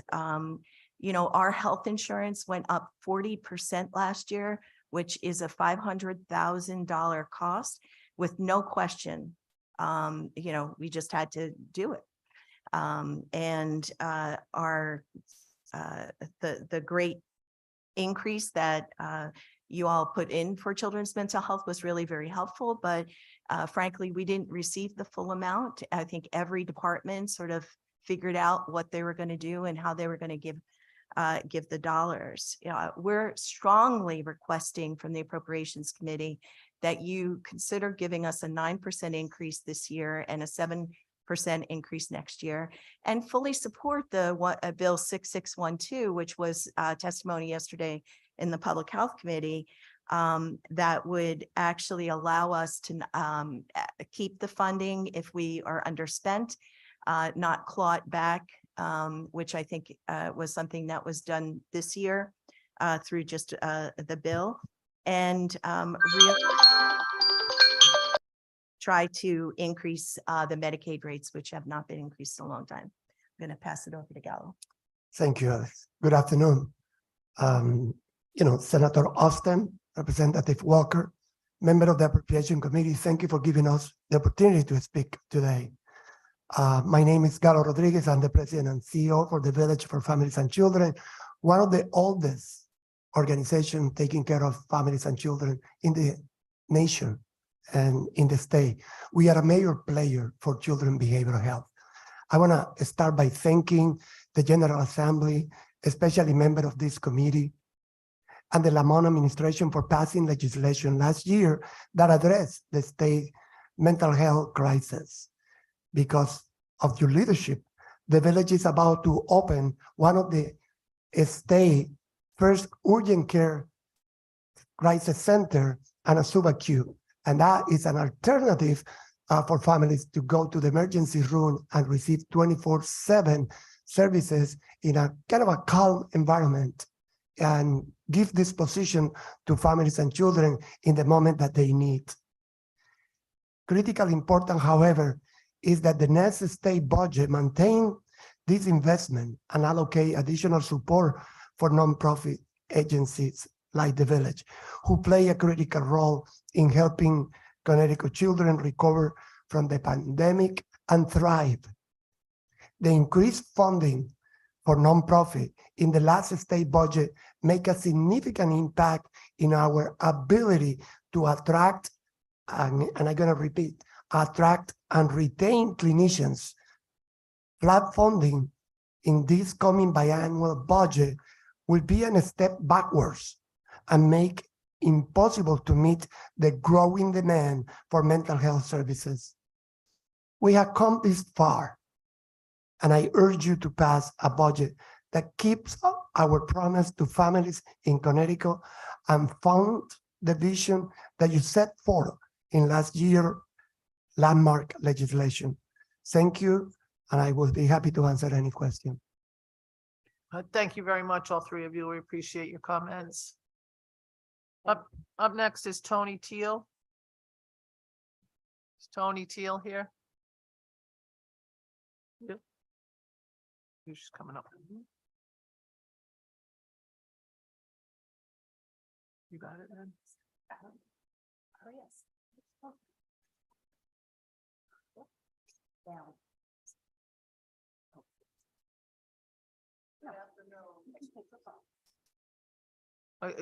There you go. Thank you.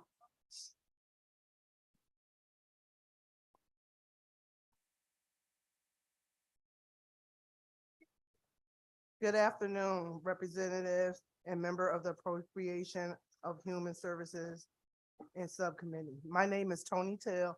I live in Bridgeport, Connecticut, and I work as a CNA at St. Joseph Center in Trumbull. I come before you today to urge you to fully fund nursing home. I have worked as a CNA for 33 years. On a typical day, I will assist residents with showering, toileting, feeding them, and socializing with them. The work I do is important because many residents can't care for themselves and rely on us for everything. Furthermore, some don't have family nor friends. So my coworkers and I are their families. I love my residents. I'm proud to work and do for them. With that said, the work I do is incredibly challenging. Due of short staffing, we work short on a daily basis. Work short in nursing home means caregiving are rushed to meet all the needs of the residents. We surely struggle to feed, bathe, and toilet residents in a timely fashion. In this setting, residents are more likely to fall or go without showers. This is unacceptable and unfair to the residents. At the same time, caregivers are ran down, ragged, and suffers from the burnout. Many of these problems in nursing homes can be addressed with additional funding. Proper staffing requires funding. We not only need funding to hire more caregivers, but to pay caregivers in a living wage so they will stay. Right now, wages we earn are not enough to survive on. We have to work 2 or 3 jobs just to make ends meet. With inflation, things are tighter than ever. Working in a nursing home is very hard, and we wonder why we can't attract caregivers when the only promise is to fill is back-breaking work and poverty wages. This committee has the power to help nursing homes, residents, and caregivers by allocating more funding for nursing homes. This committee can fund a bill that will improve standard in our field. like SB 989, which will raise staffing and standards in the state. These are real tangible steps that can be taken today and may save lives tomorrow. Please do the right thing and fund nursing homes appropriately. Thank you. Thank you, and thank you for your testimony. Thank you for staying and testifying. Next, we go back to Catherine Newton-Jones.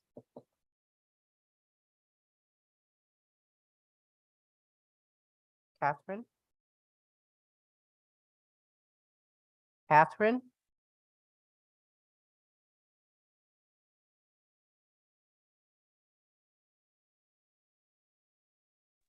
Hello. Yes, go right ahead, Catherine. Okay.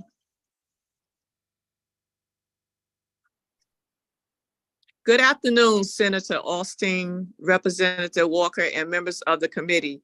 My name is Catherine Jones Newton, and I am a consumer in the Medicaid waiver program from New Haven.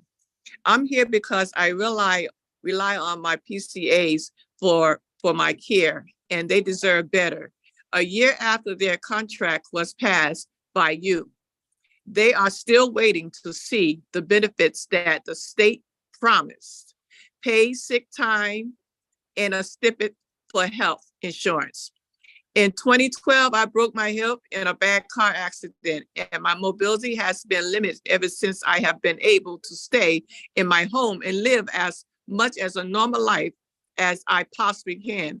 Thanks to the care I receive from my home care workers, being able to receive service in my own home has had a positive impact on my quality of life.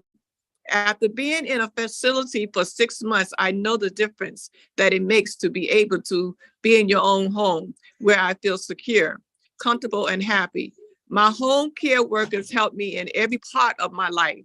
They help me move, take a shower, make sure I take my medication, get my groceries, clean my house, and a million other small things that I might need throughout the day. They also have become my friends and support me in times of need, and I do the same for them. With everything that my PCAs do for me, it is hard to see them struggle. My PCAs are not paid livable wages, livable wages, which means they must work additional jobs, leaving them run down and burnt out. I am so grateful my PCAs are caring for me throughout the pandemic, but I know they did so at great risk to themselves, as they did not have health insurance. It is sad to know that without any retirement saving, my PCAs would be lucky if they ever get to retire and be cared for like they've done for me. We must do better. I have taken a lot of time and effort in finding my PCA trainees, them and building trust in turn. My PCA makes me feel secure, comfortable, and happy in my home, but they can't be secure, comfortable, and happy if they can't pay their bills, support their families, and have peace of mind that qualifies benefit provides.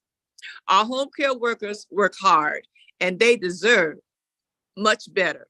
Thank you for your time. Thank you, Catherine. Thank you for your testimony. Have a good evening.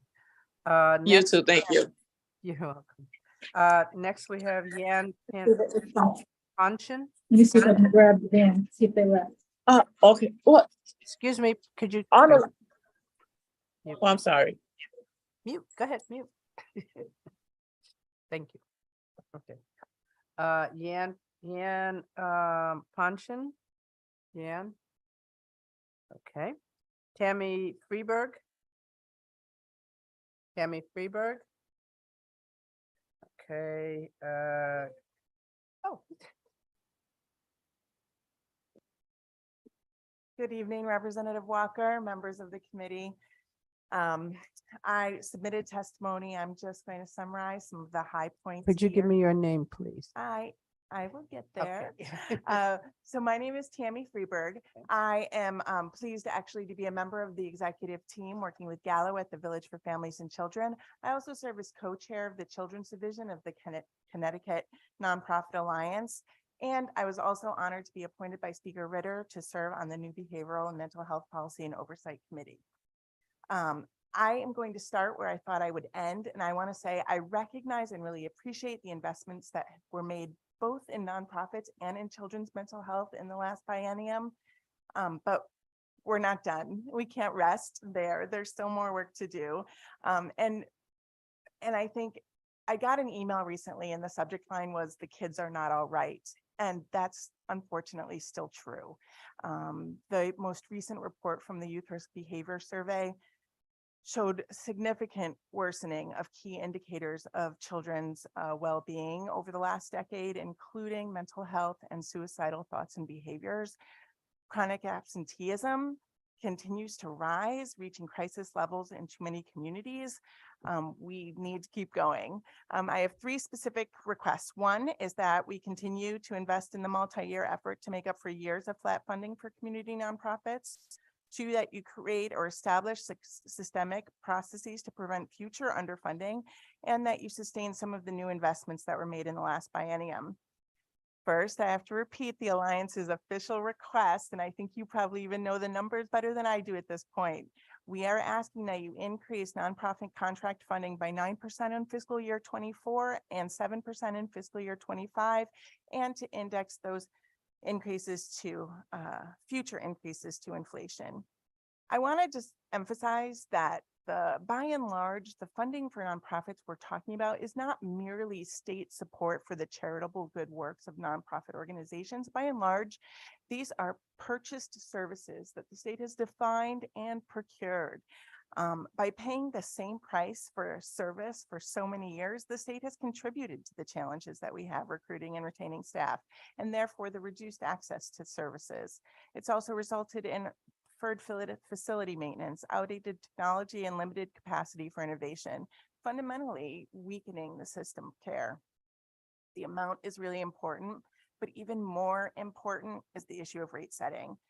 And that must be addressed through mechanisms like indexing and really ways that we're making sure that we're using cost-based methodologies for pricing services that the state is procuring. 3 specific things I want to mention. Connecticut's ARPA plan included funding for behavioral health urgent care centers, as they're now called, urgent crisis centers, and they bring the state into line with SAMHSA's national standards for behavioral health care. Those standards call for someone to talk to, where we have 211 and 998, someone to respond, we have mobile crisis, and a place to go. The UCCs are going to provide that place to go. They promise for finally solving our ongoing ED crisis. I need you to wrap up. A viable alternative to the emergency departments. Also funded by ARPA was Child First expansion. We're going to need 5.1 million added to DCF's Child First budget in each year of the biennium to avoid losing half of the capacity in the state. Thank you. Thank you. And tell Hector I said hi.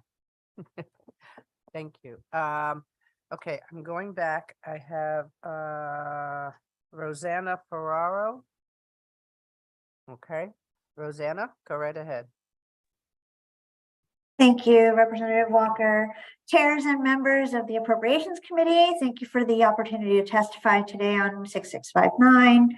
I'm Rosanna Garcia Ferraro of the Universal Healthcare Foundation of Connecticut.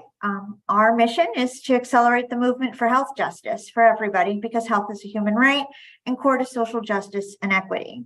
We're proud members of the Husky for Immigrants Coalition, which is advocating to open Husky to all who are income eligible, regardless of their immigration status. We are coming today to speak specifically on the Department of Social Services budget, specifically funding for Husky programs. I'm here because, like many others today, the governor's budget for human service agencies falls short of fully investing in all of us. I'm sure you've heard this before. A budget is a moral document. A budget demonstrates our values.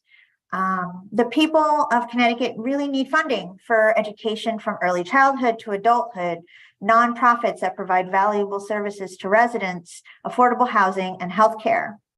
Absent from the budget, for example, is expanding Husky up to age 26, who would, to those who would be otherwise eligible regardless of their immigration status. The legislature has opened the Husky program up to age 12 and for pregnant people, prenatal and postpartum so far. We really can't stop there. The programs are working, but there is a need that remains. There are many more who are waiting to have access to health care. The legislative proposal HB 6616 in Human Services Committee would in fact expand our remarkable progress that we've made so far and expand Husky through age 26. We urge this committee to fund HB 6616. We have done a rough estimate from a report by the RAND Corporation on expanding coverage to undocumented immigrants in Connecticut and Connecticut specific data from the Migration Policy Institute. We have a rough estimate of $18.4 million that will cover roughly 5,000 young people who are currently living without any access to health insurance and oftentimes health care. The DSS has estimated this to cost at least $15 million, as they stated in their testimony. If we're going to be considering the financial costs, we have to note the financial benefits. More insured people means that hospitals would be saving money on their uncompensated care, and the state would be able to save money on reduced emergency Medicaid funding. The state may even be able, with an ACA Section 1332 waiver, to recoup federal subsidy dollars of those with legal permanent resident status here less than 5 years who are barred from Husky and are purchasing insurance with federal financial help. Thank you. That's all I've got to say. Thank you so much for your time. Have a great day. Thank you, and have a good day. Kevin McNeil? Kevin McNeil? No. Okay, Ashley Jordan. Ashley Jordan, Hi. go right ahead. Okay. Hello, Senator Austin, Representative Walker, Senator Berthel, Representative Nuccio, Senator Lesser, Representative Gilchrist, Senator Summers, Representative Belinsky, and members of the Human Services Subcommittee. My name is Ashley Jordan. I'm a junior at Middletown High School. I started working with the Middletown Youth Services Bureau in June last year. Since then, I've been involved in creating a youth-led podcast and the Youth Needs Focus Group related to supporting youth through the pandemic and beyond. The Middletown Youth Services Bureau has helped me in many ways. Through working with them on a podcast, I found my voice and ended up loving speaking on issues I faced, as well as advocating for people who face problems like mine. Before working with them, I never had an outlet to speak on these things that affect me and the people around me. It is important for young people like me to have a place to voice these things because there are many events that have happened in the world that have seriously affected young people in the last few years. Giving young people an outlet like this to speak on things would be great, especially for my generation, because at our age, often no one takes the time to listen to us. Youth input is important to hear because the pandemic affected everyone differently, and to this day, families are struggling with the aftermath of it. Having a community or environment to speak on these issues would not only help with youth mental health, but also just be an area for people to feel safe and supported instead of feeling invisible or left behind. This spring, I will also be joining a new youth-led Circle Keepers program that gives youth the skills to facilitate restorative justice circles, both to help youth build relationships in schools and communities, and to help resolve conflict peacefully and successfully. I will also be joining the city's Youth Services Advisory Board as a youth in government member, a program that appoints teenagers on local boards and commissions. I'm thankful for my local Youth Services Bureau because I've been given an opportunity that has helped me be able to voice my struggles and help others around me while giving me a chance to be the best version of myself I can be. Thank you. Thank you so much. And next we'll have Stacy Lawton, please, followed by David Santos. Good evening, Madam Chair and members of the committee. My name is Stacy Lawton, and I am the CEO of the Southeastern Council on Alcoholism and Drug Dependence, more commonly known as SCAD. We are a nonprofit agency that provides mental health and substance use treatment to individuals who may not be able to afford treatment otherwise. We provide a continuum of treatment services in the state that includes 176 beds, outpatient services, community outreach, and education. Thank you for the opportunity to testify on House Bill 6659, the governor's budget. I'm here to request that you increase funding for nonprofits by 9% in fiscal 24 and 7% in fiscal 25, and that you index all future increases to the rate of inflation. The increases the legislature provided in the last biennium were so very appreciated by nonprofits across the state. My concern this afternoon is that programs and services funded by Medicaid did not receive the same level of increase. Instead, some Medicaid-funded services like our outpatient and our intensive outpatient received only a 4% increase in fiscal year 22. The 5.4% COLA that we received on our state-funded contracts was not applied to Medicaid rates in fiscal 23. The rate of inflation has caused the cost of operations to skyrocket. Our food, utility, and technology costs have increased dramatically. In the current year, the Medicaid surplus is anticipated to be $200 million. Please ask yourself, why is the Medicaid program running such a significant surplus? And why does it have a surplus at all when the rates don't cover the cost of providing care? I'm having trouble reconciling how the legislature can vote to fund a research project at UConn with $12 million taken from the Medicaid surplus, while providers cannot cover the cost of providing services. Our outpatient clinic in New London is projected to lose over $250,000 in this fiscal year. In New London County, where the rate of overdose is the highest in the state. We're stuck in a vicious circle where we can't hire qualified clinicians because we can't compete with the wages offered by telehealth companies, school districts, hospitals, private practice, and the state of Connecticut. We can't afford to compete with wages because the Medicaid rate doesn't cover the cost of care. This translates into waiting lists that are 4 and 5 weeks long for an initial appointment. Understaffing also means that when someone is sick because of COVID or RSV, we have to cancel services instead of having someone that can cover. We have the most dedicated and committed staff, and our managers and directors are doing direct care all over the agency. It takes them away from their supervision and programmatic oversight that they are responsible for. The burnout and burden is causing even our most dedicated staff members to reconsider their options. I am constantly trying to reassure folks that things will get more manageable, but I need your help to put truth into my words. The nonprofit community needs your action to bring sustainability to the services that Connecticut citizens rely upon. If you could please wrap up your comments, your time is up. Thank you. Thank you for the opportunity to present my perspective, and I request that you increase funding for nonprofits by 9% in fiscal 24 and 7% in fiscal 25. Thank you. Thank you so much. And next we'll have David Santos, followed by Ben Shaken. Yes, good afternoon, distinguished members of the committee. Excuse me, I'm Dave Santos, Executive Director of Covenant to Care for Children. And I'm here this afternoon to ask that you support the funding proposal for Covenant to Care for Children at the level proposed by the governor.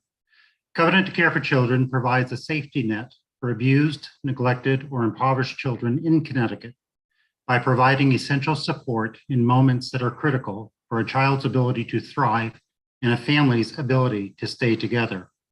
Now in its 35th year, Covenant to Care for Children has provided basic essential goods to over 850,000 children throughout Connecticut.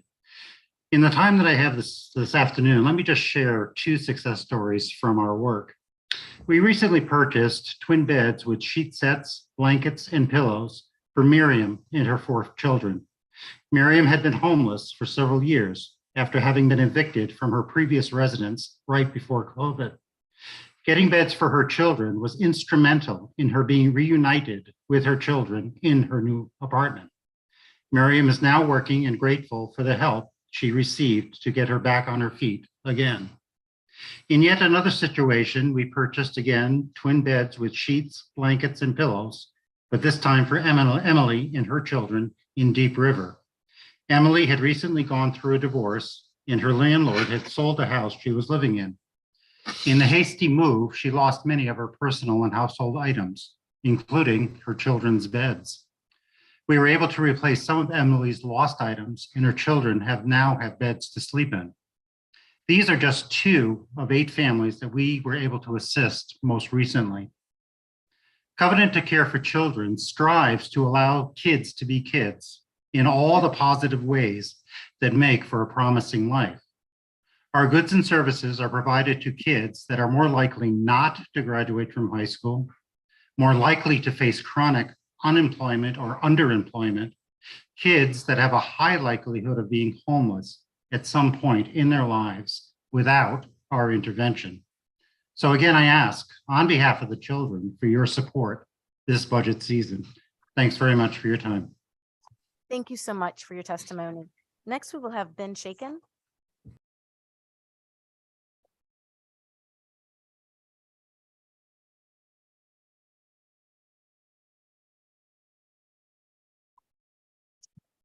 Good evening, Madam Chair, members of the committee. Thank you for having me this evening.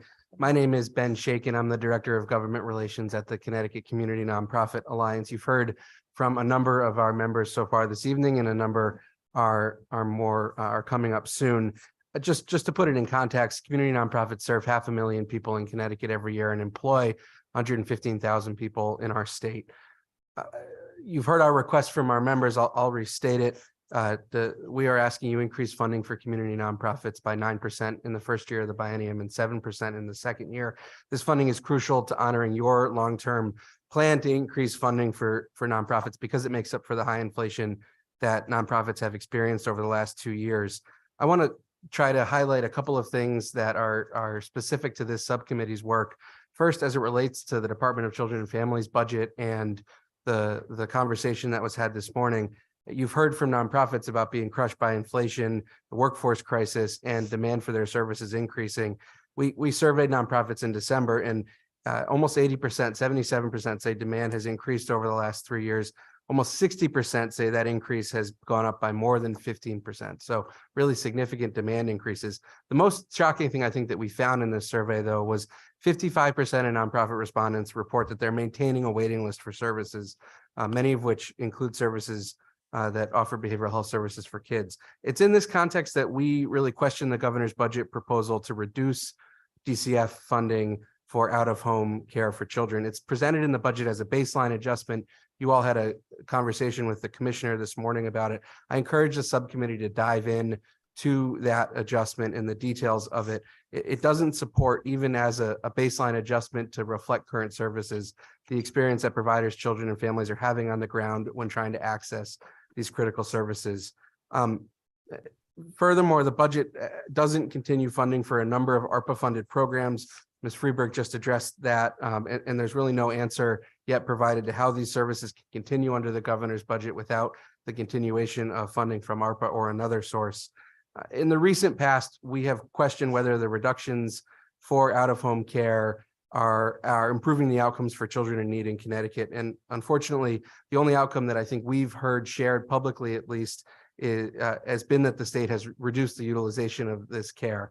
And so we just really encourage that this committee dive into the outcomes that children are seeing in the state. I'll conclude my DCF comments by saying almost exactly a year ago today, the state reached an agreement with the 1F plaintiffs to end the decades-long federal consent decree related to the quality and availability of services for Connecticut's children. This was an acknowledgement that Connecticut was putting in place best practices and had improved outcomes for kids and families. For many years, the existence of the consent decree protected children's services from being cut in the budget. And now this is the first budget that has been proposed since the exit, and portions of the DCF budget that fund these critical services are proposed to be reduced. I will wrap up and just mention DSS very, very quickly. You've heard about Medicaid rates, and I just wanted to put a point on the fact that while we are very grateful that the administration provided a cost of living adjustment the first year of last biennium, FY22, that matched the COLA provided to state contracted services. That increase was not provided in the current fiscal year. And there's a number of Medicaid funded services like acquired brain injury waiver services, birth to 3, and others that have not received a cost of living adjustment at all. So we encourage the committee and the legislature, as you craft your budget, to explicitly include Medicaid funded services in any increase you're able to provide. And with that, I will conclude. Thank you very much and have a wonderful evening. Thank you so much. Thank you for your testimony. Next, we'll go back to number 53, Randy Rodriguez. Oh, sorry, 50. Said it was 52. I'm sorry. Sherry Benavides, and I'm sure I did not pronounce that correctly, but Sherry. Hi, it's Shaidi Benavides. Thank you. Hi, my name is Shaidi Benavides. I'm 18 years old and a senior at New Bern High School. I'm a member of CT Students for a Dream, a youth-led organization that fights for the rights of undocumented youth and their families. We're supportive of the Husky for Immigrant Coalition. Thank you for the opportunity to testify regarding HB 6659, an act concerning the state budget for the biennium ending June 30, 2025, with respect to the budgets of the human services agencies, especially for the Department of Social Services, which administer Husky, medical, and TIP.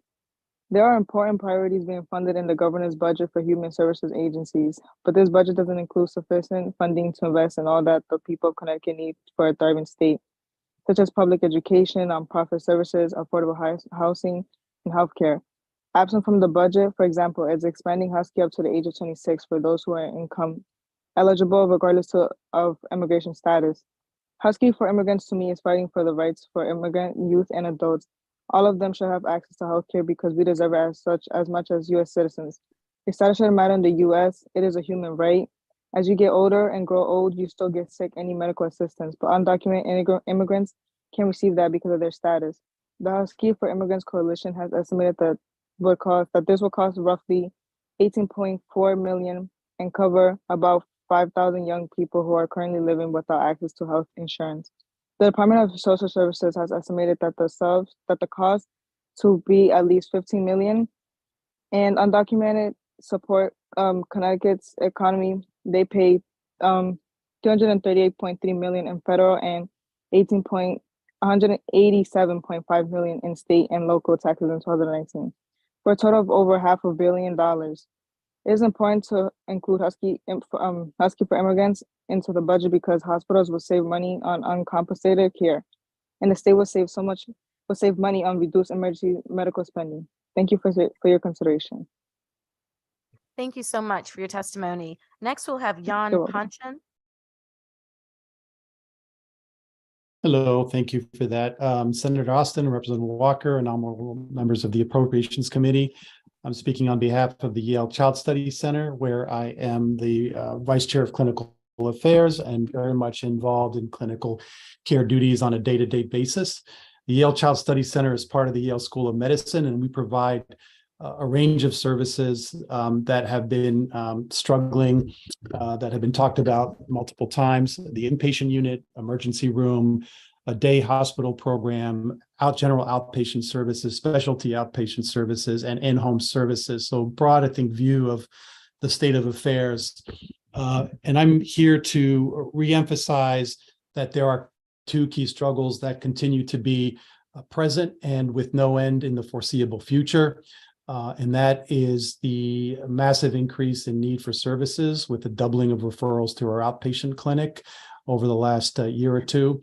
Also wanted to emphasize that the pandemic accelerated a trend that was already existing well before the pandemic.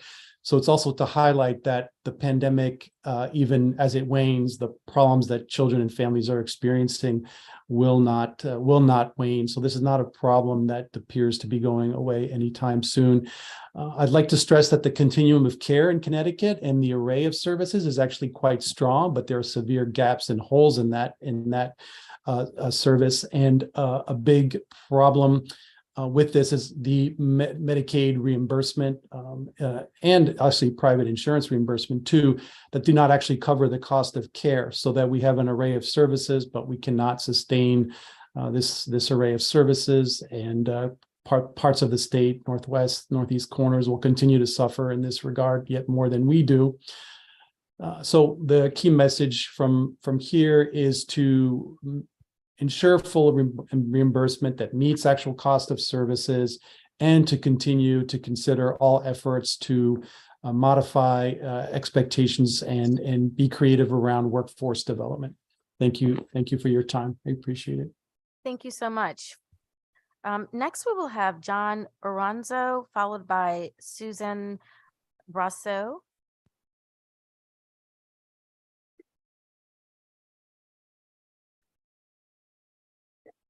And hopefully you can hear me. Are you able to turn on the one in front of you, please? Wonderful. Thank Got you. it. Good evening. Thank you. Good afternoon, distinguished members of the Appropriation Committee, Human Service Subcommittee. Thank you for allowing me to testify today. My name is John Oronzo. I am the Vice President of A&B Home Care Solutions. We are a Connecticut home and community-based services agency with 10 branches in the state. We've been serving clients since 2003 within the counties of New Haven, Fairfield, Litchfield, and Hartford. We employ slightly more than 1,000 caregivers and serve approximately 700 clients throughout the state. Over the past several years, the home care industry, and more particularly the home and community-based services agency like ours, have been extremely hard hit in terms of recruitment and retention. Our turnover rate over the past 24 months has almost doubled, and the flow of applicants has decreased to levels I've not seen before, and I've been doing this stuff for 28 years. Potential entry-level caregivers that would have applied to work at agencies like ours in the past have been lured to industries outside of home care because of higher wages those industries now pay, which they did not previously. They can pay those additional wages because, for the most part, they simply pass the costs along to the consumer. Obviously, we cannot do that. For years, we've been severely underfunded. Our industry needs to be competitive just to get back to staffing levels, previous staffing levels. Clients depend on agencies like ours for everyday living, and we're having an incredible, difficult time meeting their needs. Please allow me to share a quick story with you. In June of 2022, we opened a new client that ambulates only by wheelchair. When we met her for the first time, she told us that she had just moved to the second floor apartment. From the second floor apartment to ground floor apartment of building. Apparently her wheelchair did not fit through the door of her second floor apartment. At any rate, later that day, the first day we cared for her, we filled her fridge with food, we did her laundry, we did her housekeeping, and then our caregiver did something special with the client. She got the client into her wheelchair and took her outside. When they got outside, the client started to cry.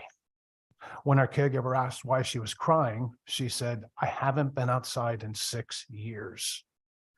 Talk about a life-enhancing moment. We all have issues, but some of us have more than others, and that's our client population. We serve them day in, we serve them day out, and I stand in front of you, actually sit in front of you today, asking for your help and your assistance. Thank you for your consideration. Thank you so much for your testimony and for that example. Next, we will have Susan Rousseau, followed by Jacqueline Penny. Good afternoon, members of the Appropriations Committee. My name is Susan Brousseau. I'm the Chief Financial Officer of Edelbrook. Edelbrook provides schools and residences for individuals with autism spectrum disorder. We serve individuals with the highest level of need in the state and employ over 600 people. I'm a CPA with over 35 years of experience working with both for-profit and nonprofit businesses. During my testimony today, I'll refer to community nonprofits as businesses because from a financial perspective, that is what we are. I live in Boughton, Hebron. Thank you for the opportunity to testify on HB 6659. You've probably guessed that I'm asking to increase funding for community nonprofits during the biennium. 9% fiscal 24, 7% in fiscal 25. But what I'd like to discuss specifically is to index future rate increases to inflation. Tying future rate increases to inflation for payments made to nonprofit businesses makes sense for so many reasons. From a financial perspective, the nonprofit vendors that serve the state operate as businesses in the same manner as any for-profit business that is also a state vendor. For-profit vendors would not be expected to provide the same level of services year after year without a cost of living adjustment. For many years, the state assumed that nonprofit businesses somehow don't experience cost increases in the same way as for-profit businesses. I can tell you as a nonprofit CFO, we feel the full impact of inflation, and it's unfair to believe that somehow the laws of economics don't apply to us. By tying future rates to inflation, we can alleviate the struggle that nonprofit businesses face when funding does not match inflation, particularly if this occurs for multiple years, as has happened in Connecticut. Nonprofit businesses have experienced a severe shortage of staff to serve children and families in Connecticut. We've been losing staff to other employers because what the state pays for our services doesn't allow us to pay our staff competitively. Unfortunately, we're also losing staff to the state, which is running a campaign to hire their own healthcare staff.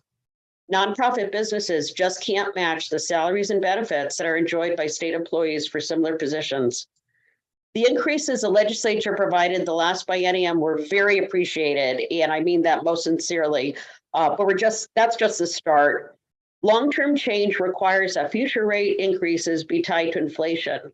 Most importantly, and this is what I want to finish with, we want our staff to consider their positions to be long-term careers, which would require paying them competitively and include annual raises, again, based on rates tied to inflation, which would allow for less turnover and thus better outcomes for those we serve. It's the right and just thing to do. Thank you. Thank you so much. Next, we'll have Jacqueline Penny, followed by Bruce Stovall.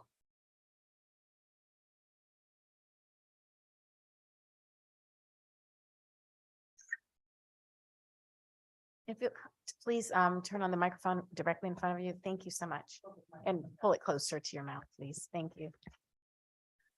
Good afternoon, members of the committee.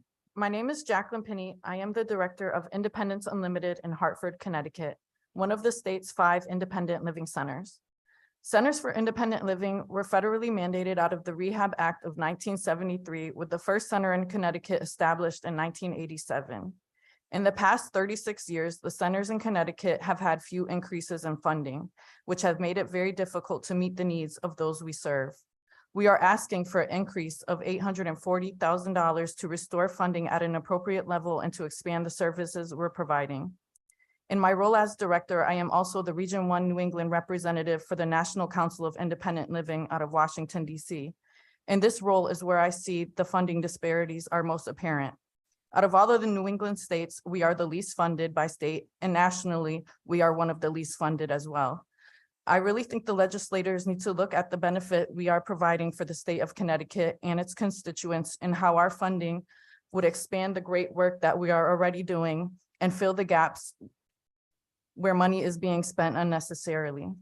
The Centers for Independent Living have federal mandates to advocate for people and systems, which we do daily, from everything from community-based service providers to housing discrimination issues. We provide peer support for people. Centers help people transition from school to work or to nursing facilities to the community. We provide independent skills training, and we act as a call center daily to provide information and referral, yet we don't compare to our neighboring states in regards to both the funding and the support. Connecticut centers have been crucial in the Money Follows the Person program being implemented nationwide, and we've never gotten the credit. Not only have centers transitioned thousands of people in the state of Connecticut, I myself stopped counting at 370 people in 2017. But the most importantly about me bringing that up is we have kept those same people in the community beyond their MFP year. When people transition out, they're only followed for 1 year, and that's where we have stepped in. And before Money Follows the Person, there was the nursing home transition grant at our center, which was the pilot for the Money Follows the Person demonstration, which is now implemented in Ohio and Florida, all thanks to the good work that the Connecticut centers showed. Currently, we have 38 people in the community that have transitioned out on MFP, and we are currently keeping them in the community. One of them was from that grant pilot program in 2011. Thank you. Thank you so much for your testimony. Next, we'll have Bruce Stovall, followed by Coco Selman. Yep. Good evening, Senator Austin, Representative Walker, and the rest of the members of the Appropriation Committee. My name is Bruce Stovall, and I represent Oak Hill. Oak Hill was established in 1893 and is the largest provider of disability services in Connecticut. We provide a wide continuum of programs and services. We operate 65 group homes, an accredited special education school, several camps, an assistive technology center, as well as a number of specialized clinical programs. We employ approximately 1,700 individuals and operate in 50+ towns across the state. I'm here to testify on House Bill 6659. Again, I'm going to, given the time of the evening, I'm going to abbreviate my remarks. We are looking for what you've heard many times tonight, that a 9% raise and a 7% afterwards. Again, I'm going to just go right into some of our facts. And that basically is the funding. We did receive 3% the last 2 years. That did help us avert a strike, but and pass on a small wage increase to our direct care staff and managers. Unfortunately, in real wage terms, our workforce has been left behind based on the recent inflation rate. We and many of our colleague agencies are experiencing a critical staffing shortage. Oak Hill has recently temporarily vacated 2 homes and based on health and safety issues. And we currently have 37 vacant beds across our system. We'd love to utilize these beds and help with the waiting list. Simply put, we're not competitive in the marketplace. Given our wage levels and lack of funding over the years, we essentially compete with the retail stores and the restaurant trade. We have over 800 direct care positions. Currently, over 150 of those are vacant. Our work is a bit of a calling, and it does carry significant responsibilities. Parents and guardians entrust us with the health and well-being of their loved ones. Our ability to recruit and retain a workforce to fulfill this responsibility is at the core of our mission. Please keep in mind that Oak Hill and other nonprofits deliver services for the state at an extremely cost-effective level. I would ask you to support a simple rate increase that will allow us to continue delivering these services to the most vulnerable families and individuals in Connecticut. I thank you for your time tonight. Happy to take any questions. Thank you so much for your testimony. Next, we will have Coco Selman, followed by Janelle Roberts. Hello there, distinguished members of the Appropriations Committee and Human Service Subcommittee. I am Coco Selman, an owner of All Point Home Care, a Connecticut licensed and Medicare accredited home health agency. We specialize in in-home complex nursing care of technology-dependent medically fragile children and adults with tracheostomies, ventilators, feeding tubes, and other intensive at-home medical interventions. We are 90% funded by Medicaid. I respectfully request the adult complex care in-home nursing Medicaid rate be increased to the current pediatric complex care rate. Please make the needed $3 million investment. There's currently a 21% disparity between the pediatric and adult rate. And when a patient turns 19, the nursing rate goes down by $10 to $12 an hour, though nothing changes in the level of care. There are 250 patients currently receiving at-home complex care in Connecticut. Roughly 40% of those are over the age of 18. Should the adult rate be increased to the pediatric rate, the estimated cost of adult care would be $40 million at home versus $100 million in a facility. Thus, the $3 million investment in adult complex care nursing at home saves Connecticut $60 million per year.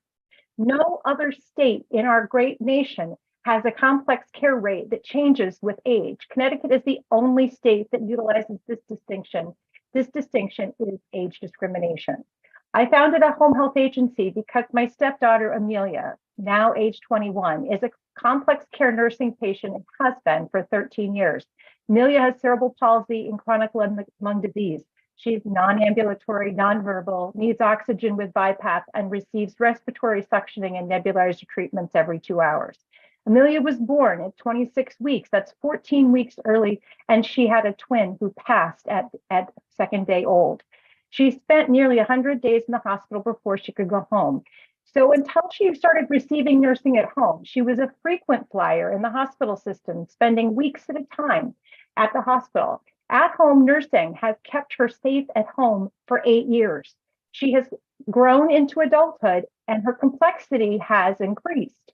She's gone from CPAP to BiPAP. She needs increased oxygen flow at night, and she has additional respiratory treatments daily. But with nursing at home, she still remains safe and well cared for. Amelia's pulmonologist, sadly, regularly reminds us that Amelia's health is in slow decline and Amelia has a very limited lifespan. She will one day also need a tracheostomy and ventilator in order to breathe. The notion that adult complex care patients are less complex than kids is simply not true. However, I want to express that despite her medical challenges, Amelia is a real person and she deserves a thriving life at home with me and our family. Please increase the complex care rates to the same level as pediatric and ensure that adult care is not tragically disruptive. Thank you for the opportunity. Thank you. Thank you so much for your testimony. Next, we will have Janelle Roberts, followed by Max Perkins. Good evening, Senator Austin, Representative Walker, and members of the committee. My name is Janelle Roberts, and I'm a PCA from West Haven. I've been a PCA for 29 years, and I love my job because I get to spend time with my consumers and I get to know them, know when something's not right. I cook for them, clean, help bathe, feed them, go to appointments with them. Sometimes I'm their therapist.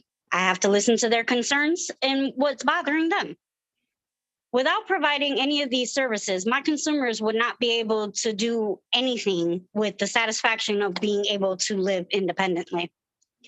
I get frustrated that we're treated like glorified babysitters when we do triple the amount of work that is equally distributed by nursing facilities among coworkers on any given shift. Because of this mentality, we do not have sick days or health insurance. Instead of health insurance for all PCAs, we were promised a stipend. But a year later, even that has not been delivered. Additionally, neither PCAs nor consumers were notified about the deadline to apply until 3 days prior. Similarly, we are promised sick time, but this remains unavailable to us. When I get sick, I have to go to work or I'll fall behind. If I have sick days, I would be able to stay home and not have to worry about passing the germs back and forth to my consumers. I would be able to rest and be healthy and not worry about the stress of falling behind on my bills. When my client got COVID and then I got COVID from my client, because there's no backup coverage and I don't get paid sick leave, I had to work while having COVID, which isn't healthy for either of us. I have asthma and I struggled to breathe that week, all while providing care to my consumer. My 17-year-old daughter has a full-time job at Dunkin' Donuts and makes more weekly pay than I do. Please make this right and allocate funding to help PCAs like me gain the basics, the ability to stay home when we're sick, have health insurance we can count on, and take care of our families. Thank you for your time. Thank you so much for your time as well. Next, we'll have Max Perkins, followed by Anna Duragazi. Good evening.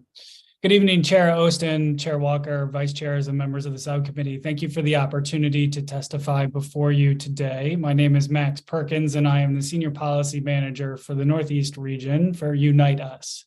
Founded in 2013 by two veterans who served in Afghanistan, Unite Us builds coordinated care networks to securely connect health and social care providers in a common ecosystem, enabling bidirectional referrals and communication between once siloed providers. In Connecticut, Unite Us manages the Unite Connecticut network, which is supported by partner organizations such as the Connecticut Hospital Association, Yale New Haven Health, and Community Health Network of Connecticut, among many other wonderful institutions.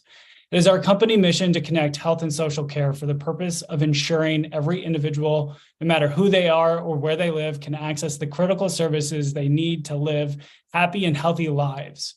Unite Us has successfully scaled our networks in 46 states, including through partnerships with state government programs in Rhode Island, North Carolina, Virginia, California, Oregon, and Nebraska. Unite Us also counts as partners numerous local government entities such as public health agencies, veteran service organizations, child welfare departments, and more than 4,000 schools nationwide. To date, our networks have served more than 33 million individuals nationwide and offer more than 2 million different services to those in need across the country. After 10 years working to connect our fragmented systems of care, we know our networks increase access to health and social services and are driving improvements in overall health and well-being. I'm here today to offer our support for Governor Lamont's proposed universal home visiting program, which is included in the Governor's Bill 986, and urge this committee to fund this important work with new money, as the budget before you currently does not include funding for this initiative. At Unite Us, we work with community-based organizations, health systems, and government partners to ensure all women and infants, particularly those at risk of poor health outcomes, have a chance at a safe and healthy life. For example, Unite Us partners with New York City's Department of Health and Mental Hygiene's home visiting program, one of the largest in the country, to enable government employees to screen and refer pregnant persons and new families to the most appropriate home visiting service, and empower those nurses conducting those home visits to seamlessly connect families to available resources in their communities that can address unmet SDOH-related needs like food insecurity and mental health care. We believe innovative and collaborative strategies like home visiting programs should focus on removing barriers to accessing care of any kind, health or social care, and should emphasize preventative approaches that integrate existing community resources and programs. To that end, we also request this committee consider funding a broader effort to support a statewide coordinated health and social care network to improve health and well-being, reduce costs, and advance the state's health equity goals, as has states such as Rhode Island, Virginia, and others have done. Unite Us stands ready to work in partnership with the legislature and the state should there be interest in such an effort. Thank you for the opportunity to testify today, and I would be happy to answer any questions. Thank you. Thank you. Thank you so much for your testimony. Next, we will have Anna Dorgazi, followed by Vicky Veltri. Good evening, Senator Austin, Representative Walker, and members of the Appropriations Committee. My name is Anna Dorgazi, and I'm one of the policy directors at AARP Connecticut. Excuse me. This session, AARP has testified in support of several pieces of legislation related to improving nursing home transparency, accountability, and staffing. The changes that we're advocating for are not supported in the proposed budget, but we urge you to consider what it will mean for nursing home residents if conditions remain unchanged. In May, the statewide Council of Presidents of Resident Councils, which is made up of resident council presidents from nursing homes across the state, sent a letter to the Centers for Medicare and Medicaid Services with quotes from residents about how low staffing levels are impacting their daily lives. Here are just a few of the comments that were included in that letter. I haven't had a shower in 4 weeks. I laid in bed all weekend and Monday because there was not enough staff to get me up. I wanted to get out of bed, but there was no one to help me. There is never enough staff. Most days I go 8 to 12 hours without being changed. Staff are leaving because they work too hard and too much. We acknowledge that the nursing home workforce, like the healthcare workforce in general, is facing real challenges right now when it comes to recruiting and retaining staff. However, Connecticut needs to require staffing levels that most appropriately support the health and safety of residents, as well as the workers who care for them. In their testimony on bills that would increase staffing levels to 4.1 hours of care per resident per day, which is the level that AARP supports as well, DSS estimated that these staffing level changes would result in $30 million in unbudgeted costs to the state. We recognize that this is not a small expense, but we support its inclusion in the final budget because institutionalized older adults and people with disabilities deserve staffing levels that better support their needs and provide a dignified living environment. In addition to being the right thing to do, this could have the effect of making nursing homes a more desirable workplace. Inadequate staffing burdens existing staff. Research makes clear that high workloads for direct care staff contribute significantly to staff turnover. So even though it may sound counterintuitive, requiring and funding higher staffing levels may be a necessary first step in creating the kind of quality working environment that will attract new talent and be competitive with other workplaces. Our written testimony includes more details about our support for increased staffing levels at nursing homes, as well as the need for improved funding transparency. It also includes details about our support for increasing the income and asset levels for Husky C, and a note regarding the proposed budget's continued support for the Connecticut Home Care Program. Thank you for the opportunity to share our comments, and thank you for your consideration. Thank you so much. Have a good evening. You too. Next, we will have Doris Maldonado. Doris Maldonado. Nathaniel Wells. Nathaniel Wells. Jessica Krasinski. Jessica Krasinski. Asif Alim. Asif Alim. So next we'll have Vicky Veltri. Hi, good evening, Senator Austin, Representative X, and members of the Appropriations Committee. It's nice to see you. I'm Vicky Veltri, and I am, hi, Representative Walker, how are you? Great to see you. I'm the Executive Director of Malta House of Care, which is a free clinic that provides comprehensive primary care services to uninsured adults in the greater Hartford area. I'm here today to testify in support of Section 33 of the governor's budget, which provides $500,000 in capital grant support for mobile vans for free clinics. Malta started as a clinical operation in 2006, way ahead of its time. Since that time, it's delivered 75,000 visits to uninsured adults in the greater Hartford area. In that work, it saves money for patients who might otherwise go to the emergency department. An emergency department visit right now is about $2,000 per visit. Our services are free. Our patients speak over 30 languages, represent over 50 countries of national origin, and we continue in our work because we're a trusted provider to partner with community organizations in the area to provide services to people in Hartford and across the river in East Hartford. The mobile van visits sites around the city, but our goal is to expand access for uninsured patients in the greater Hartford area. To do that, it costs money. It's a significant cost. So the governor's budget would provide significant funds for us to be able to expand the use of our existing clinic or potentially even purchase a new mobile medical clinic. The last mobile medical clinic that we purchased was for $390,000. That's what it costs to equip a mobile medical clinic with the kinds of things that need to be equipped to comply with the law. The designation of the funds in the governor's bill for free clinics is really important. Free clinics are designated by HRSA, the Health Resources and Services Administration. As a free clinic, we can't accept third-party payments. So we do not take Medicare, Medicaid, or any third-party payment. We serve the people who cannot even qualify for those programs. So we are the safety net of the safety net.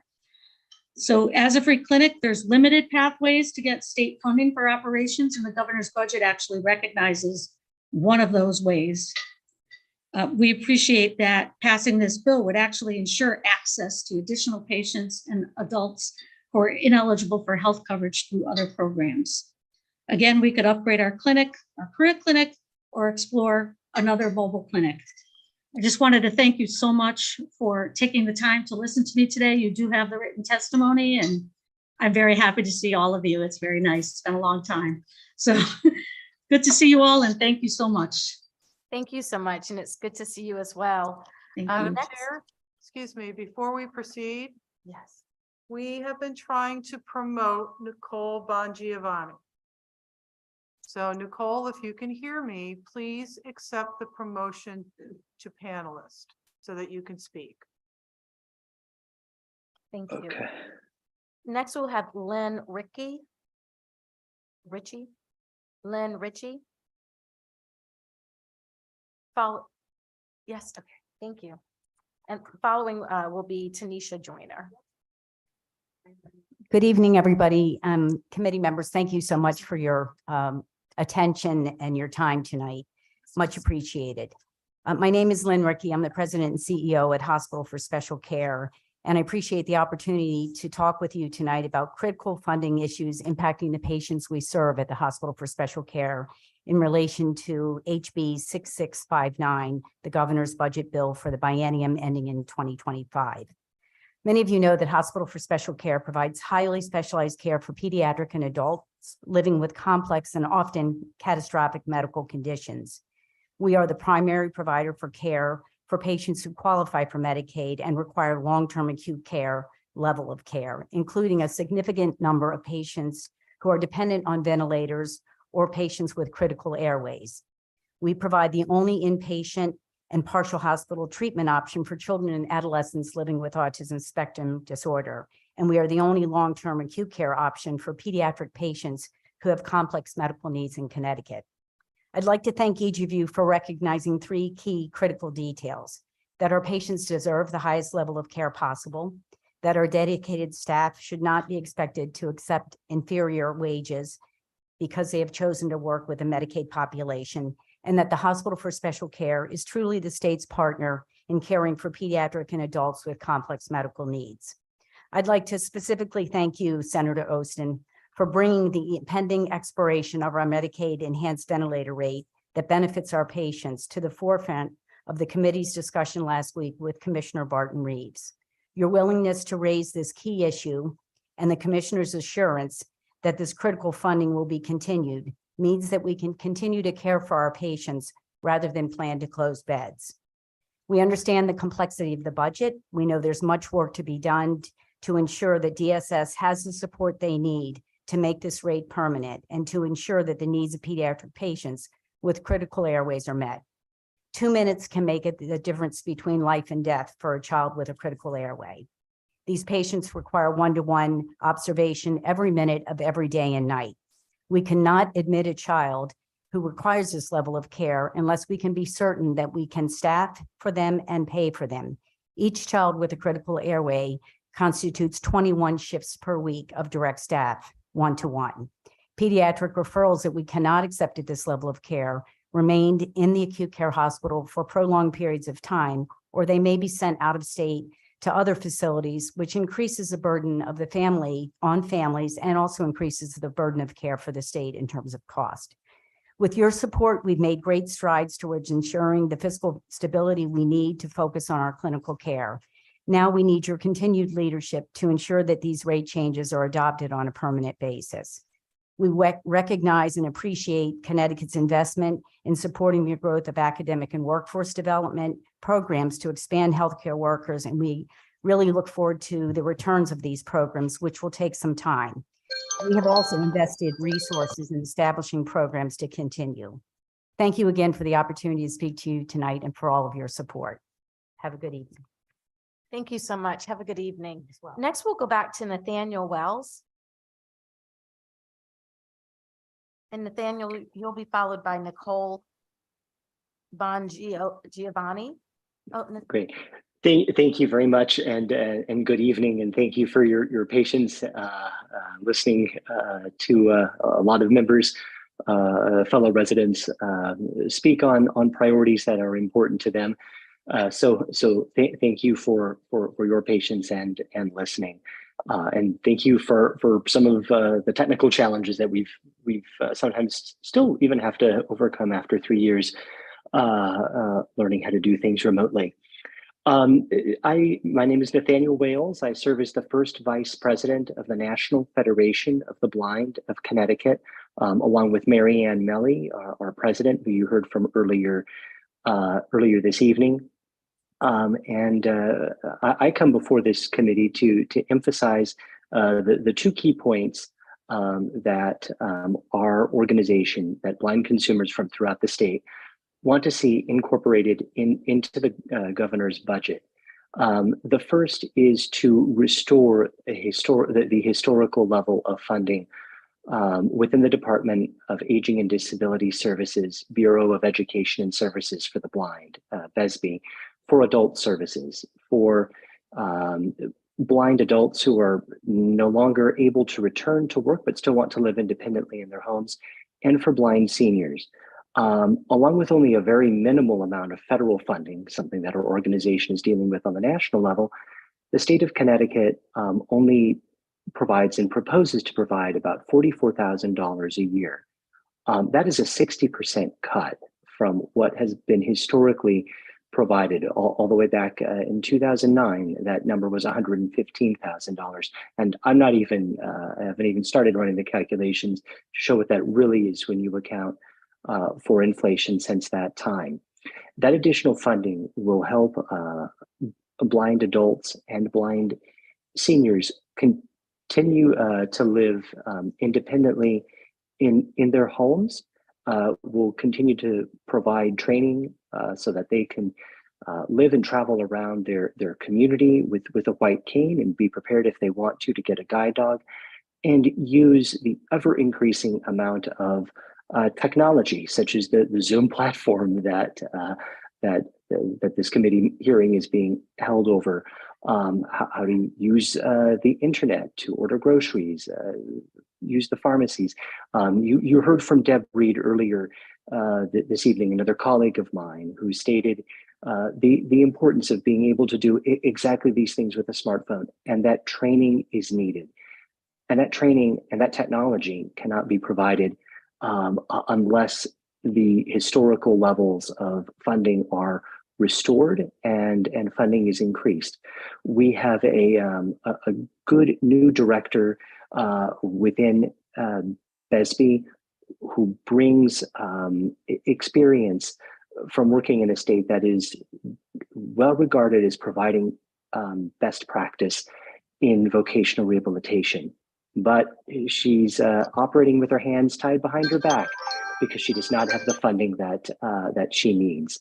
The second ask that our organization has is that the cut proposed to vocational rehabilitation services be reversed. This isn't a $1.1 million cut. That's only the federal, I'm sorry, that's only the state side. For every dollar that we cut, we lose $9 in federal funding. That's a pretty sweet cost share for the taxpayers of the state of Connecticut. That money will end up going to other states whose legislatures do make vocational rehabilitation of the disabled and of the blind a priority. I ask that money be restored as well. I'm happy to take any questions and refer you. Yes, thank you. Thank you very much. Thank you so much. Thank you for your testimony. Next, we will have Nicole Bongiovanni. And she'll be followed by Sarah Gagnon. Nicole?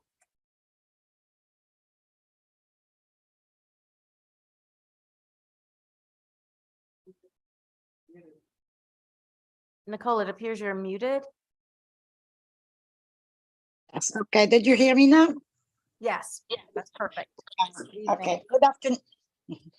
Good afternoon, Senator Austin, Representative Walker, and member of the Appropriation Committee.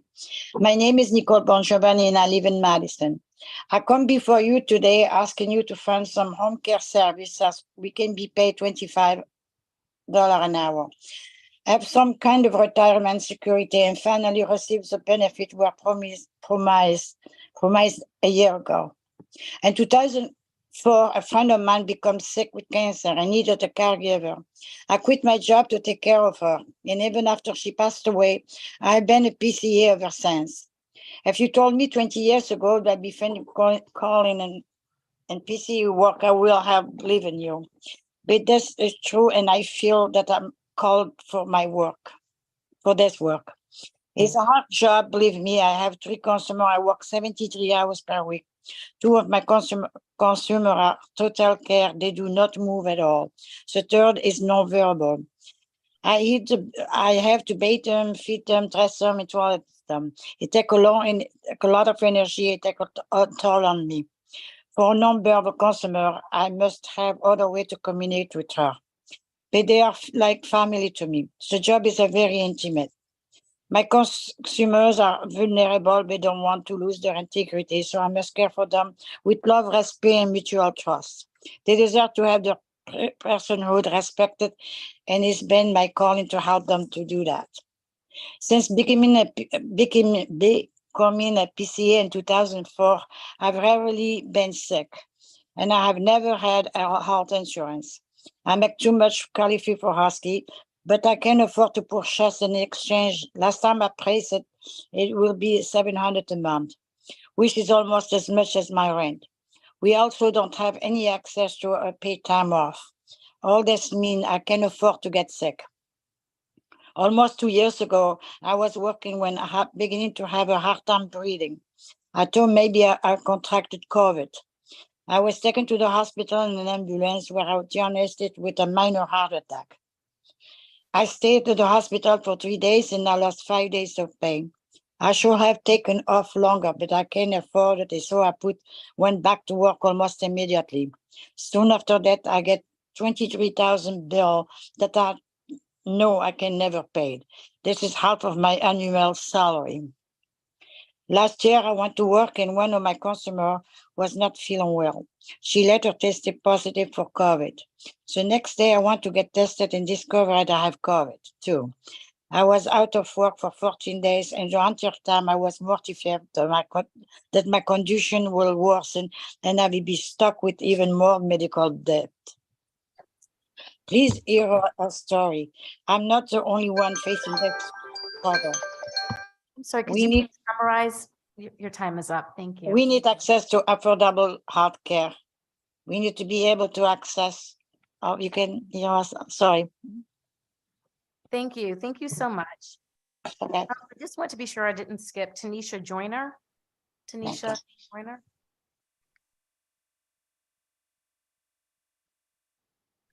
Next there would be, let's see, Sarah Ganong. Sarah Ganong. Great. Thank you, Representative, and good evening, everyone. Thanks for holding this important hearing today. I know it'll be a long night for you all. My name is Sarah Ganong. I'm a Hartford resident and the State Director of Connecticut Working Families. We're also a member of the Recovery for All and for Immigrant coalitions. Thanks for the chance to be here today remotely testifying on House Bill 6659. Well, overall, there are obviously a lot of really important priorities being funded in the governor's budget for human service agencies. The budget does actually not include sufficient funding to make sure everyone in Connecticut can thrive. Absent from the proposed budget, for example, is expanding Husky for those up to age 26 who are income eligible regardless of their immigration status.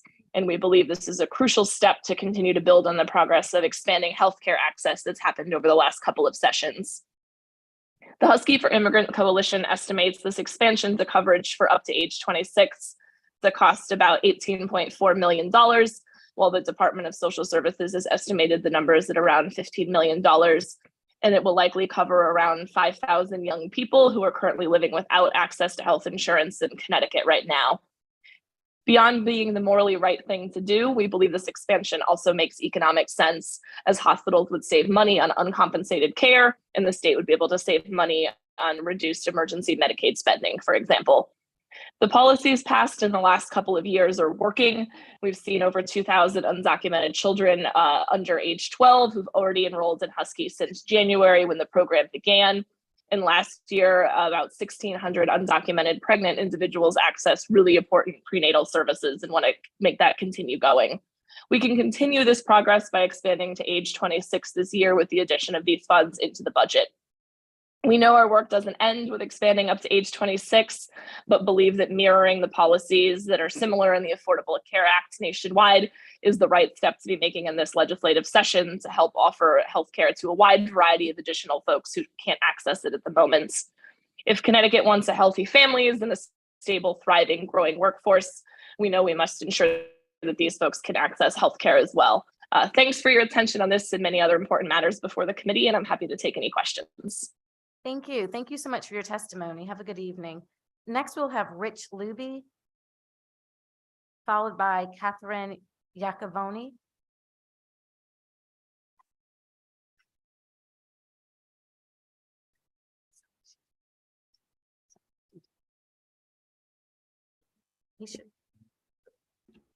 Evening, this is Rich Luby.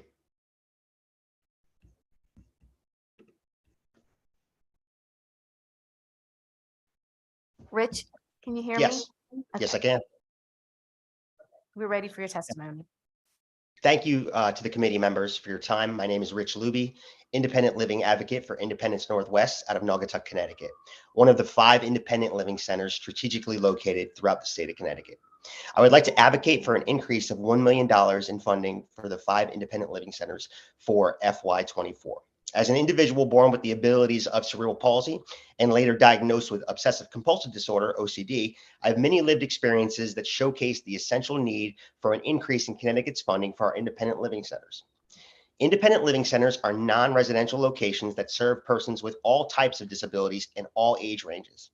The centers, which are staffed by qualified persons with disabilities, provide information and referral to thousands of individuals a year, peer counseling, independent living skills training, institutional transition back to the community, youth transitions to school and work, Advocacy, and Deaf and Veteran Services. I've had the opportunity to experience life from very differing perspectives. Once again, cerebral palsy and OCD. It's these life experiences mixed with accesses to resources similar to the ones provided by the Connecticut independent living centers that have helped me overcome non-traditional challenges and drove me to develop into the man I am today. In my particular case, these above services were leveraged to enhance my physical capabilities that were hindering my disability, excuse me. In turn, the improvement in my physical capabilities impacted my mental and emotional state, allowing me to truly believe that with the correct support in place, I could be a productive, capable member of society. While funding has remained stagnant, falling behind year-over-year inflation rates, the need for services continue to grow. According to the CDC, 598,000 people identified as living with disabilities in the state of Connecticut. That's 26% of all residents. Since the start of the coronavirus pandemic in 2020, the need for services and requests for services are up 51%, with waiting lists as long as 6 months. In difficult budgeting times, independent living centers' fundings have repeatedly been cut, forcing our centers to reduce staff and cut services. At one time, the 5 centers provided services to all 169 Connecticut towns. They directly serve only 27 towns today. People living in outlying towns get information and referral or other limited services that can be provided through brief contact. It is clear that money taken from already underfunded centers is poor strategy, wrong allocation of resources and funding, and ultimately will more than likely cost the state more money in years to come. In the simplest form, if you do not spend the money up front to ensure that individuals from very vulnerable populations are provided with the resources to develop and build independence, then you are left with many capable members of society, the disability community, being reliant on other services such as Social Security disability, for example. I'm all about being financially responsible, but I'm not about complacency and inadvertent cap on expectations of the community. So in closing, Thank you. Yep. In closing, again, I ask that you fund the independent living centers of Connecticut at $1 million for FY24. Thank you for your time. Thank you so much. Next, we'll have Catherine Iacovoni, followed by Tanya Larson.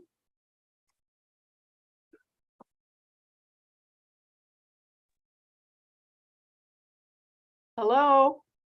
Hello, can you hear us? Can you hear me? Yes, we can hear Oh, you. good. Thank you. Good evening, distinguished chairs and members of the committee. I'm Catherine Iacovoni. I'm the interim CEO of the Community Health Center Association of Connecticut. I'm here to talk to you tonight about an immediate financial need. The Health Center Association represents 16 health centers across the state, collectively serving over 400,000 residents, and 61% of these residents are Medicaid beneficiaries. The health centers have over 250 sites located in urban and rural areas to reach those who are medically underserved. The testimony I give you tonight really concerns the fiscal cliff that the health centers are now facing.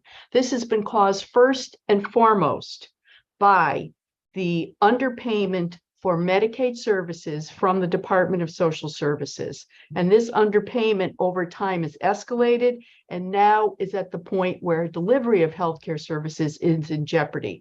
As 61% of the clients are Medicaid recipients, each loss of a visit has contributed to collectively a $43 million total loss last year alone in delivery of care.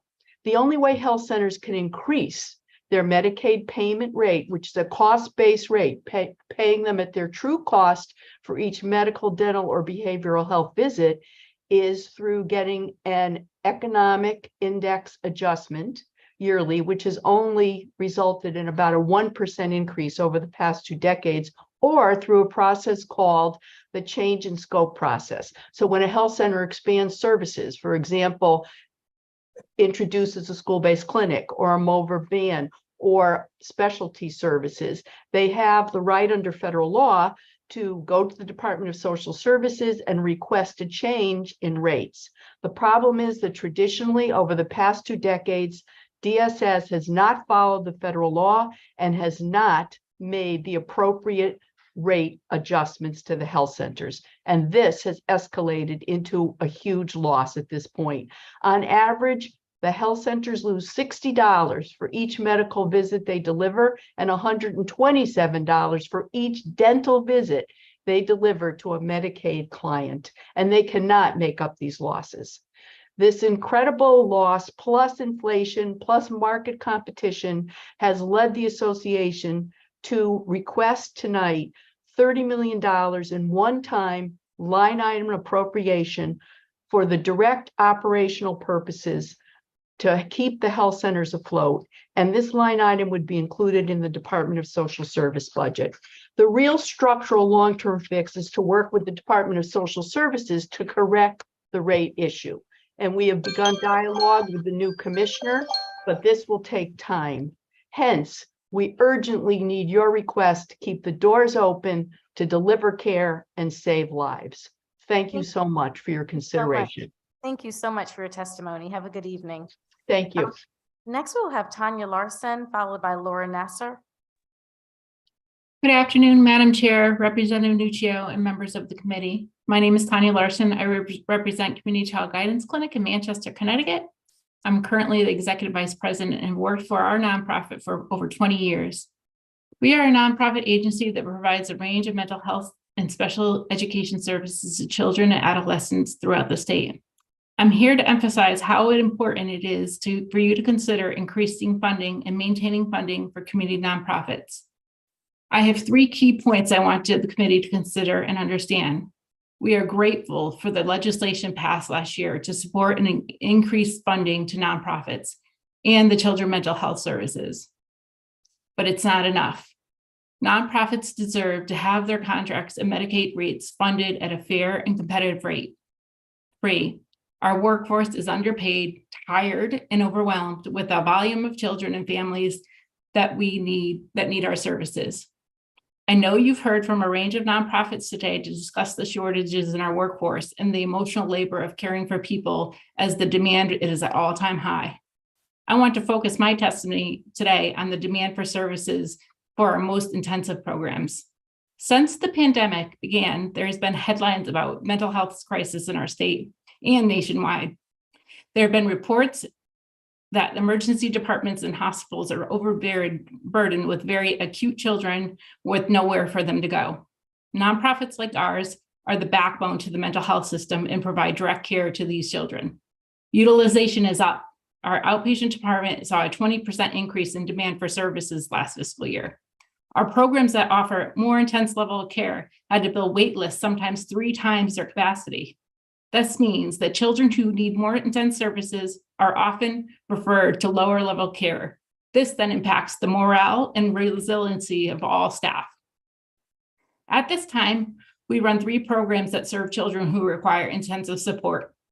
Staffing and programming for these kids who are struggling with intense behavioral and emotional challenges come at a cost. Low staff and child ratios are required to keep everyone safe and interventions effective.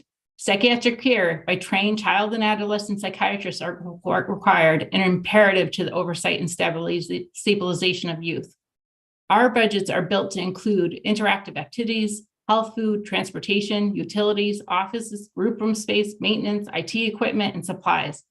Medicaid rates and DCF contracts just don't cover the cost of care, and historically have not appeared to consider inflation in their contracts. For example, the Medicaid rate for our intensive outpatient services has only seen a 4% increase since 2011. Please invest in nonprofits. Thank you for the opportunity to provide my perspective on the budget. Please support increasing funding for community nonprofits by 9% in fiscal year 24 and 7% in fiscal year 25, and to index future increases to inflation. Thank you. Thank you so much. Have a good evening. Next, we'll have Amanda Skinner, followed by Maya Gessman. Good evening, Rep. Exum, Chairs Ostin and Walker, and honorable members of the Appropriations Committee. My name is Amanda Skinner, President and Chief Executive Officer of Planned Parenthood of Southern New England, testifying regarding Human Services budget of House Bill 6659. Planned Parenthood is the largest provider of family planning and sexual and reproductive health services in Connecticut, caring for over 50,000 patients at 14 health centers across the state. We believe all people deserve access to quality, affordable health care as a basic human right, and are compelled to speak out about the importance of the Medicaid program to our patients and of investing in family planning providers. We thank Governor Lamont for making strategic investments in women's healthcare and family planning, which included an increase in the Medicaid reimbursement rate for family planning providers in the FY23 budget adjustments. Until that year, our Medicaid reimbursement rates had remained unchanged since 2008, while labor costs had increased 65%. This committee and the administration were responsive to the urgent sustainability issue faced by PPS&E and the patients we serve, and we are grateful to you for taking action to bring the family planning fee schedule to 90% of the OBGYN fee schedule. We now respectfully ask for an increase in these rates to match the OBGYN fee schedule. Current gap in reimbursement between the OBGYN and family planning schedule based on Medicaid utilization for 2022 would amount to $322,610 annually. The public investment in family planning is a smart state investment. These investments help avoid unintended pregnancy, cervical cancer, HIV and other sexually transmitted infections, infertility and preterm and low birth weight births.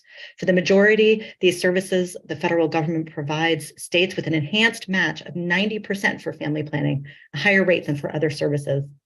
Planned Parenthood plays an indispensable role in providing these services in Connecticut as the largest provider of sexual and reproductive health care in our state. It's worth noting that 50% of women in Connecticut between the ages of 20 and 44 and who live at or below 250% of the federal poverty level have visited a PPS&E health center at least once in the last 3 years, and 60% of these women see only Planned Parenthood as their healthcare provider. We are also grateful for the Lamont administration's commitment to and action to expand access to comprehensive reproductive health care, including allocating $2 million in funding in the FY24-25 budget. We must do everything we can to remove barriers, including financial barriers, for people in Connecticut and those who must travel here to access safe, legal abortion care. Over the past 2 legislative sessions, I also want to note that this committee and the legislature took important action providing access to Husky health for undocumented immigrant children and prenatal and postpartum care for undocumented immigrant pregnant people. There is more work to do to ensure every immigrant in our state who needs health care can access it. We urge the committee to include funding to expand Husky up to age 26 for those who are income eligible, regardless of immigration status. Increasing family planning Medicaid rates strengthens patients' long-term access to essential preventive care. It creates healthier communities, and it helps ensure equitable compensation for a clinical workforce that is representative of our patients. We thank the Lamont administration and this committee for strengthening reproductive health care access by investing in the infrastructure and long-term sustainability of family planning providers and abortion care providers. Thank you. Thank you so much and have a good evening. Next, we'll have Maya Gessman, followed by Costanza Segovia. Good evening, and thank you for the opportunity to speak in front of the committee. My name is Maya Gessman, and I am a senior at Cheshire High School. I currently serve as one of the co-chairs of Cheshire Youth Services Youth Advisory Board, a committee created to help organize, plan, and volunteer at local youth events through the youth service. The advisory board is made up of students ranging from 7th grade to 12th grade in order to gain perspective on what interests a wide age gap. Growing up, I have been an active participant in events through the youth service as both a volunteer and as an attendee. The youth service has provided me with a safe, welcoming place to go and activities that my friends and I have enjoyed together. As a child, I did not understand the time and money that goes into these events, but now that I serve as a member of the Youth Advisory Board, I see what limits events from being put into place and the importance of these events. Growing up, I was able to participate in field trips that the youth service organized, like a trip to the Bronx Zoo, after-school events like the Rad Lab Science Program, and even simple carnival nights hosted by the youth services. At these events, the youth service provided food and drinks, entertainment, and an inviting and inclusive environment. As a volunteer at these events, it has been a full circle moment as I have watched youth make relationships with others, enjoy their time together, and most importantly, be children in a healthy setting. We choose to organize events that have a good cost to benefit ratio. When planning events for the youth, members of the Youth Advisory Board often suggest field trips. However, we have to limit the amount of field trips we can run because we do not have the funds needed to cover a majority of the costs, leaving a big portion of the costs on the participants. An important goal of the youth service is to create an environment where everybody can go, regardless of money. They encourage the idea of just bring yourself.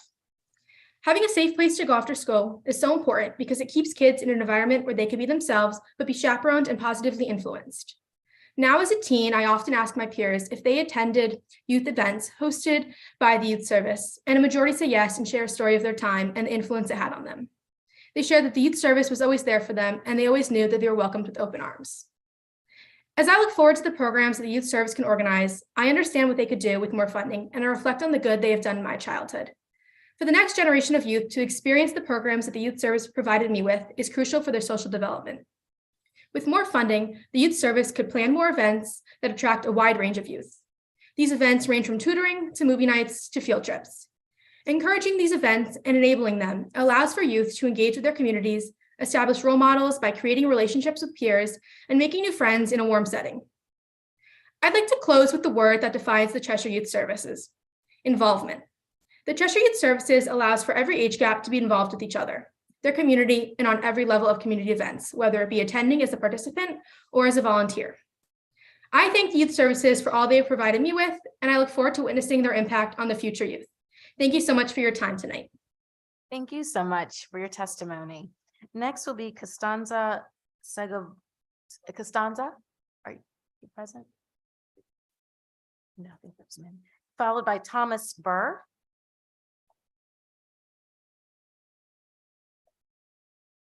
And after Thomas, we will hear from Ann Olson. Good evening. Yes, good evening, Representative Exum, Representative Walker, Senator Austin. It's good to see you all.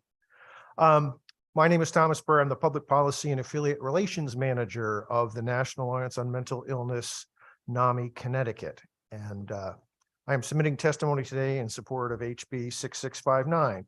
NAMI as an organization is dedicated to building better lives for those with lived experience with mental health conditions and their families. NAMI Connecticut and its 9 local affiliates provide support groups and education programs for people with mental health conditions and their loved ones, and advocates for policies to improve the lives of people affected by mental health conditions. You have undoubtedly received many emails from our members in the last couple of days regarding today's hearing.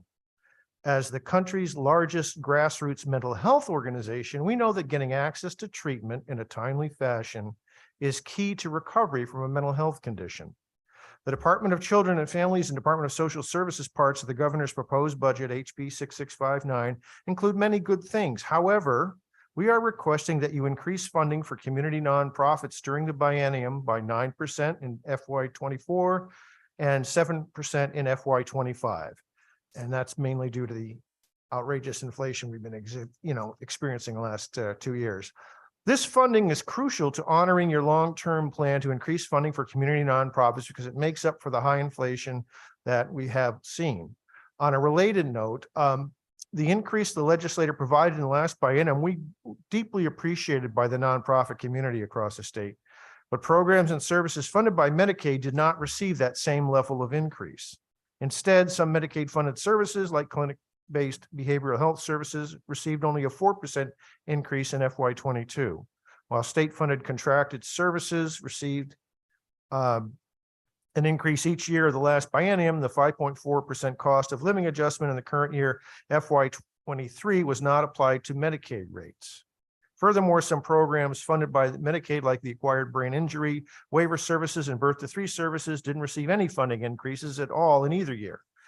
This is at a time when costs have increased significantly for all nonprofit programs. Also, we would like to see in this year's budget an increase in the income and asset limits for the Husky C program to match the income limits for Husky D and the asset limits for the MedConnect program as outlined in House Bill 6630. We want to see the increase in the income limit from about 94% of the federal poverty level increase to 138%.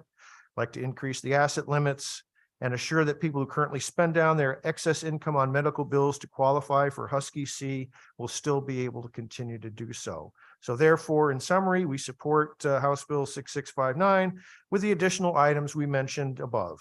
Thank you for your time and attention. Thank you. Thank you so much. Have a good evening. Yes, you too. Next, we'll hear from Ann Olson, followed by Michael Patoda.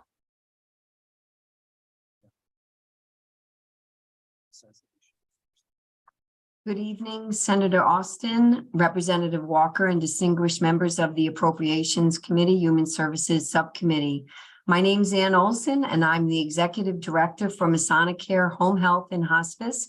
It's my privilege to speak with you this evening. Masonic Care is the largest nonprofit senior care continuum in Connecticut, and our home health and hospice division is one of the largest home health and hospice agencies in Connecticut. We have a census of almost 1,200 home health and hospice clients in 141 towns in Connecticut, in all counties except Litchfield County. We're committed to providing care to all Connecticut residents in need, regardless of their payer source or ability to pay. Our dedication to providing high quality, comprehensive home care to Connecticut's most vulnerable Medicaid population is well established and respected. Our Medicaid patients currently represent 9% of our active daily census. The significant agency hardship due to the long-standing inadequate Medicaid reimbursement rates is just not sustainable. Masonic Care has been forced to limit the number of Medicaid patients that we admit to service. We lost over $650,000 to provide skilled care for our Medicaid patients in fiscal year 22. We've had to utilize private funds to cover social work services at a cost of $17,775. Social work interventions are critical to the Medicaid population and have never been covered by Medicaid. And the visits will help address issues firsthand and keep patients out of the ED, hospitals, and skilled nursing facilities, which is good for the patient and a benefit to the state from a cost standpoint. There are additional uncovered costs providing care for Medicaid residents. Workforce shortages are more than ever before. Our unique care costs for residents that live in high-risk urban areas, and the burdensome administrative costs due to industry regulatory burdens. We're committed to high-quality, cost-effective outcomes and are proud to participate in the current Medicaid value-based initiative. We recognize that balancing the state budget is a challenging project, but for sustainability, we respectfully request that the reimbursement for Medicaid be corrected with an increase to the current Medicaid reimbursement rates for home care, that you would please consider an annual provider rate increase to be established to account for COLA and inflation, and please create a reimbursement to enable Medicaid social work home visits. We fear that a failure to do so will result in more serious access issues for our Medicaid residents. We thank you so much for the opportunity to provide the testimony and really appreciate your consideration. Thank you so much. Thank you so much. Have a good evening. Next, You we'll have too. Michael Patota, followed by Anthony Torres.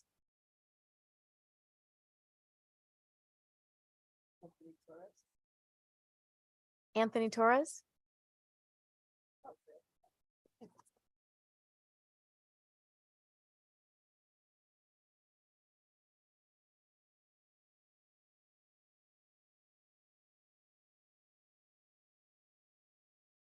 Just push the button, yes. Okay. Thank you. Hi, my name is Anthony Torres, and I've been receiving services from TSEA for about the past 9 months. The program is really beneficial to me because as soon as I have a situation when I want to do something or I think of something, maybe like my CDO, for instance, I told my worker that I wanted to get my CDO. The next week he came up to me and he had an appointment for me. I was ready to go to the school and we were pretty much on it. I started getting set up and getting enrolled in classes. I want an apartment. We started looking for an apartment right away. And I think it's just very beneficial. Just any questions I have or anything I want to do with my life, they're instantly there to help me and get stuff done right away. And it's amazing. My worker, he's not only there just for work, but for personal reasons. When I need someone to talk to or anything, it's way more personal than just a work relationship, It's very personal and meaningful to me. And yeah, it's amazing. Thank you. Thank you. Thank you so much for taking the time to come out this evening. Thank you. Thank you. Next, Next, we will have Robin David, followed by Brendan Duhamel.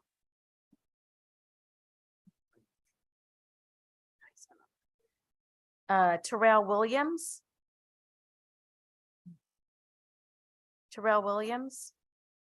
Followed by Bonnie Gaudreau. Oh, I'm Brendan Duhamel and I'm here. Oh, Brendan, I'm sorry, Brendan. No, it's all right. Brendan, why don't you go ahead and then you can come on down, Bonnie. Thank you so much. All right. Good evening, Senator Austin and Representative Walker and members of the Human Service Subcommittee. My name is Brendan Duhamel and I'm a senior at Montville High School, and I'm here on behalf of Montville Youth Services. Thank you for your time today to hear my testimony on the governor's budget proposal. I would like to thank the governor for keeping youth service bureaus whole in his proposed budget. It is very much appreciated. However, the extraordinary needs of our youth have elevated the need for additional staffing and resources to support the complex nature of the issues facing them and their families. As such, additional yearly funding of $60,000 per youth service bureau, which is about $6.18 million for all 103 youth service bureaus, is vital and will allow for increased staffing and support in the areas of mental health, case management, and/or program services based on the needs of each community to increase capacity and respond to issues the current funding allocation does not allow. Continued funding will enable youth service bureaus to continue offering necessary programming to address the needs of youth of all ages. As the co-president of the Montville Youth Action Council, I work in conjunction with the Montville Youth Service Bureau to assist with the delivery of programming to our youth. This continuation of funding will allow Montville Youth Services, as well as other state service bureaus, the opportunity to continue offering programming that support physical, social, and emotional needs of youth. Personally, Montville Youth Services has become a second home. I joined Montville Youth Service Bureau and their qualified and caring staff after I listened in on a Zoom meeting with my brother during the COVID lockdown. Their outreach amazed me. Even during lockdown, they not only continue to address, but also prioritize mental health. As educated and trained professionals, they provided me with advice and strategies. Whenever I need someone to talk to, I go to Montville Services because of the support they provide to me and my surrounding youth. This funding can further assist the youth service bureaus because they can continue to offer beneficial resources and programs accessible to all individuals. My time at the Montville Youth Service Bureau has allowed me to see firsthand the amount of effort, hard work, and time the qualified and caring staff put into programs, services, and most importantly, the mental health of our youth. Your continued support is imperative to all the Connecticut State Youth Service Bureau's success. Thank you in advance for your continued support and your service. And thank you very much for listening. And I greatly appreciate your time. And I hope you have a nice evening. Thank you so much. You have a good evening as well. Next, we'll move to Bonnie Gaudreau, followed by Joe Goldsmith. Good evening, Senator Olson, Representative Walker, and members of the Appropriations Human Services Subcommittee. My name is Bonnie Gaudreau, and I'm a charge nurse at Davis Place in Danielson. I come before you today to ask you to properly fund nursing homes like mine. I have worked at Davis Place for the past 32 years, and I've never seen staffing issues as bad as they have been the past few years. Even with the new staffing standard, which was set in 2021, the ratio of residents to caregivers is unsustainable. Nursing homes are no longer just for the elderly. We admit a span of many age groups with much more complex, acute behavioral, psychiatric, bariatric issues. I often question why I became a nurse, as I feel inadequate most shifts. I am not able to provide the kind of care these residents deserve to receive due to the short staffing. Imagine coming into work on a day shift with 34 residents, 6 high risk for falls, 2 actively dying on hospice, 7 with dementia, and they have behavioral disturbances, 2 constantly trying to seek to exit the building, 4 bariatric, which takes a minimum of 2 to 4 staff to reposition, roll in bed without getting hurt. And 2 of my patients maybe are independent and the rest have Alzheimer's or some type of dementia needing total care. And then try working with only 2 CNAs.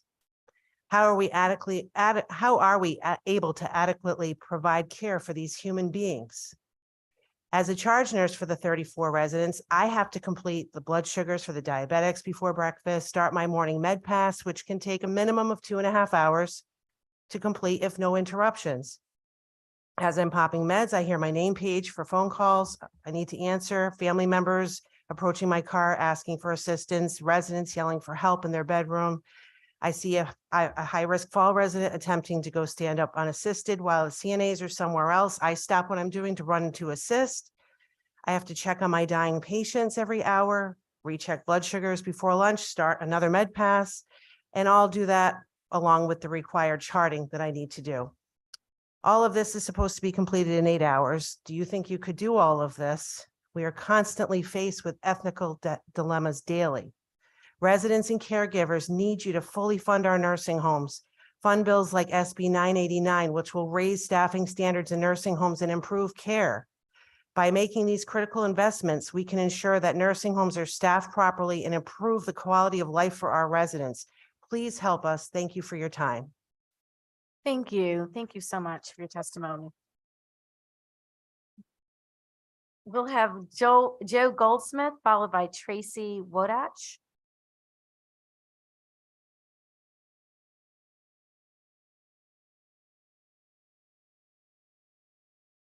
Good evening, Senator Alston, Representative Walker, and distinguished members of the committee.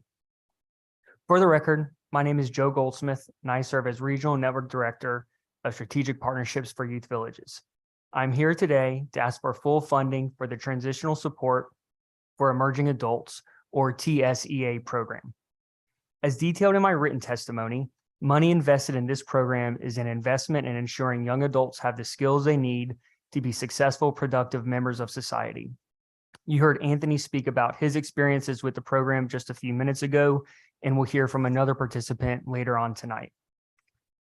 TSEA is an evidence-based program created by Youth Villages in 1999, serving young adults ages 17 through 22 who are leaving the foster care system. The program provides them the support needed to transition to adulthood.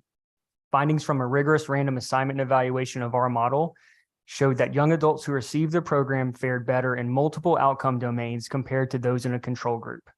These domains include employment and financial stability, mental health, healthy relationships, and housing stability.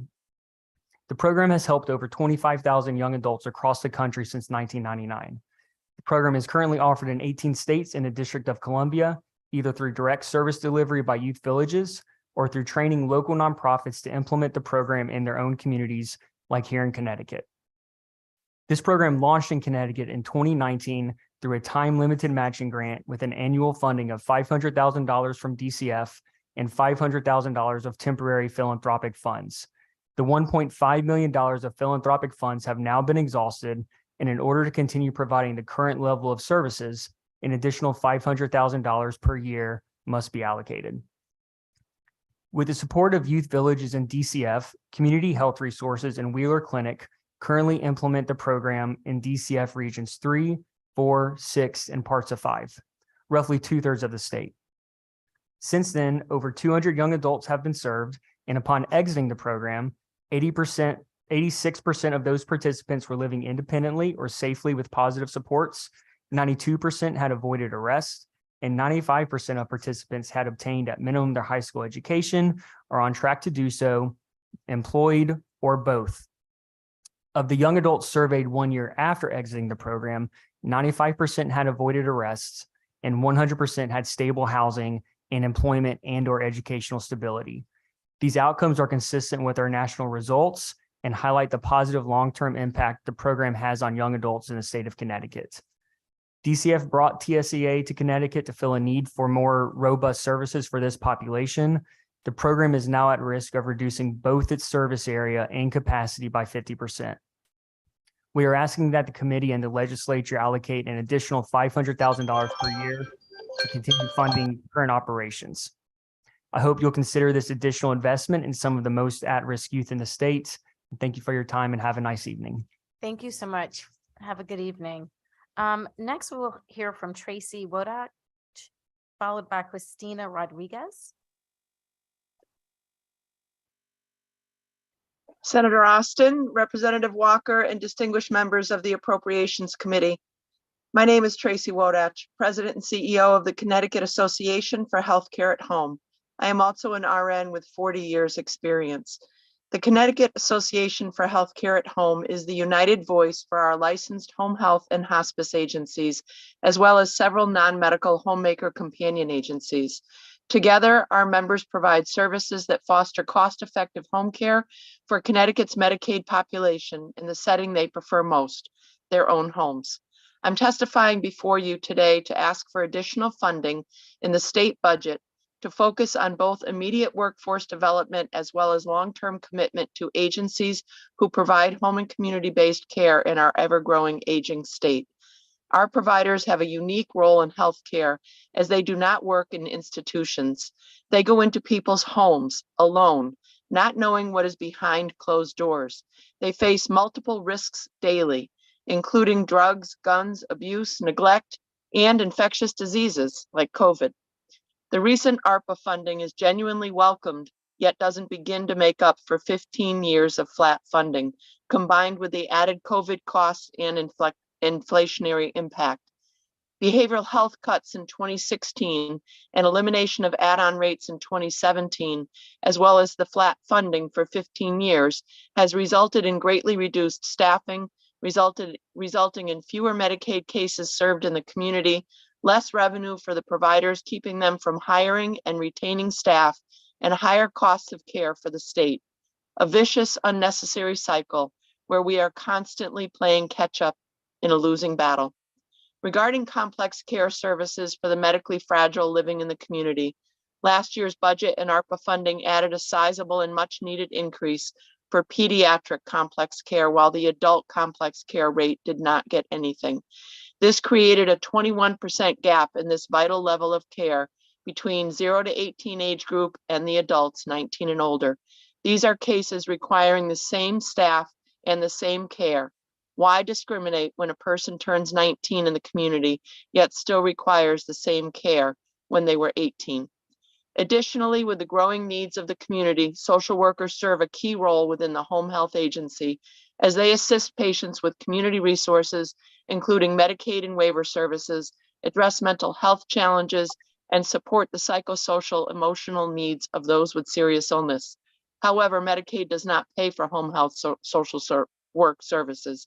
Please consider a state plan amendment to create home health social work Medicaid rate. Our specific asks: consistent annual provider rate increases to account for COLA and inflation, increase the adult complex care rate to align with pediatric, develop a home health social work rate. Thank you. This underfunding is much needed cost-effective Medicaid home care services needs to stop. We urge you to invest, and thank you so much. Thank you, Tracy, for your testimony. Next up, we have Christina Rodriguez. Christina. Good afternoon, or excuse me, good evening, esteemed members of the Appropriations Committee. My name is Christina Rodriguez, and I'm the Area Clinical Director and Administrator for Aveanna Healthcare. Aveanna Healthcare is a licensed home care agency and member of the Connecticut Association for Healthcare at Home. Aveanna has been providing services for medically fragile individuals in Connecticut for over 20 years in all 8 counties. Approximately 74% of the population in which we serve receive benefits from Medicaid or Medicaid waiver programs. Many of our patients require feeding tubes for nutrition, tracheostomy tubes to maintain a patent airway, ventilators to assist them to breathe, and can rest assured knowing that agencies like Aveanna can also cater to physical, social, and emotional needs of the patients and our families. Our agency has about 136 active patients in Connecticut, and of those 136 patients, 88 or 65% are pediatric, with 23 who will be aging out in the next 5 years, and 48 or 35% are adult. This means almost half of our current population is or will soon be impacted by the reimbursement reduction when our services are provided for individuals over the age of 18. This care does not change simply because a person turns 19, and in fact, I would argue that it becomes more complex as our patients begin to age. Thus, we implore you to consider adding funding under Medicaid so that the reimbursement rate for complex care nursing services is the same rate regardless of age. Connecticut is the only state with this age discrepancy. My agency and others are currently working to address the concern of inequity concerning CSN rates in SB 412 before the Human Services Committee, and we are asking this committee to support the funding needed to make it a reality. Our agency and others in the state struggle to find nurses who are trained and willing to provide this care, not only because of the medical complexity, but also because it is emotionally and physically trying. It is heartbreaking to inform a parent that they cannot have nursing care due to the lack of staffing. However, the benefit to this service is patients are able to be cared for at home with their families rather than in a nursing home or hospital, which are the only alternate places of care. You can imagine how difficult it would be for the families if the nurse cannot provide the same care as in our case, once a patient turns 19, simply because of the age disparity and marginal reimbursement rates offered in Connecticut. I have submitted written testimony with additional details, and I'm happy to discuss further. Thank you for allowing me to speak on behalf of this medically fragile population who so desperately needs our assistance and advocacy. Thank you, Christina, for your testimony. Next up, we have Liz Langevin, followed by Gary Steck. Liz? No Liz. Gary? Gary Steck?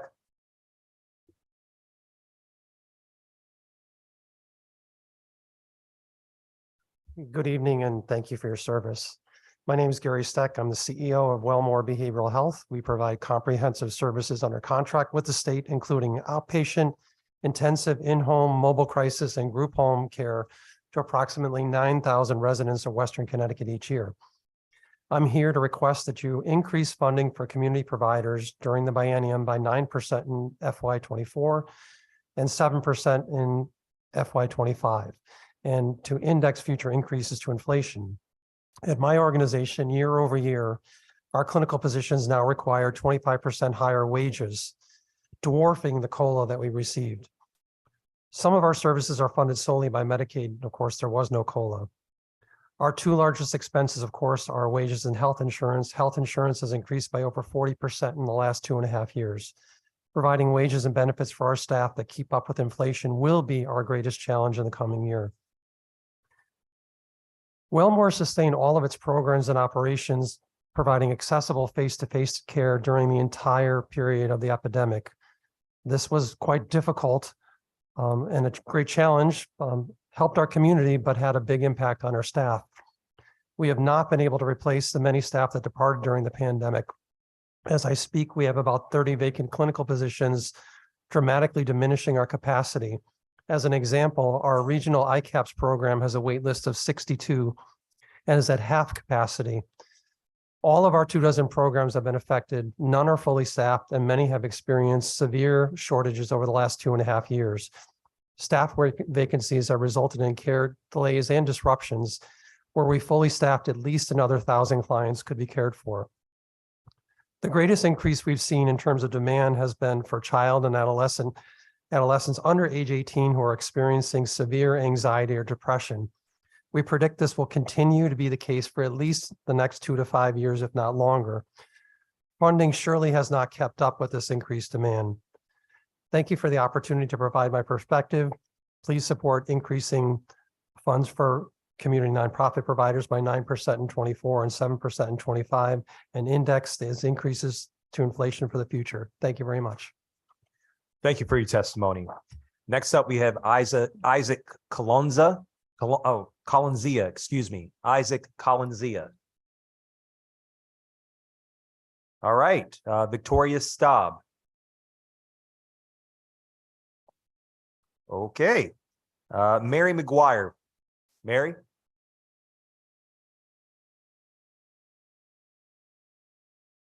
Mary McGuire? Yes, I'm here. Oh, hi, can you hear me? We can hear you. Go right ahead. Hi.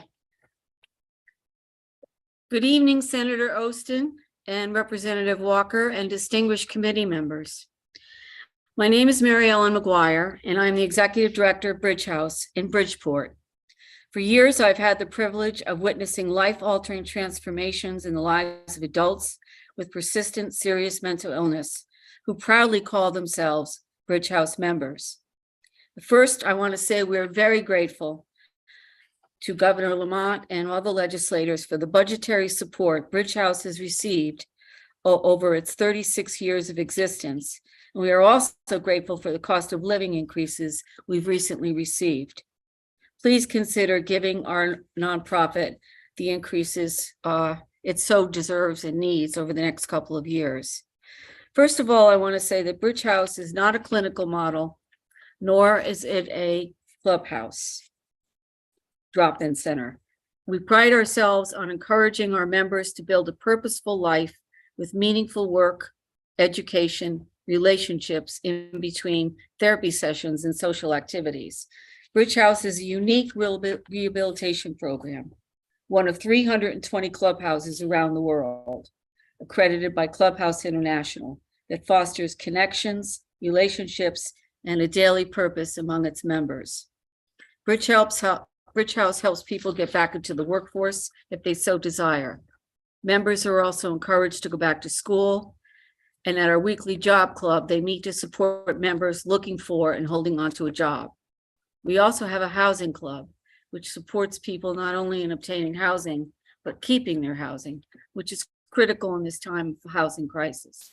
Our folks are challenged with a variety of issues that can sometimes make having a rent and being responsible tenants very difficult. Housing, employment, and education are the pillars of our clubhouse model. Members also have access to social events, nights, weekends, and holidays at Bridge House, which helps to prevent isolation. Members always have a place to come on Thanksgiving Day and Christmas Day. Lifelong friends are made here. We know how important mental health services are in Connecticut, especially since the pandemic. Bridge House must continue to have the resources it needs to provide and expand much needed services. The connections, relationships, and purpose our members find at Bridge House enhance their quality of life. Thank you again for your support. Thank you again for your hopeful continued support. And thank you for taking the time to listen to my testimony. Thank you, Mary, for your testimony. Next up, we have Kayana Ricketts, followed by Waleska Martinez. Kayana? She's not on the phone. Waleska Martinez. Thank you.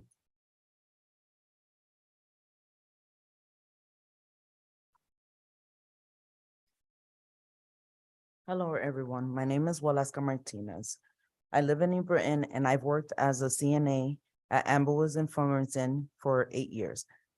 I come before you today to ask that you allocate funding to nursing homes to address short staffing. CNAs are responsible for feeding residents, helping them with hygiene, and ensuring they're safe. This in itself is time consuming. Difficult work, but sometimes CNAs end up helping with tasks that aren't in our job description because they need to get done. We return carts to the kitchen and do the dishes because we don't have enough dietary aids. This takes up 45 minutes of our time every meal. Despite the challenges of this work, I love what I do. My residents are my main focus and I've grown to love them like family. They are very considerate and know we are short-staffed. They see us trying our best and many residents are patient with us. But that is not fair to them. On days we are short-staffed, we are hustling from 7 a.m. to well after our shift ends at 3. Last week, we had 3 CNAs for 30 residents, and I ended up staying late to ensure they all got it to take a shower. On days like that, we don't take breaks. It's hard as a professional caregiver to work in the environment. We are angry, frustrated, depressed, and leave every day drained. When I get home, I shut down. I never have the energy to spend time with my own family. How is that fair to me or my coworkers? Our love for our residents and our compassion is exploited and used against us. Our residents deserve better, and so do we. When we are staffed properly, we are able to do our job. Residents are well-groomed, showered, and we can actually slow down to talk to them and make them happy. When we are short, we have to rush from one resident to next and have no time to talk to them. It fills my heart to be able to socialize with patients because I know many of them aren't visited by friends and family. We are their friends and family. Fully funding nursing homes is one of the most immediate ways to address short staffing. Additional funding can go towards hiring more staff and paying existing staff a livable wage. Please fund bills like SB 989, which will raise staffing standards in nursing homes by raising the staffing standard and creating enforcement mechanisms. The state can send a message that you care for residents and the people who care for them. Thank you. Thank you so much for your testimony. Next up is Elizabeth Canada, followed by Nicole Limon. Elizabeth? Yes, good evening. Good evening, members of the Appropriations Committee, and thank you at this late hour for your perseverance in listening to all the testimony today. My name is Elizabeth Canada. I'm a licensed psychologist, vice president of community-based family services at Wheeler, and I'm also one of the tri-chairs of the Connecticut Children's Behavioral Health Plan Implementation Advisory Board. I've worked at every level of the children's behavioral health system for over 35 years in Connecticut, and I'm here to underscore the urgency to tackle the fiscal side of our distressed children's behavioral health system. In the annual report of the Children's Implementation Advisory Board that we submitted to the legislature in October, we identified the urgency of establishing funding levels that allow providers to offer salaries that attract and retain a skilled behavioral health workforce. My focus today is the request that you increase funding for community nonprofits 9% in 24, 7% in FY25, and index future increases to inflation. You've heard extensive testimony about the importance of this funding and the implications to not do so. And so I thought in the time right now is to highlight a few points from my written testimony that may add some additional nuance. I oversee a continuum of services for children, families, and transition age youth. Before the pandemic, Connecticut was recognized as having a service system with research-supported interventions that was envied by other states. Over the past year, that system has been seriously challenged by our inability to fill clinician positions to maintain capacity. In consulting about youth who are in distress, I found myself going down lists to the third, fourth, fifth treatment option. And as an example, one youth that I recently provided consultation, his family was being referred out of state for residential care because there weren't services because of the shortage of clinicians. It wasn't what the family wanted, it wasn't clinically indicated, but they were frightened and they were looking for options. For nonprofits, the shortage is directly related to a reduced pool of applicants and losing clinical staff to telehealth companies, school districts, hospitals, private practices, and directly to the state because our funding does not allow us to pay competitively.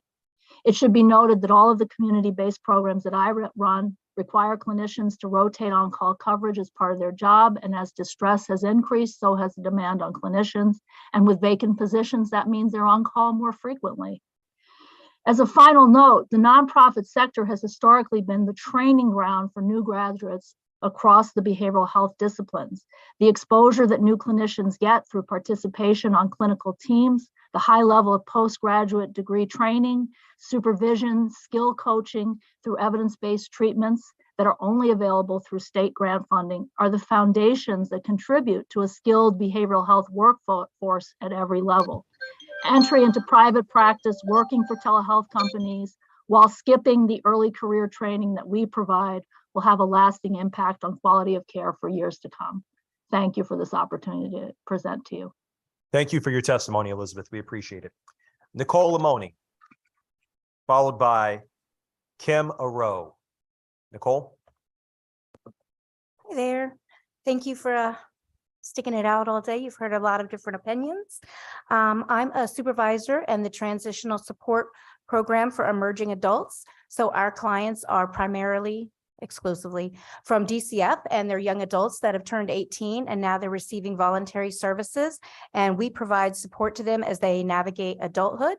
If any of you are parents, then you're familiar with that process, that just because someone turns 18 doesn't mean they're really ready to make major life decisions on their own. We're asking for an additional $500,000 to continue providing this vital service for youth transitioning from foster care into adulthood. The program that I'm in was established with the understanding that 50% of the funding needed would be provided by philanthropic donors for long enough to get the program up and running and prove that it was effective at positively impacting young people in Connecticut. The program has done just that, and without action by the legislature to fill the void left by the sunsetting of the philanthropic dollars, these young adults will not get the support they need to be successful in the world. You've already heard from several people in our program here today. The primary focus of our job is building a positive connection and relationship with these young adults and help them navigate important tasks like the DMV. You know that you really need a guide to go through that process, how to make medical appointments, how to find providers, how to develop employment seeking and maintenance skills, how to find an apartment, maybe their first time living alone and independently. What will their education plan be as they pursue either a vocation or college? Over 70% of foster youth express an interest in getting a college education, but really actually only about 3% are able to complete that task. They need more support. There are no other robust services for young adults like the ones that we offer at the TSEA program in the state of Connecticut. Young adults who are aging out of foster care have experienced multiple adverse childhood experiences, which include abuse, neglect, multiple foster home placements, lack of continuity in education, many lost relationships, maybe with their family, their siblings, their friends. Their life experiences create additional problems resulting in mental illness, substance abuse problems, and a lack of confidence. These challenges impact the emotional and social development of foster care youth as they transition into adulthood, and yet they're expected to find housing, get a job, research, and enroll in post-secondary or vocational training opportunities, take care of their basic needs, and function independently as an adult. There's a waiting list for our program right now. We probably have about 15 people that we're not even able to service because of the high demand. And something that's really unique about our program is that it's a voluntary program. These young adults have expressed a real interest in furthering these opportunities for themselves. And so they're asking for this help. So with this financial giving, we can make that opportunity a reality for them. Thank you. Thank you so much for your testimony. Kim Aroor, or Ra, forgive me for the mispronunciation. Kim, I believe you joined. Hello, hi, good evening. Can you hear me? Yes. Yes. I just want to thank you all for your time, Senator Austin, Representative Walker, and the distinguished members of the Appropriations Subcommittee. My name is Kim Arrow. I am the president of both Aetna Ambulance and Ambulance Service of Manchester. I am also the treasurer of the Association of Connecticut Ambulance Providers and the president of North Central EMS Council. Aetna Ambulance and Ambulance Service of Manchester primarily service many towns in the Hartford and Tolland counties. I'm here tonight to testify about the urgent need to increase all Medicaid rates for ambulance providers and to bring them in line with the Medicare rates. The aftermath of COVID-19 and the continuing inflation have stressed emergency services throughout our state. As stated in previous testimonies, our expenditures have increased significantly these past few years, while our staff has declined, and yet Medicaid reimbursement has flatlined. Our current rates significantly underfund the cost of care. Rather than reading my full testimony, I just wanted to focus on an example where this occurs every day when we respond to a cardiac arrest. Cardiac arrests require an advanced level of response, definitely with a paramedic. Our two companies often send more than one paramedic and a supervisor that is probably a paramedic as well. Those two vehicles have a total staff of 4 or 5 people. In many towns, we also respond jointly with either the fire service or volunteer service. And I just want to stress the number of vehicles that can often respond to this type of request. In any event, there are typically, as I said, 4 or 5 people working diligently on these complicated calls. Aside from the staff, the medical supplies cost, we itemized them yesterday, and they can add up to anywhere from $250 to over $400, depending on how difficult the call is. However, the reimbursement for Medicaid for this type of call is $349. This, in some instances, in this example, would not even cover the medical costs. So the cost of all the payroll, the health benefits of those employees, and any costs associated with the vehicle, the fuel, and the mileage to arrive to the scene would not be covered at all. Medicaid does not allow us to itemize our bills for supplies used. It's just a flat fee of $349. With most cities in our state, the Medicaid payer mix is about 25 to 35% of all our calls. With all costs increasing, especially fuel and payroll, so significantly this past year, and for Medicaid to remain flat, this model is not sustainable. We want to continue to be able to provide the excellent level of care we do for our citizens in our state.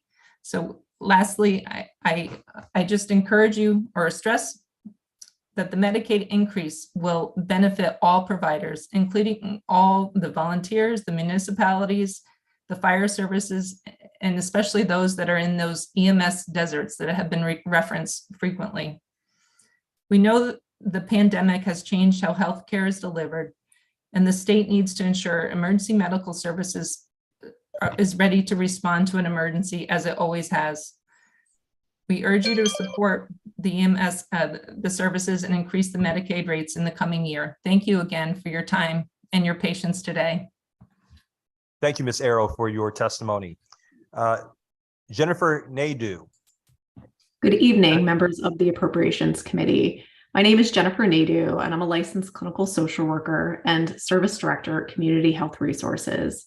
CHR is the most comprehensive nonprofit behavioral healthcare provider in Connecticut, where we offer a wide range of essential personalized services for children, families, and adults whose lives have been touched by mental illness, addiction, and/or trauma. I oversee a variety of child and family outpatient, community-based, and child welfare programs. Thank you for the opportunity to testify on the governor's budget this evening. I'm here to request that you increase funding for community nonprofits. As we're all well aware, we're in the middle of a mental health crisis right now. Children, adolescents, and their families need services more than ever. The acuity of the symptoms we're seeing and the volume of referrals to our programs has never been this high. Nonprofits are continually being asked to serve children with increasingly high needs, and waitlists for programs continue to grow. Programs like our outpatient psychiatric clinics for children that have no waitlist are overwhelmed with referrals for children who need a higher level of care. Our intensive community-based programs carry waitlists of families in desperate need of services now, not months later when we'll have the capacity to see them. Amidst all of this, the governor's budget proposes a reduction of $16.5 million from out-of-home care to reflect utilization trends. How can utilization for out-of-home care be low enough for a reduction of this magnitude if there are waiting lists for services across the system? At the same time we're faced with this mental health crisis, employers like CHR faced with a staffing crisis. The pandemic has made mental health professionals reevaluate what they want when it comes to their professional careers. Nonprofits like CHR are losing clinical staff to state agencies, telehealth companies, school districts, and hospitals because what the state pays us for services does not allow us to pay our staff competitively. Candidates have told us that the salary and benefits that we offer as a nonprofit agency are just not competitive enough. Additionally, clinical staff who've been at our agency for years are leaving to work in private practice settings where they can set their own schedules, see clients via telehealth from home offices, make more money, and see less acute clients. Medicaid rates and grant funding that we receive from DCF are not adequate to cover the cost of delivering services and what we need to pay to attract staff to work in our programs. While it's time-consuming as an employer to hire and train new staff, the children and families we serve are the ones who lose out the most. Not only are we able to serve fewer families when we have staff turnover and vacancies, but new staff won't have the same knowledge of the service area and the community that more experienced employees have. That means it might take longer to connect a family to resources that can be valuable to them. Thank you for the opportunity to provide my perspective on the budget. Please support increasing funding for community nonprofits by 9% in fiscal year 24, 7% in fiscal year 25, and to index future increases to inflation. Thank you for all that you do to stand up for nonprofits like CHR in the budget process. I appreciate the opportunity to testify this evening. Thank you for your time. Thank you, Jennifer, for your testimony. Next up, we have Kim Durand, and following Kim is Faisal Pradham. Kim?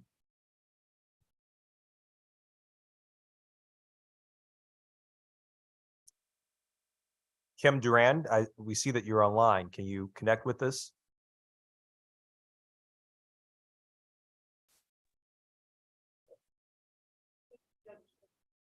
Kim, you're on mute. There you are. Never mind, I ruined it. Unmute yourself, please. Thank you.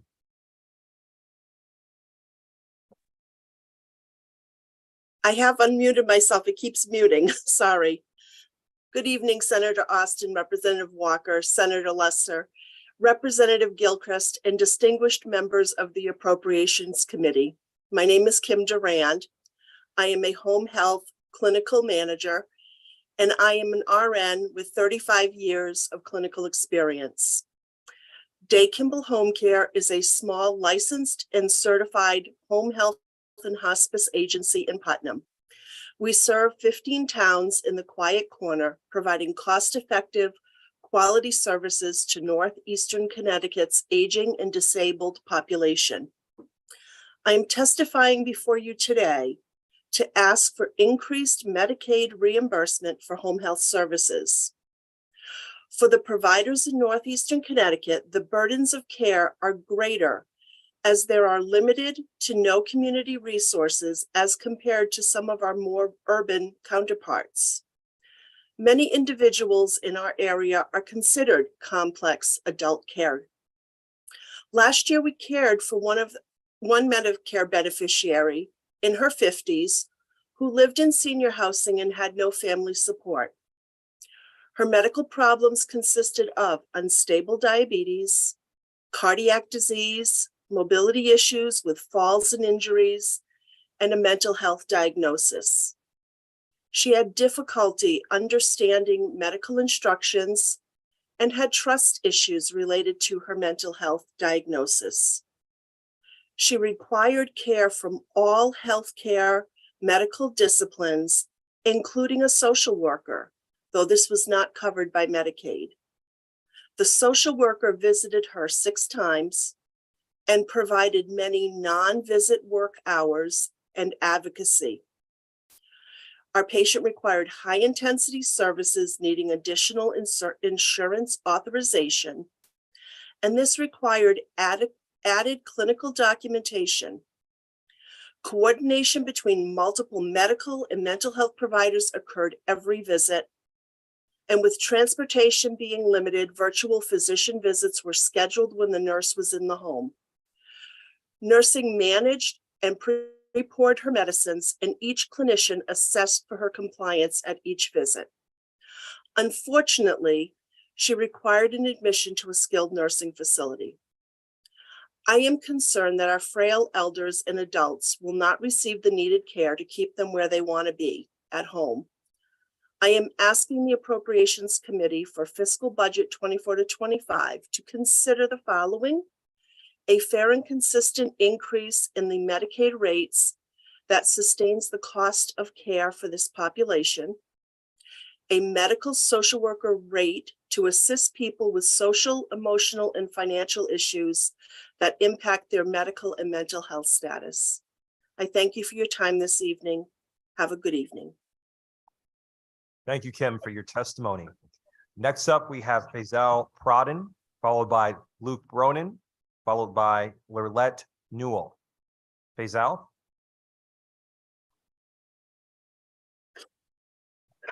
Not here. Luke Bronin. He's definitely not here. Lurlette Newell. Thank you.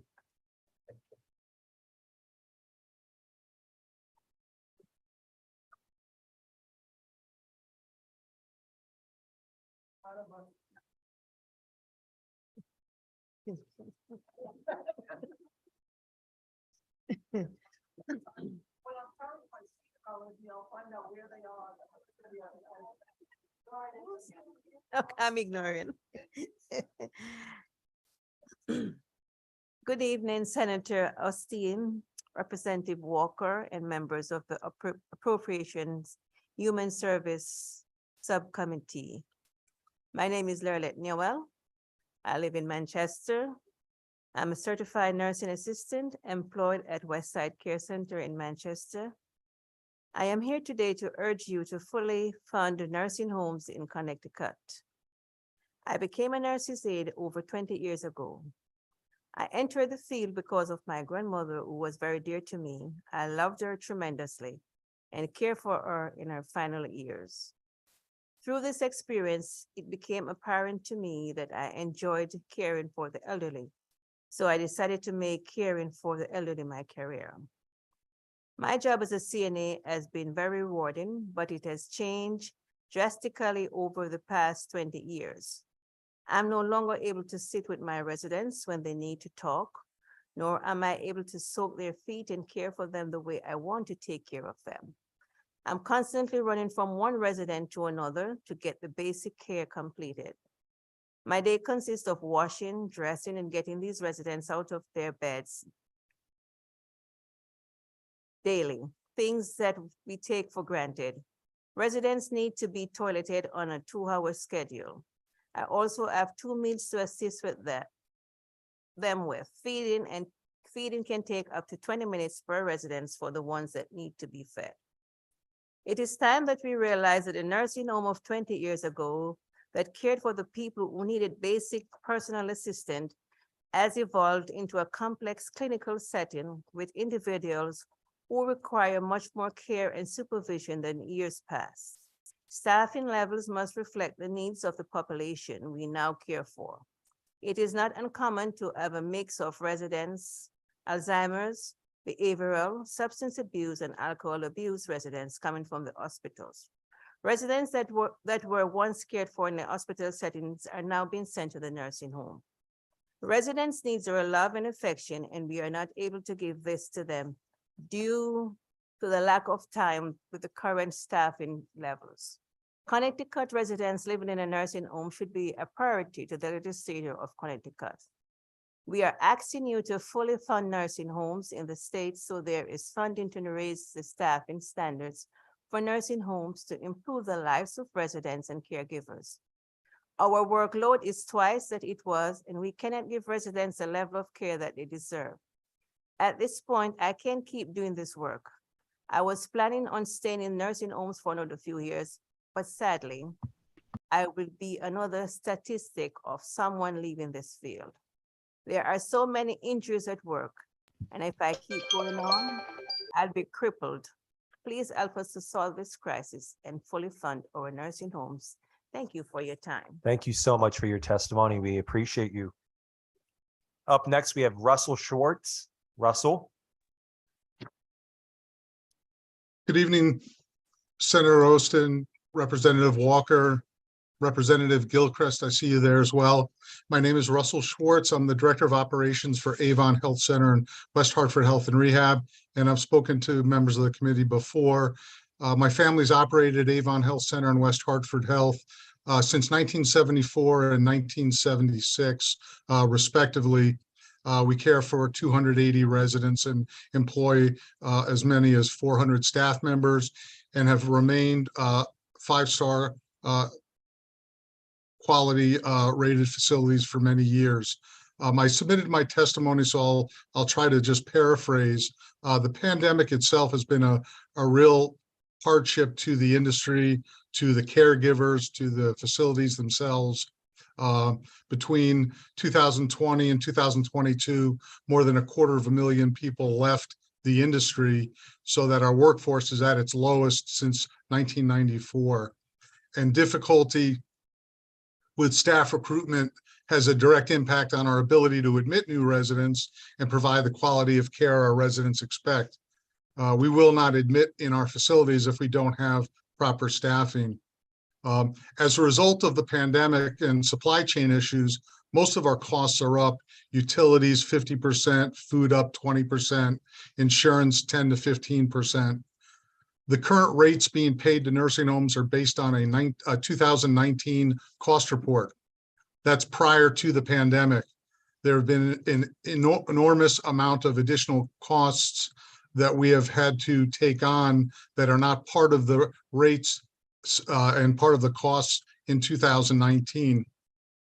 The governor's budget doesn't fund the inflationary increases for the next 2 years. And that's going to be a significant burden on us.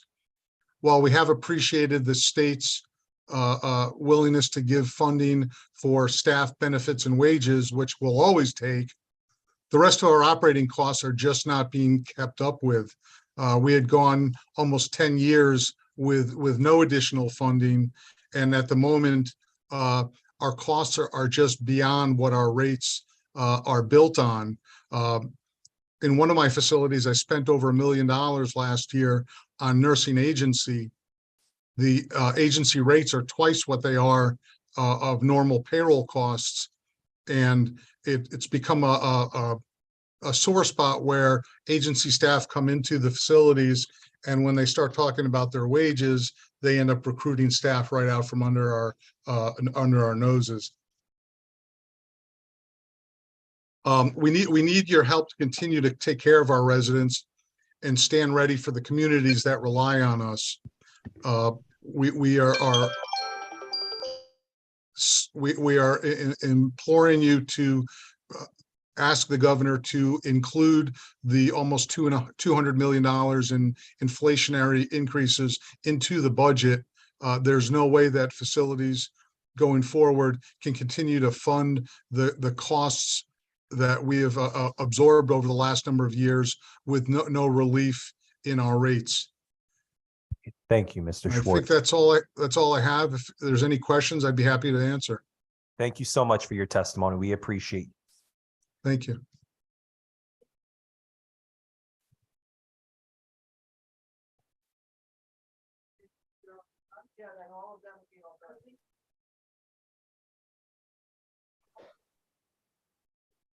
Yes, Madam Chair.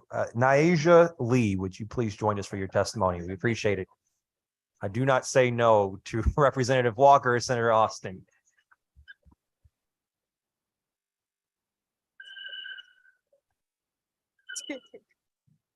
My name is Naija Lee. I am an 18-year-old graduate from East Harbor High School, class of 22, born in Norwich and currently living in Norwich, Connecticut. And I want to speak about the transitional support for emerging adults program for foster children and young adults. At CHR, I think this is a good program to keep for children because it gives us the opportunity to succeed when becoming an adult, and it helps us with job searching. Finding colleges also helps with life skills. I wish to continue this program to help me improve family relationships, to continue pursuing my goals, with one being becoming a CNA. I can say this program has had a positive impact on my life. If I did not have this program, I would have been on my own and wouldn't be able to make the growth that I have made throughout my time as a client. This program is important because there is a numerous number of teens who are in need of this assistance in different areas of their lives. And it is my pleasure to participate in making a change. Thank you. Thank you, Ms. Lee, for your testimony. We appreciate you. Safe travels to you all going home. Next, we have Perla Cardoso joining us online, following Cynthia Johnson. And right after Ms. Johnson will be Lisa Connolly. Perla? Yes, cool. Hi, chairs and members of the Appropriations Committee. My name is Perla Vanessa Cardoso. I am a parent to a 1-year-old toddler, a daughter to Mexican immigrants from Puebla, Mexico, a resident from New Britain, and an organizer with Connecticut Students for a youth-led organization that fights for the rights of undocumented youth and their families. I'm sorry. And we are a member of the Husky for Immigrants Coalition. Thank you for the opportunity to testify. Thank you for the opportunity to testify regarding HB 6659, an act concerning the state budget for the biennium ending June 30th, 2025, with respect to the budgets of the human services agencies, specifically for the Department of Social Services, which administers Husky. There are important priorities being funded in the governor's budget for human services agencies, but this budget doesn't include sufficient funding to invest in all the people of Connecticut, Connecticut's needs for a thriving state. such as public education, nonprofit services, affordable housing, and healthcare. Absent from the budget, for example, is Husky, up to the ages of 26 for those who are income eligible, regardless of immigration status.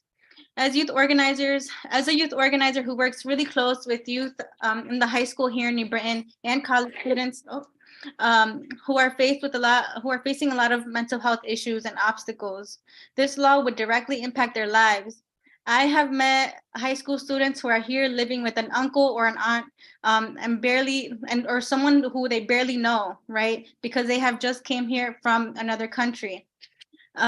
These students are literally the kids, and they've shown me pictures when they were in the cages, right? These are the kids who are facing, who are trying to adjust their status and who have been in the cages in the border, right? They've shown me pictures of how they used to look, right? These are students, who want to better their lives, right? And these people and these students, these children, yeah, mama, they're children.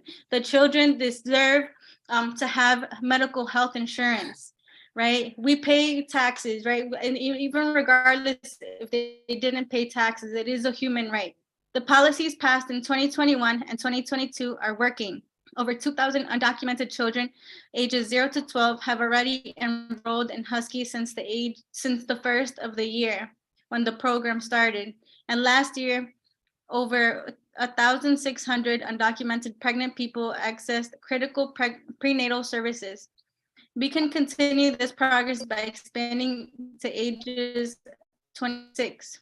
The Department of Social Services has estimated the cost to be at least 15 million. Hospitals would save money on on uncompensated care, and the state would save money on reduced emergency Medicaid spending. I encourage you to include the expansion of Husky for immigrants to the age of 26 in the state budget for that biennium ending June 30th, 2025. With respect to the budget of the human services agencies, specifically to the Department of Social Services, which administers Husky, Medicaid, and CHIP. Thank you for your consideration. Thank you, Perla, and special guest, the cutest special guest we've seen in a testimony yet. We appreciate it. Cynthia Johnson.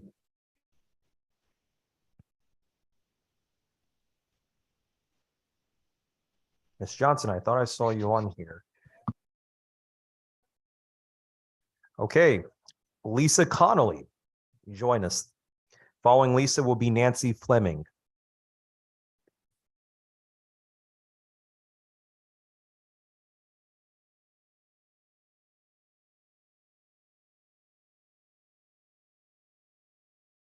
Will you mind turning on your mic? Thank you. Good. Good evening, distinguished members of the Appropriations Committee, and thank you for the opportunity to testify tonight. My name is Lisa Conley, and I'm Vice President of Community Network for Hartford Healthcare and the Chair of Leading Age Connecticut, a statewide membership association representing not-for-profit provider organizations serving older adults across the continuum of aging services. I'm here today to testify in support of the governor's recommended investments in quality nursing homes, residential care homes, and community-based services, and to encourage continued investment in our entire system of aging. I would like to ask for your support in stopping the nursing home rate cut that is being implemented on July 1st. As you know, aging services field has been in the center of a global COVID-19 pandemic. Now emerging from the pandemic, we find ourselves facing another public health crisis, the healthcare workforce shortage. We find ourselves facing a negative impact of, the workforce crisis is having a negative impact on aging services and is significantly affecting our funding needs. We hope to continue our valued partnership with the state as we address this next crisis and build strong and high quality system of aging services. Last session, the state addressed the longstanding inequity of the nursing home rate system by agreeing to invest significant funding into the true rebasing of the nursing home rates. We are extremely grateful for this investment, which occurred just as we were initiating a new acuity-based rate system, which is to be planned over a 3-year period. In the budget recommendations, the governor has included funding to support the next 2 years of the phase-in, and we strongly support this recommendation and ask that you do as well. We are alarmed, however, by the lack of funding proposed in the budget for the quality incentive program that was to be an important component of our new nursing home reimbursement system. In fact, the Department of Social Services just informed us that they plan to begin collecting a 5% withhold from the per diem Medicaid rate for every nursing home as a means of funding this program. DSS is planning to initiate this rate withhold on July 1st, 2023. We are adamantly opposed to this move by DSS. Nursing homes already pay a state nursing home user fee or provider tax of $21.02 per day, which raises $146 million annually for the state's general fund. An additional 5% withhold from their rates would be financially disabling and would inhibit the nursing home's ability to recruit and retain staff, start new quality initiatives, and potentially accept new admissions. We ask for your help in stopping this withhold plan and respectfully request that you authorize new funding to support this important quality incentive program. We are extremely supportive of the governor's recommendations to invest in residential care model. We are hopeful that this investment plan will be approved to encourage the growth and sustainability of the residential care home sector. Leading age members provide a full continuum of care and services and supports, including a wide range of home and community-based services. We are grateful for the funding and support to these services. The governor has asked for funding for a provider rate study and implementation study, and we support that. And thank you very much for your time and listening. Thank you, Lisa. We appreciate your testimony. Nancy Fleming joining us online, followed by Kimberly Smith. Nancy? I would defer to you if you like. Good evening, esteemed members of the Appropriations Committee, and thank you so much for staying so late to hear my testimony. I'll try and make it short. My name is Nancy Fleming, and I'm the Finance Manager for Covenant to Care for Children, and I'm here to request that you support House Bill 6659.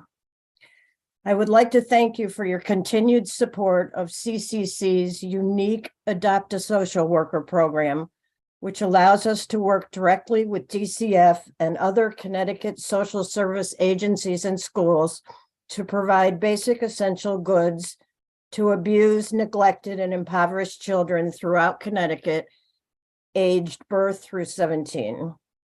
For over 35 years, our collaborative program has provided items including twin beds, linens, car seats, strollers, clothing, backpacks, school supplies, and school uniforms to almost 850,000 at-risk Connecticut children to help them thrive and to assist Connecticut families to be able to stay together in times of crisis.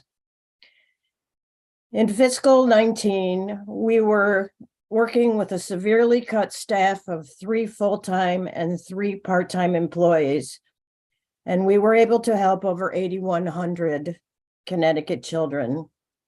In fiscal year 22, with the same staff and the pandemic, we were only able to help 6,600 children, an 18% drop in our services.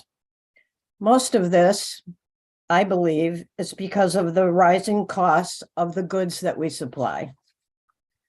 A quick example of this is in fiscal 19, the cost of 1 twin bed was $257.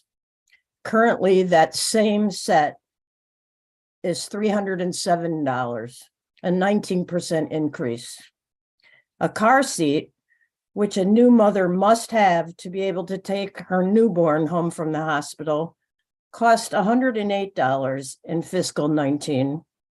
Today, that same car seat costs $170, a 57% increase. These are only a couple of examples of our rising costs to supply basic essential goods to Connecticut's children in need. Thank you for the opportunity to express my views on the governor's biennium budget. Please support the increases in funding over the next 2 years. Thank you so much. We appreciate it. Kimberly Smith. Ms. Smith? Good evening, Senator Austin, Representative Walker, and members of the committee. My name is Kimberly Smith, and I live in Basra. I am the Advocacy Coordinator at Disabilities Network of Eastern Connecticut. DNEC is one of 5 independent living centers in Connecticut. At DNEC, we take a wide variety of calls from people seeking assistance with benefits, personal care attendants, home modifications, housing, assistive technology, and general questions.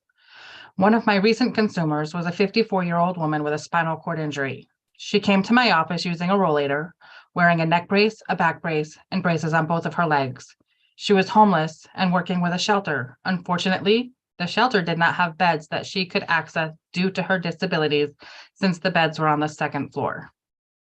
She was provided a cot on the main level of the shelter and required assistance from shelter staff to get on and off the cot, which exacerbated the pain from her disability.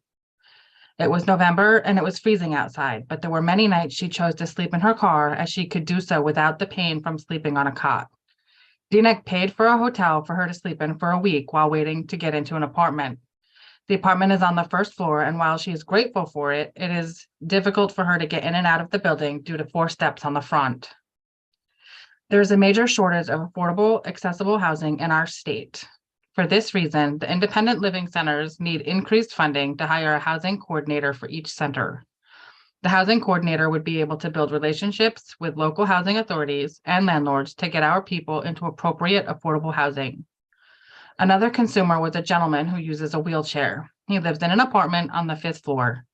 The apartment is not considered accessible. However, he was able to maintain his independence, that is, until the elevator broke and he became trapped in his apartment, as the only other way out was via the stairs. From the time I was made aware of this, it took 3 days for all repairs to be made, and the elevator was functional. He was no longer trapped.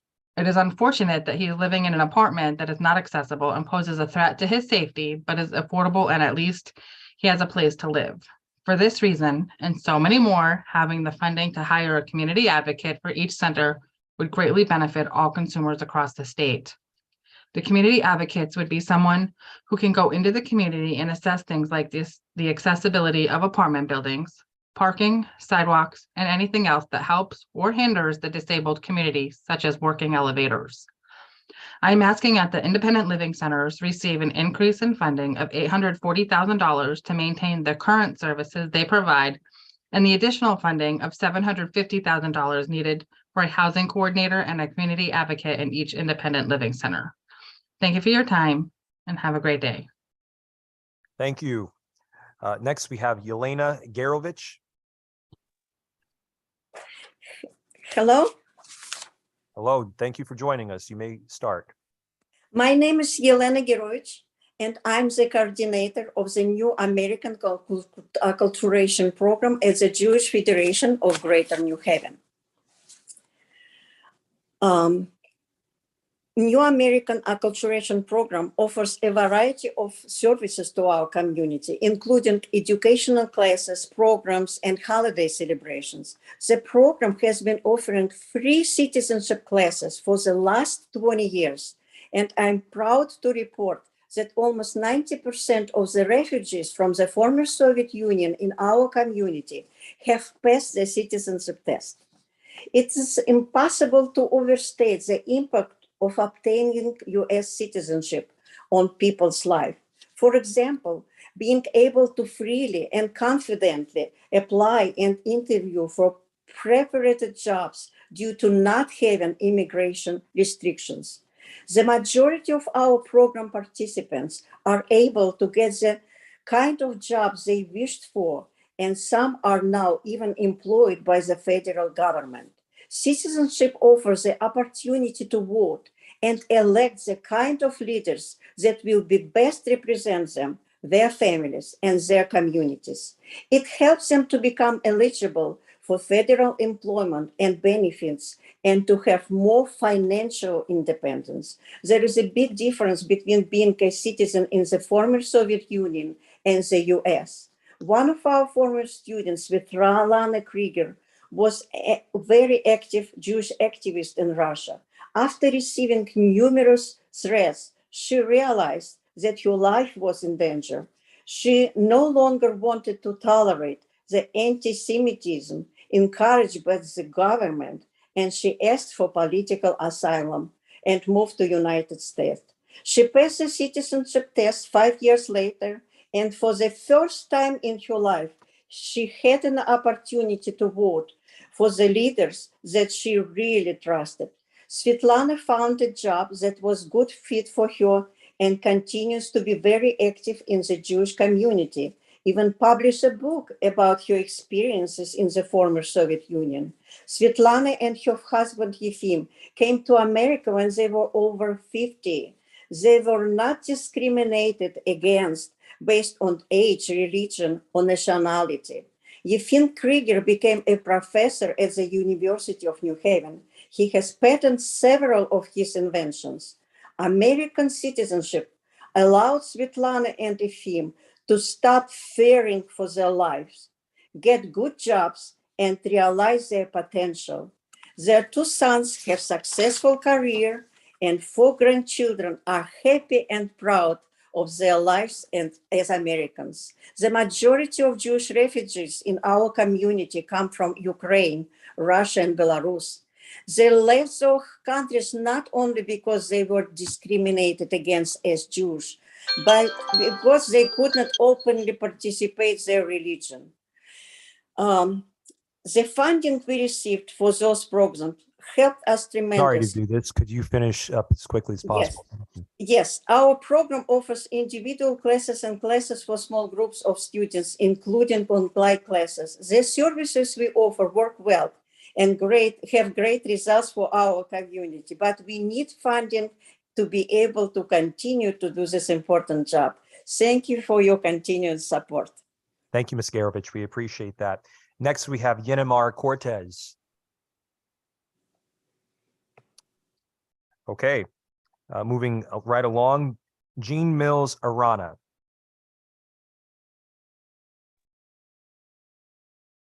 Good evening. My name is Jean Mills Arana. I'm a volunteer attorney for Connecticut Legal Services. I recently retired from its elder law unit, and I served on the governor's nursing home and assisted living oversight working group and its staffing subcommittee. On behalf of Connecticut Legal Aid's programs and our low-income elderly clients, including residents of nursing homes, I'm testifying in support of increased funding for greater transparency, accountability, and staffing in our nursing homes. These combined components will improve quality of care for nursing home residents and all need to be funded. These issues are at the heart of what is wrong with our nursing homes today. Nursing home residents suffered and died disproportionately throughout the COVID pandemic, and they continue to suffer today. They need help. We need to invest resources to ensure quality care for some of our most vulnerable residents. A number of current legislative proposals, including Senate Bill 989, promise improvements to the quality of care for nursing home residents. Fully funding these proposals, including enforcement capabilities, is crucial to fulfilling those promises. 989 provides for transparency and cost reporting for nursing homes, transparency and ownership, including ownership by private equity funds, and disclosure of all expenditures paid to related parties. These provisions need to be enforced. My written testimony goes into more details about them. In addition, Senate Bill 989 mandates a minimum staffing level of 4.1 hours of care per resident per day and increases the amount of social workers and recreational staff. These are vital provisions, and we urge you to fund them fully. Inadequate staffing in nursing homes is a long-standing problem. Way back in 2000, the Federal Department of Health and Human Services issued a report to Congress after studying the relationship between nursing staff levels and quality care. Facility staffing at lower levels had residents with increased risk of bed sores, malnutrition, abnormal weight loss, and preventable hospitalizations. The study found that a minimum of 4.1 hours of nursing care per resident per day was needed to meet the federal quality standards at that time, and that's well over 20 years ago. Until last year, Connecticut mandated only 1.9 hours of care per resident per day. We need to catch up. Resident acuity has only increased during the last 20 plus years, so a similar study done today would almost certainly find an even higher necessary minimum. We know that nursing homes with more staffing had better outcomes during the pandemic. A mathematical report done in Connecticut found that nursing homes with higher staffing ratings had significantly fewer cases and deaths per licensed bed. Good nurses and aides can't provide quality care if there aren't enough of them. The pandemic did not cause the staffing deficiencies, although it exacerbated them. But now that our attention has been focused on the needs of these residents, we need to make improvements. A minimum of 4.1 hours of care is the least that should be established.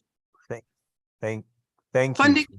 funding for the implementation and enforcement of these proposals is vital to protect our nursing home residents, and I hope you'll seriously consider it. Thank you very much. Thank you very much for your testimony. We're just going to go back to Yenamar Cortez, who seems to have their technology working now. Yenamar?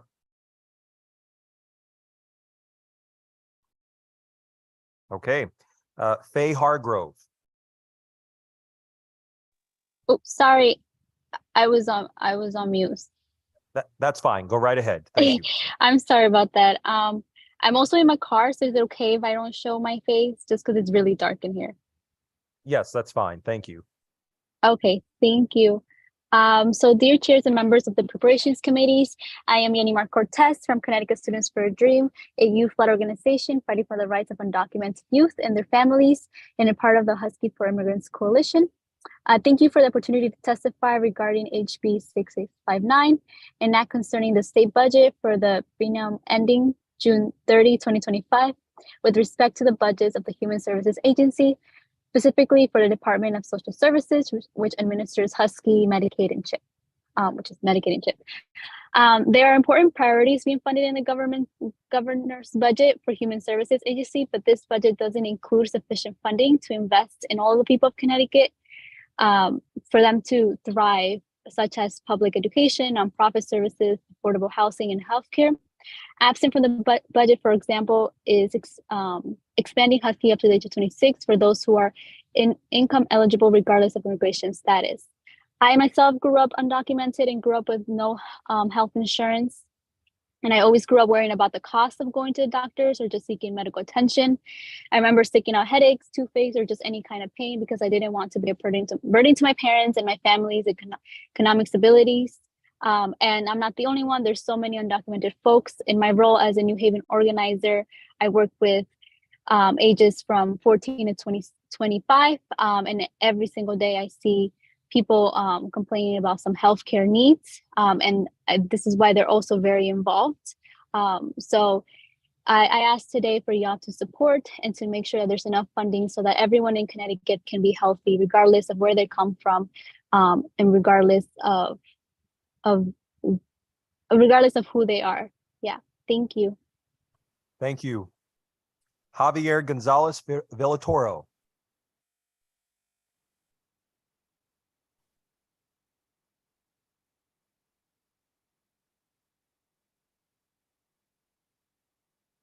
Javier, we see that you're connected. Can you hear us? Can you hear me? Yes, proceed. Hi. Dear chairs and members of the Appropriations Committee, I am Javier Gonzalez Villatoro. I am a worker owner of a cooperative tortilleria. I am an immigrant member of the Zapotec Nations in the Oaxaca Valley. I am a member of the Semilla Collective of New Haven. We are a part of the Husky for Immigrants Coalition. Thank you for the opportunity to testify regarding HB 6659, an act concerning the state budget for the biennium ending June 30, 2025, with respect to the budgets of the Human Services Agencies, specifically for the DSS, which is administered Husky, Medicaid, and CHIP. There are important priorities being founded in the governor's budget for Human Services Agencies, but this budget does not include sufficient funding to invest in all that the people of Connecticut need for a thriving state, such as public education, nonprofit services, affordable housing, and healthcare. Absent from the budget, for example, is expanding Husky up to age 26 for those who are income eligible, regardless of their immigration status. The coalition has estimated this would cost roughly $18.4 million and cover about 15,000 young people who are currently living without access to health insurance. DSS has estimated the cost to be at least $15 million. Hospitals would save money on uncompensated care, and the state would save money on reduced emergency Medicaid spending. The policies passed in 2021 and 2022 are working. Over 2,400 undocumented children ages 0 to 12 have already enrolled in Husky since the first of the year when the program started. And at least over 1,600,000 undocumented pregnant people access critical prenatal services. We can continue this progress by expanding to age 26. The Semilla Collective has been a part of the coalition since 2020 because we believe in the organized strength of the people and our ability to bargain with the powers that be to obtain the human rights that we are owed regardless of our immigration status. We are committed to building a political force and a workers' movement in the state of Connecticut. This legislation would set the path for a stronger and healthier workforce in the state. True change comes from the bottom up. Society is as healthy as their most vulnerable people. I invite you to be a part of this change and support this expansion of Husky. Thank you for your consideration. Javier, thank you for your testimony. Have a wonderful evening. Next, we have Sarah Lemaster. Sarah. Hi, good evening. Good evening, distinguished members of the Appropriations Committee. I'd like to thank you for taking the time this evening to listen. I know that it's late. My name is Sarah Lemaster. I'm the Director of Government Relations and Public Policy for the Community Health Center Association. I know that you've heard from other members of my association earlier today. So briefly, I'm asking you today to address the current funding gap that health centers are experiencing as a result of a lack of adjustment of our historical PPS rates. So we are asking for a one-time $30 million line item in the DSS budget. Without immediate relief, health centers will be forced to have to reduce services or lay off staff. We see this investment as a way to allow our health centers to remain competitive in recruiting, attracting, and retaining quality providers. We know that we're experiencing a dearth of primary care providers in the state. Health centers are we provide primary care to over 417,000 patients in 2021. We know that this funding will help to enable our health centers to keep their doors open and ensure that we can continue to deliver quality care to all of our patients. Since 2001, health centers have seen significantly increased the scope and breadth of their services, added new facilities, including school-based health centers to expand access to care. They've more than doubled the number of their patients and added remote patient monitoring in addition to numerous other services to improve access.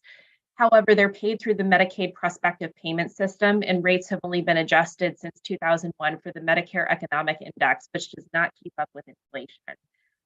This provides very little hedge against inflation. So for over 2 decades, the MEI increases that health centers have been receiving don't adequately address the cost of providing care or keeping up with the rising costs of recruiting and retaining staff.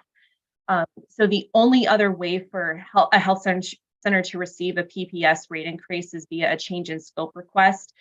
We are hopeful that we can work with DSS to address the change in scope issues that we've had. However, we do need immediate relief. As I said earlier, health centers need to be able to keep their doors open, and we see this one-time investment of funding as one of the critical ways of doing that. I wanted to thank you very much for your time this evening. And I know I'm one of the last people to go, and thank you so much for taking the time to listen. Thank you, Sarah, for your testimony. Next, we have Deb Poland. Deb? Good evening, members of the Appropriation Committee. For the record, my name is Deb Poland, and I am the Executive Director of the Connecticut Association for Community Action. We work with the state's 9 community action agencies, which are the state's anti-poverty agencies, serving about 200,000 low-income people across the state, and including in all of your districts. I want to provide some comments on 3 line items in the state budget proposal, and I did submit written testimony as well. The first, in the Department of Social Services, the governor has proposed adding $10 million to the Client Support Fund. Now, the legislature wisely created this fund in 2021, and we got it off the ground this past fall. And what it does is it provides a flexible pot of funding for people who have needs, but that there isn't a program that precisely addresses those needs. For example, people who need to get their car repaired so that they can go to work, or people who are just a little bit over income for SNAP, but are having trouble buying groceries, or who need to pay their property taxes, or have other emergency needs, can make use of this flexible pot of funds. This has been a fund that has been, we're almost out of the funds already. We started with $5 million. It was supposed to last through June 30th, 2024.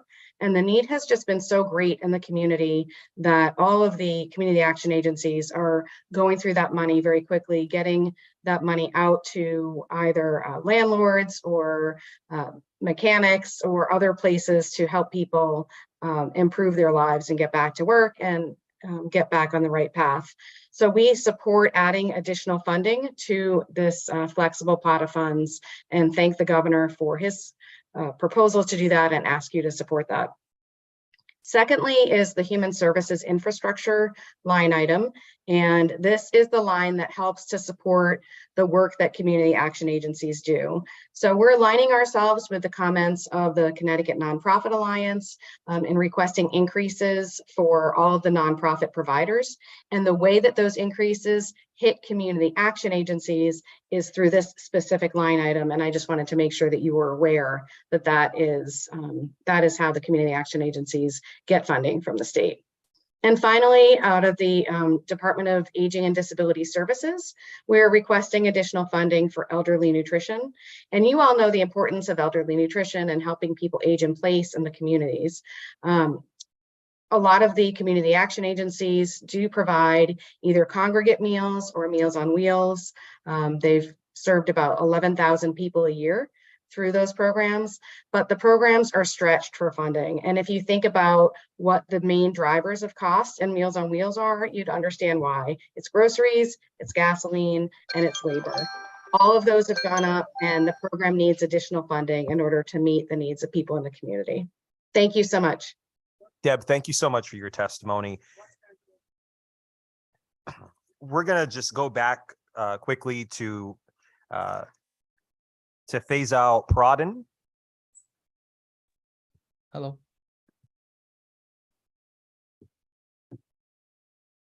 Good evening, everyone. Good evening, Senator Weston, Representative Walker, and the members of the committee. My name is Faisal Pradhan, and I am a PCA living in Norwich. I came before you today to ask you, invest the funding required to pay PCAs a livable wage and provide us quality benefits, including health insurance, paid time off, and retirement. While I have only been officially working as a PCA for a little over a year, I provided this type of care for my father over 10 years. Caring for my father is something I am honored to do. I love helping him to be more active and to live a more fulfilled life. While it is nice to be paid to care for him, I would do it either way because it is my responsibility. My sister is a PCA as well. It is in my family's culture to care for one another. However, just because we love our father and love caring for him doesn't mean that it does not come with its challenges. I had to quit my job in order to care for my father, and so now my primary source of income through my working as a PCA. In our last contract, we won $18.25 per hour in pay, but that has been negated by inflation, and we are back to where we started.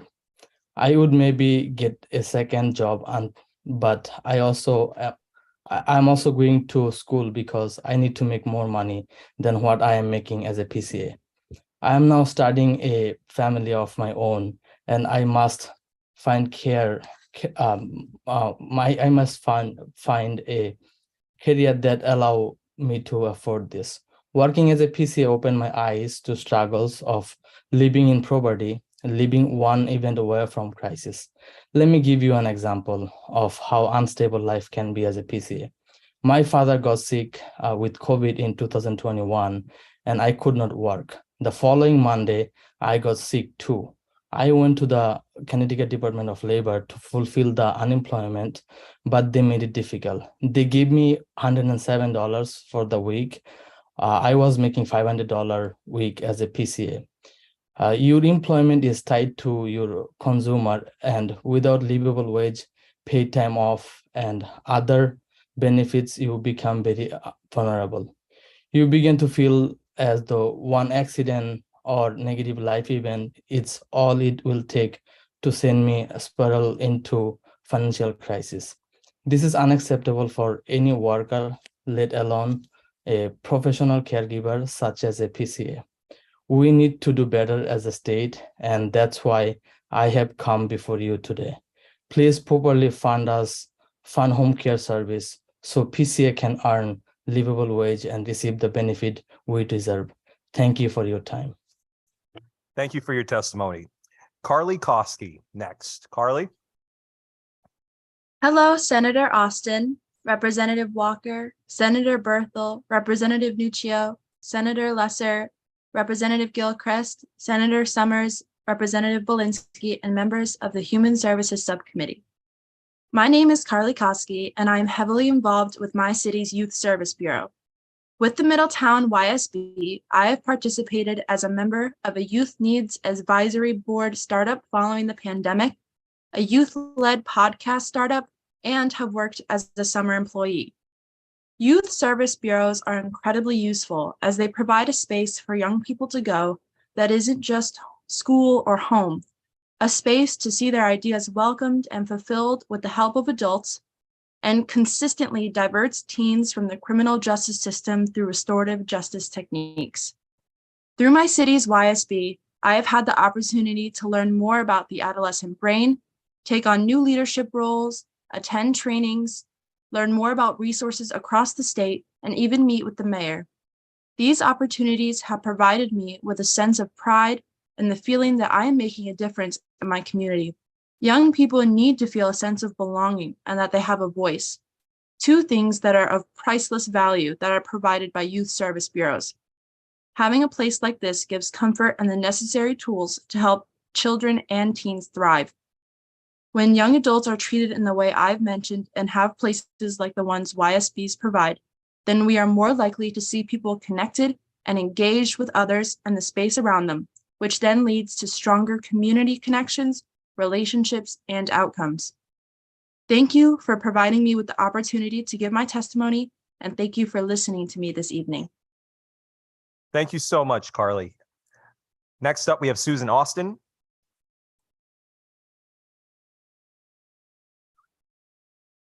Justin Carbonella. Justin? Thank you, Representative Paris, Senator Austin, Representative Walker, members of the Human Services Committee. My name is Justin Carbonella. I'm pleased to be here testifying on behalf of Middletown's Youth Service Bureau, as well as the immediate past president of the Connecticut Youth Services Association. I'm also the dad of a very patient 6-year-old, so thank you, Rocco. I believe deeply in the uniqueness of the YSB model, but understand the challenges that come with advocating on behalf of a network of 100+ organizations who are resourced at various levels and within communities of varying needs. In 2019, I would have never imagined that a large part of my role would be coordinating a long-term strategic assessment and planning process focused on addressing the intermediate and long-term harms of a multi-year global pandemic, but here we are. It's the work that our community needs, and regardless of its depth and complexity, it's the work that our YSB will be tackling. Our state and our communities need organizations with the type of charge that State Statute 10-19 outlines, and the wide range of critical work that allows us to be responsive to those needs, even if it means our work may be looking different town to town. With that said, I'm committed to the work of our network and in partnership with the state around expectations for YSBs and the support and resources needed to actually realize them, especially as the demand changes with additional state reforms. It's this particular issue that I want to focus on. In Middletown, we've received roughly $30,000 to support the Juvenile Review Board, which serves around 50 youth per year who are arrested in Middletown for the first and possibly second time. This equates to about $600 per youth. I'll note we received no direct state support for truancy, or within the projected rise in cases now that juvenile courts are operating a risk screener and will not work with any low-risk youth, but refer them to community supports such as YSBs and JRBs. Nor does this funding represent our work in partnership with schools and police to be responsive when issues arise to help support youth outside of an arrest. If we factor those efforts against JRB funding, the number ends up looking like $300 per youth. I'm aware that there are concerns around the findings of the landscape analysis, but I'd like to focus on one thing that rings true here in Middletown. We are a municipal department of just two full-time people, one of which is dedicated to coordinating our diversion process noted above, and the other is me. In my role, I manage all the administrative aspects of our standalone city department, the standalone building we occupy, manage 3 part-time staff, our city summer work program, a mayor youth cabinet, a city commission, the local youth justice and behavioral health collaborative. I provide training and supports to youth serving organizations, which has included training hundreds of Middletown camp staff on restorative justice and trauma-informed care every summer. I provide advocacy at the local and state level, which includes supporting youth in their own advocacy. Go Carly. Go Ashley. I run weekly youth focus groups. I develop a youth-led podcast. I sit on numerous boards and commissions and develop a student-led restorative justice program, which is about to relaunch at Middletown High School. And this does not include the work detailed above or in Mayor Florsheim's submitted testimony of creating a strategic plan on post-COVID support. It's no secret this work is getting more and more difficult. I fully support CYSA's request of an additional $6.8 million in staffing support. It's the right thing to do for our kids, and it's the right thing to do for our community. Justin, that's your time. Thank you very much for your testimony. Appreciate it. Jordan D'Angelo. Good evening, Senator Austin, Representative Walker, and members of the committee. I want to say thank you for listening to me tonight. My name is Jordan D'Angelo, and I'm a PCA living and working in Winsted, and I care for my mother. Caring for others, I've kind of always been part of my life. I took care of my grandmother when I was a teenager. So when my mom got sick and she needed care, I obviously stepped into that role. That being said, though, the fact that I'm caring for my mom doesn't always make life easier. And us home care workers in Connecticut are professional caregivers, even though we're not treated as such. The work we do truly allows the most vulnerable people to live in their home where they want to be. If you ask my mom where she wants to be, she would say right here in her home. However, the state doesn't seem to respect the work we do, and that upsets me to a great deal. In my last job as a PCA, I cared for 3 consumers who all lived in the same home, as well as taking care of my mom. I was only making $16.25 an hour to do so, and I constantly felt just burned out and overworked. We deserve higher wages for the work we do. We deserve a pension plan, or at the very least a 401k. A majority of this workforce are older and will likely be working until they need their own PCA, and that's unacceptable. Unlike other professions, we have to work in order to be able to get our health insurance. And it depends on the hours you work. I make too much money at this time to be eligible for Husky. And at 29, I have not had health insurance for basically my entire adult life.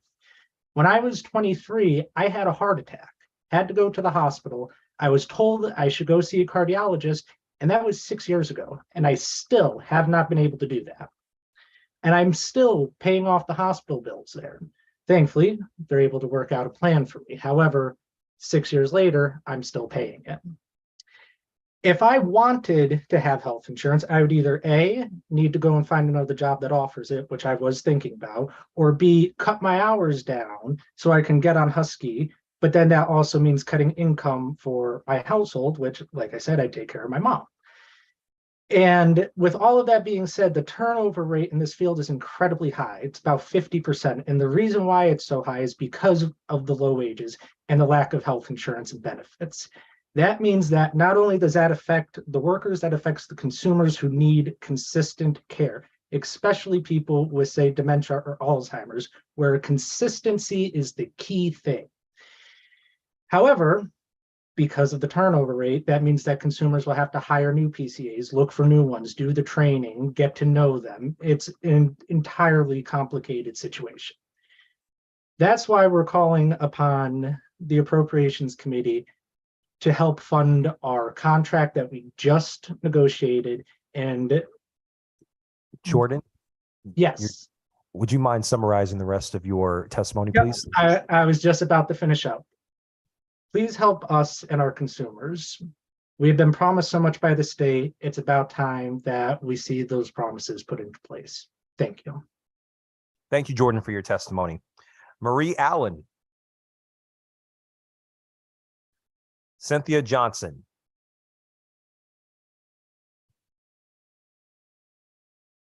Cynthia, we see you on. Can you? Chrissy Shattini. Hello. Hi. Sorry. Can you hear me? Oh, I'm mute. can you hear I'm me? sorry. Oh, sorry. Yes, Chrissy, hold on for 1 second. Cynthia, please continue. I was muted. I was trying to unmute. I'm sorry. Do you want me to wait? No, please go ahead. You have 3 minutes. All right. My name is Cynthia Johnson. I take care of my daughter. She has this rare epileptic syndrome. We moved here from Atlanta and Florida 5 years ago, and I became a PCA after my daughter took a serious fall, and she had other injuries as well. She became she got PTSD and vertigo, and with that came a whole lot of trauma in her life and other things. And as a PCA, I was taking care of her by myself, providing her with all her care and providing her with everything, not only as a mom, but as a PCA as well. With that, all the services and everything is hard for us when I don't have any resources, any other resources but being a PCA. And when the healthcare, the living wages, and the benefits are not, they keep going up and down, or the promises are being made, but they're not coming through. That just makes our lives harder for not just me, but all PCAs in Connecticut. My testimony is to reach out to those that can feel or can understand what we as PCAs are going through each and every day. We work hard, we give love and care to, if it's not a family member, it's other people that we are taking care of. We give our hearts and our souls. We take care of them. We give them each everything that they need, not only just for the medication or their long-term condition, but everything that's going on in their lives. Now we need to make sure that our lives are taken care of as well, so that we can continue the care that we give to our consumers.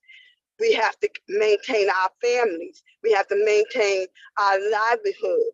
And the state of Connecticut is making promises and breaking their own promises.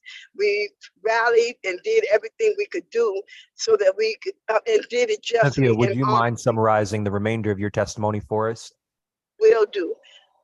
I just want to say, I love being in Connecticut. I love my work as a PCA, and I hope that the state of Connecticut appreciates and honors that, and will give us the chance, and will give us, the PCAs of Connecticut, the benefits that they promise. And you, as the appropriations, will make sure that funding comes through for us as well. Thank you for listening to my testimony. Bye-bye. Thank you for your testimony. Moving along, Chrissy Shattini. Chrissy? Hi, yes, thank you so much. Good evening, Senator Austin, Representative Walker, and members of the Appropriations Committee. My name is Chrissy Scattini. I'm the Program Director of Complete Care Health Services, Palace Adult Day Health Center, and I'm testifying today as the president of the Connecticut Association of Adult Day Services. Our association represents 38 adult day centers around the state of Connecticut, and it's one of the covered services under the Connecticut Home Care Program for Elders, also utilized by the Alzheimer's Respite Program and as well as a grant program. Adult day services are a truly valuable and cost-effective community-based service, and we're here today for a few matters. One is to first thank you for the support of this committee, including Senator Austin, Representative Walker, and the Appropriations Committee, who helped us to get allocated ARPA funds in the last session. And our centers have truly will truly benefit from that funding because we faced financial challenges before, during, and after the COVID pandemic. Adult day health centers provide full day of supervision for seniors, door-to-door transportation, nursing services, personal care, daily activities, 2 meals a day, and much more, all while allowing seniors and people with disabilities to remain living at home and be part of their community. Our program staff are fully trained. We monitor our clients' health on a daily basis. We take care of folks who have chronic conditions, including Alzheimer's, dementia, diabetes, Parkinson's, as well as those with mobility issues and who need assistance with activities of daily living. We also manage medications, offering nutritious meals, and meeting their needs, collaborating with their families and their primary care physicians. Adult day services is a community-based service that is far below the cost of similar services, including or comparing to in-home care that can cost about $5,000 per month, nursing home placement, which is over $10,000 a month. Full-time enrollment in an adult day program is calculated at about $1,800 a month, less than half of the closest comparative option.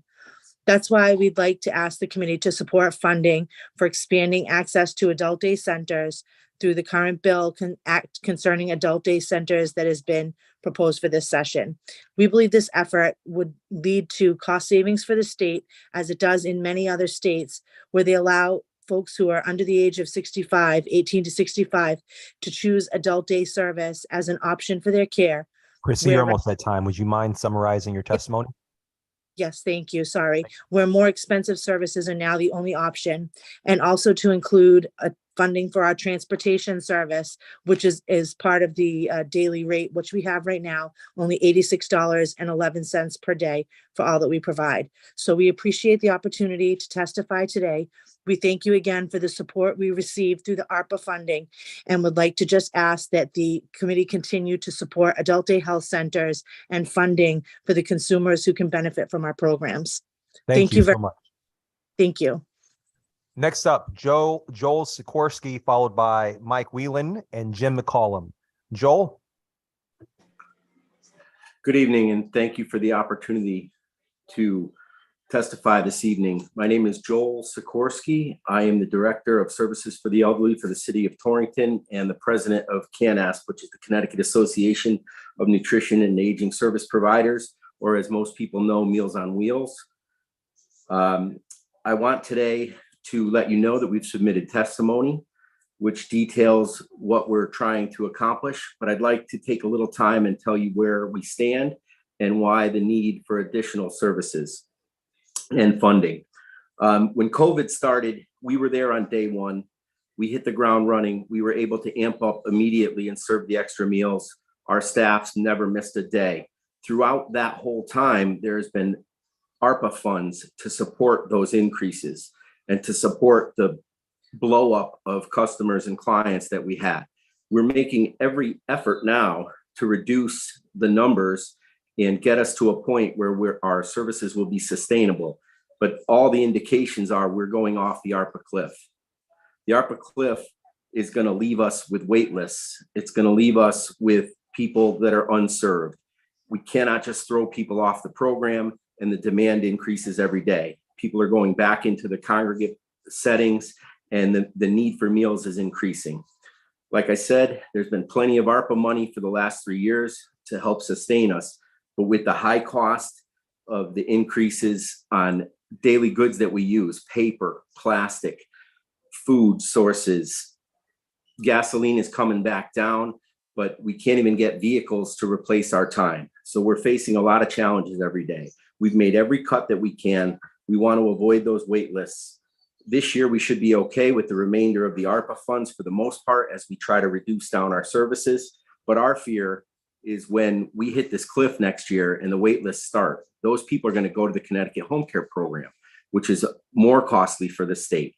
So we are asking for $2 million additional in the elderly nutrition line. That will help us support the losses that we're already seeing, and it will help sustain the program with minimal waiting lists.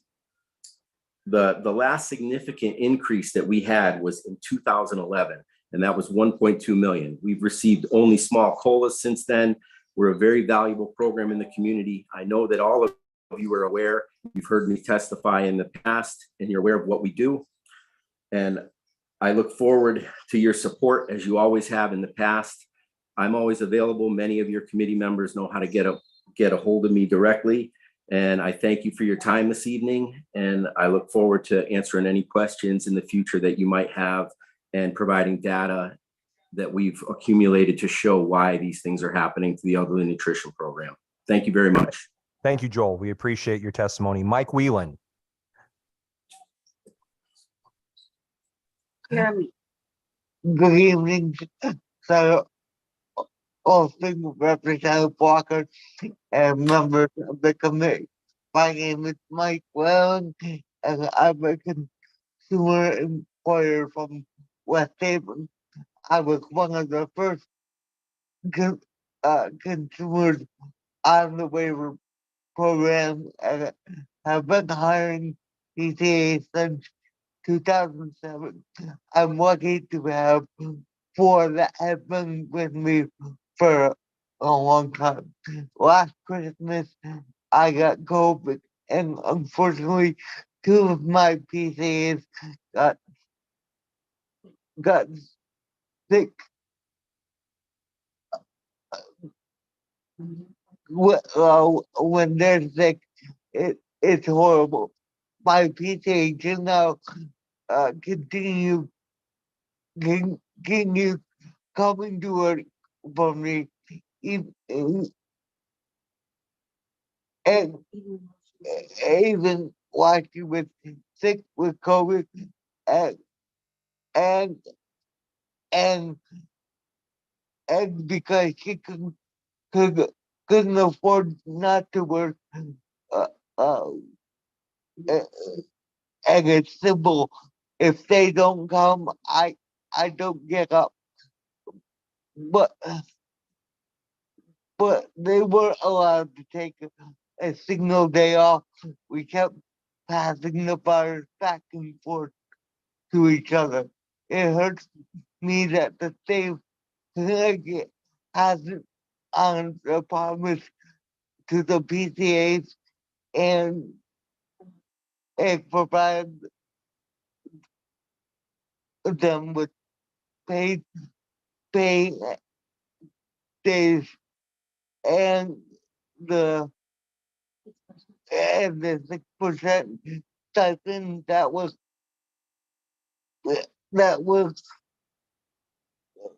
for health insurance that was passed by the legislature. It hurt me that the state thinks that 3 days notice is enough time to give the workforce to apply for the health care insurance type. PTAs are human beings. They need to be treated with the same dignity we demand of ourselves. They deserve paid time off. If PTAs could afford to take time off, there would be less illness spreading back and forth. We made some great progress over the last 10 years, but being and our PTAs need a lot more. PTAs need quality benefits that allow them to take care of themselves when they are sick. Thank you very much for your time. Have a good evening. Mike, thank you so much for your testimony. We greatly appreciate it. Jim McCollum. Hello, thank you very much to all the members of the Appropriations Committee for all your hard work and your patience sticking with this long evening. My name is Jim McCollum. I'm a member of the Board of Directors of the National Federation of the Blind of Connecticut.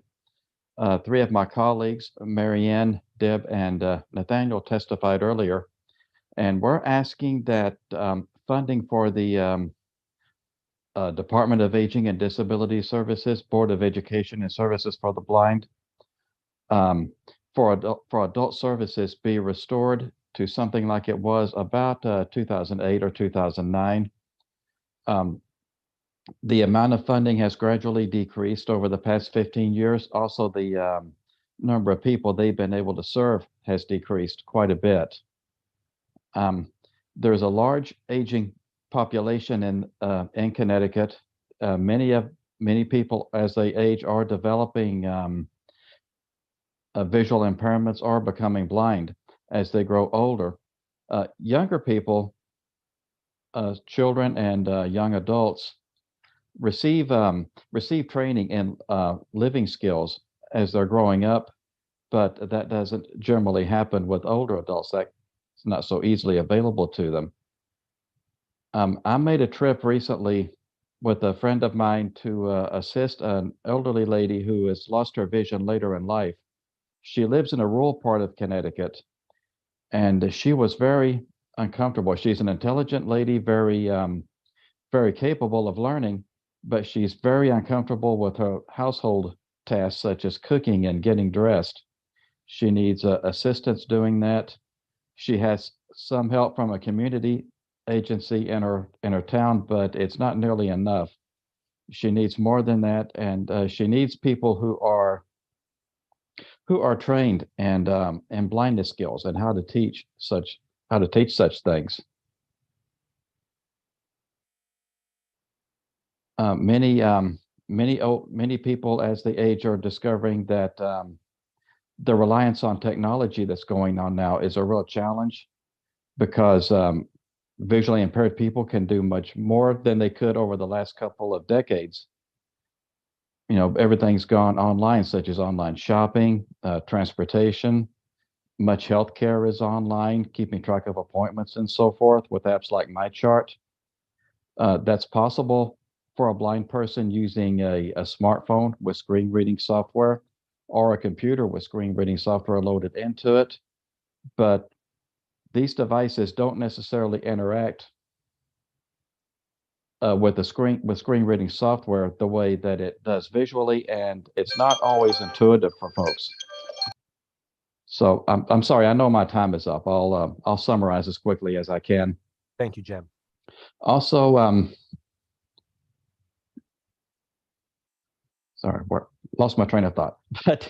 But anyway, we would like to see the funding increase so that blind residents of Connecticut can have training in life skills and mobility skills for safe and efficient travel, so that they can live more productive lives. And thanks for your time.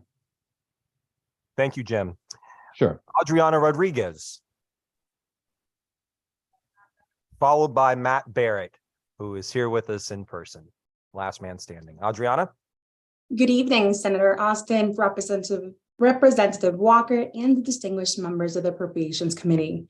My name is Adriana Rodriguez, and I am the Executive Director of the Spanish Community of Wallingford, also known as SCOW. SCOW is a nonprofit organization that has been responding to the needs of the Hispanic and Latino community for 51 years. We assist over 3,500 clients yearly with over 20,000 services that help them succeed in U.S. society, but by providing a wide range of social services, assistance with emergency basic needs, and essential programs for children, youth, and adults. Our entire staff is bilingual and bicultural and works tirelessly to assist the largest growing population in Connecticut. I am here today because we are seeking to amend the proposed budget to add an appropriation for SCOW for the amount of $100,000.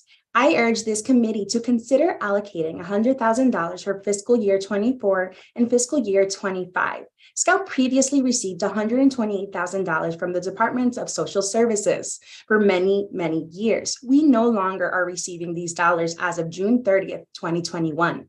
This funding is imperative and will allow us to continue our essential programs and services to help and empower the Hispanic and Latino, underserved, vulnerable, and diverse community that our agency serves. SCOW has stepped up to the plate during the global pandemic and has continued to address the needs during a time of fear and unknown. We have held 87 COVID-19 vaccine clinics where 2,398 vaccines have been administered, a majority Hispanic and Latinos, and thousands of personal protective equipment have been distributed. Our agency offers English classes, digital literacy classes, health and wellness initiatives, after-school youth programming, workforce readiness programs, and support in many more ways. Through our bilingual digital literacy classes, over 125 individuals are now able to navigate a computer, check their children's power school, and communicate to their teachers and schedule medical appointments online. Through our English language classes, hundreds of individuals are now able to engage in conversations, apply to jobs, and successfully integrate to society. Over 390 Hispanic and Latino youth have successfully graduated our Latino youth leadership programs and are now leaders in the community. They are business owners, homeowners, have joined board of directors, are mentors, and are giving back to their communities. These are only a few examples. Ms. Rodriguez, would you please summarize the remainder of your testimony for us, please? Thank you. Thank you. And then just without the Spanish community Wallingford, the growing Hispanic and Latino population from Wallingford and Meriden and surrounding towns would be without support. Please consider supporting the Spanish community Wallingford. And thank you for the consideration and your support. Gracias. Thank you very much. Mr. Matthew Barrett. Distinguished members of the Appropriations Committee, on behalf of the Connecticut Association of Healthcare Facilities, I am grateful for the opportunity to offer testimony on the governor's budget recommendation for the Health and Human Services part of the budget for state fiscal year 24 and state fiscal year 25. I'm here mainly to ask you to restore the provisions in the biennial budget recommendation that eliminate any inflationary increase in the Medicaid skilled nursing facility rates for state fiscal year 24 and 25. This is effectively a $206 million reduction to nursing homes in the biennial budget recommendation now under consideration in the Appropriations Committee.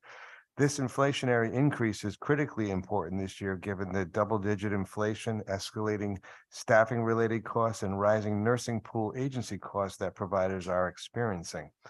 The Department of Social Services recognized the growing inflationary pressures faced by Connecticut skilled nursing facilities by updating the inflationary factor from 5.5% to 16.7% in the current year fiscal year rates.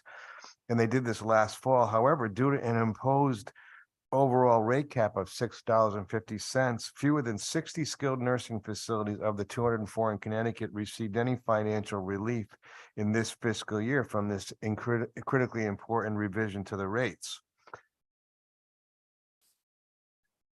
Regrettably, our members were not successful in convincing the administration that the cap should be removed during this extraordinary period. Nevertheless, providers were hopeful that the updated inflationary factor and adjustment would be included in the biennial budget recommendation before the committee now. Since the expiration of a temporary 10% Medicaid rate increase on June 30th, 2022, the situation has worsened for all of our Connecticut skilled nursing facilities. The existing rates, even with the recent increases associated with wage, pension, and health enhancements, are clearly falling behind the double-digit inflation and increased labor costs. It is for this reason that we are respectfully requesting that the $206 million reduction be restored for the biennial period. And we are so grateful for the opportunity to testify. Thank you very much. Thank you, Mr. Barrett, for your testimony. Thanks, Matt. If I could just interrupt, Madam Administrator, Gary Allen is in the attendees. Are they not responding to you? Or is that Marie Allen there? Because we have a Marie Allen on here. I don't know. Gary Allen has already spoken. Because I didn't know if it was Marie Allen, who was a Southwestern, something. Okay, next. Okay. 170. Next, we have I just Jennifer. wanted to make sure that we weren't holding him up or. her Well, up. we can certainly ask. Okay, that would be great. Thank you. Well, we have to, Yep. Want me to say anything to them? so I'm asking Gary Allen to unmute.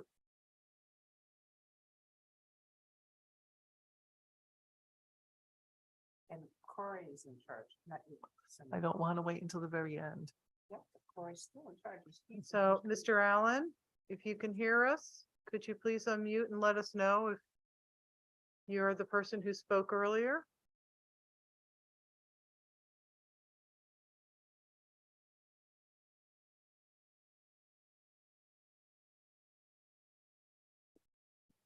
Thank you, Madam Chair. We have Jennifer Leduc next, followed by Marissa Jones, who will close us out with the last testimony for the evening. Jennifer? Hi there. Good evening. Can you hear me? Yes, go right ahead. Senator Austin, Representative Walker, Senator Lesser, Representative Gilchrist, and distinguished members of the Appropriations Committee. My name is Jennifer Leduc. I am the Director of Quality and Operations for Day Kimball Home Care. I am also an RN with 23 years experience in home health and hospice care. Day Kimball Home Care is located in Putnam in the quiet corner of our state. We are a small certified home health agency providing home health and hospice care to residents primarily in Windham County. Our team of nurses, therapists, home health aides, and social workers cover over 625 square miles, caring for our region's most vulnerable individuals and growing population of seniors. I thank you for the opportunity to testify today as I ask to increase Medicaid reimbursement rates for home health care providers, bringing them closer to what it costs our agency to provide this care. During 2022, we provided 2,139 home health aid, nursing, physical therapy, and occupational therapy visits to Medicaid beneficiaries. The reimbursement for these visits was approximately $78,000. Factor in an average of 16 miles per visit at the IRS mileage rate and the average wage and benefits expense for each discipline, and the total cost to provide this care was approximately $137,000. That's $59,000 more than the Medicaid reimbursement we received. Also, because Connecticut's Medicaid program does not cover social work visits, we provided 31 free medical social work visits to Medicaid beneficiaries who struggled with complex medical conditions, poor health literacy, and poverty. Day Kimball Home Care's mission is to provide the best home health services possible to Northeastern Connecticut. Each year, this is more difficult.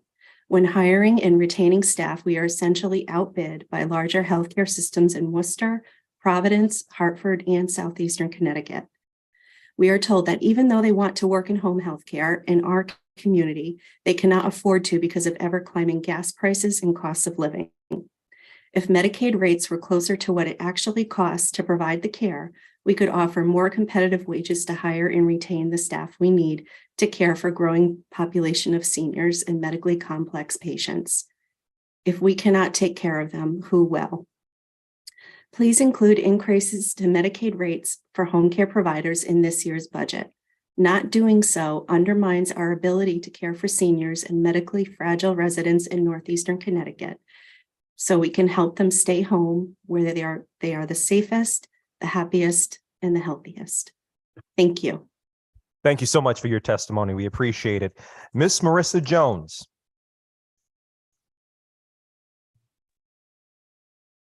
Good evening, members. My name is Marissa Jones, and I'm the administrator at Parkway Pavilion in Enfield, Connecticut. I appreciate your persistence waiting around for me tonight, and I appreciate that. We are now over 3 years into this COVID pandemic, and I can say it is still a very challenging environment for us, our residents, and our staff. I have been a provider in Connecticut only for the last 13 years, and every day is a new challenge that we face.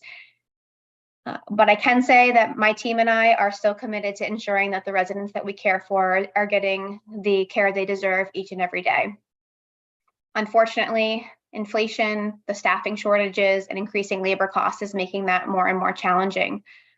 The never before experienced inflation and ongoing staffing crises really are the biggest issues that we are addressing right now, and we ask that they're addressed in the budget. With the current rate of inflation, we are losing ground, and despite our exhaustive efforts to control expenses, it seems like we're barely making headway. The cost of utilities has skyrocketed, not to mention the cost of food and medical supplies that our residents need every day. The proposed funding for nursing homes doesn't recognize what is happening with the inflation, and we're asking that you please recognize this in the proposed budget. In addition to the cost of inflation, our labor-related costs have skyrocketed, mainly because we've had to use agency. In order to have enough staff in the building to care for our residents, we have no choice but to bring agency in, because all of the efforts we've put to recruit staff have not really been successful.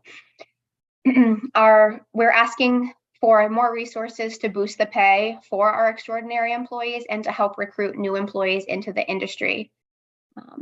Before closing, we must thank the state legislator for the tremendous support we have received. The resources the state legislator has previously provided us to boost staff pay has made a big difference over the last 2 years. But again, we're continuing to lose ground. Our employees are struggling. More funding is needed in the budget in order for us to really address the crises that we're facing with inflation and staffing shortages. We just ask that you help us deliver the high quality of care that we are committed to doing for the vulnerable population that we serve. And I thank you for your time. Thank you for your testimony. We appreciate it. Madam Chair, Madam Administrator, I do believe that concludes the appropriations public hearing for the Subcommittee on Human Services. Thank you for your day.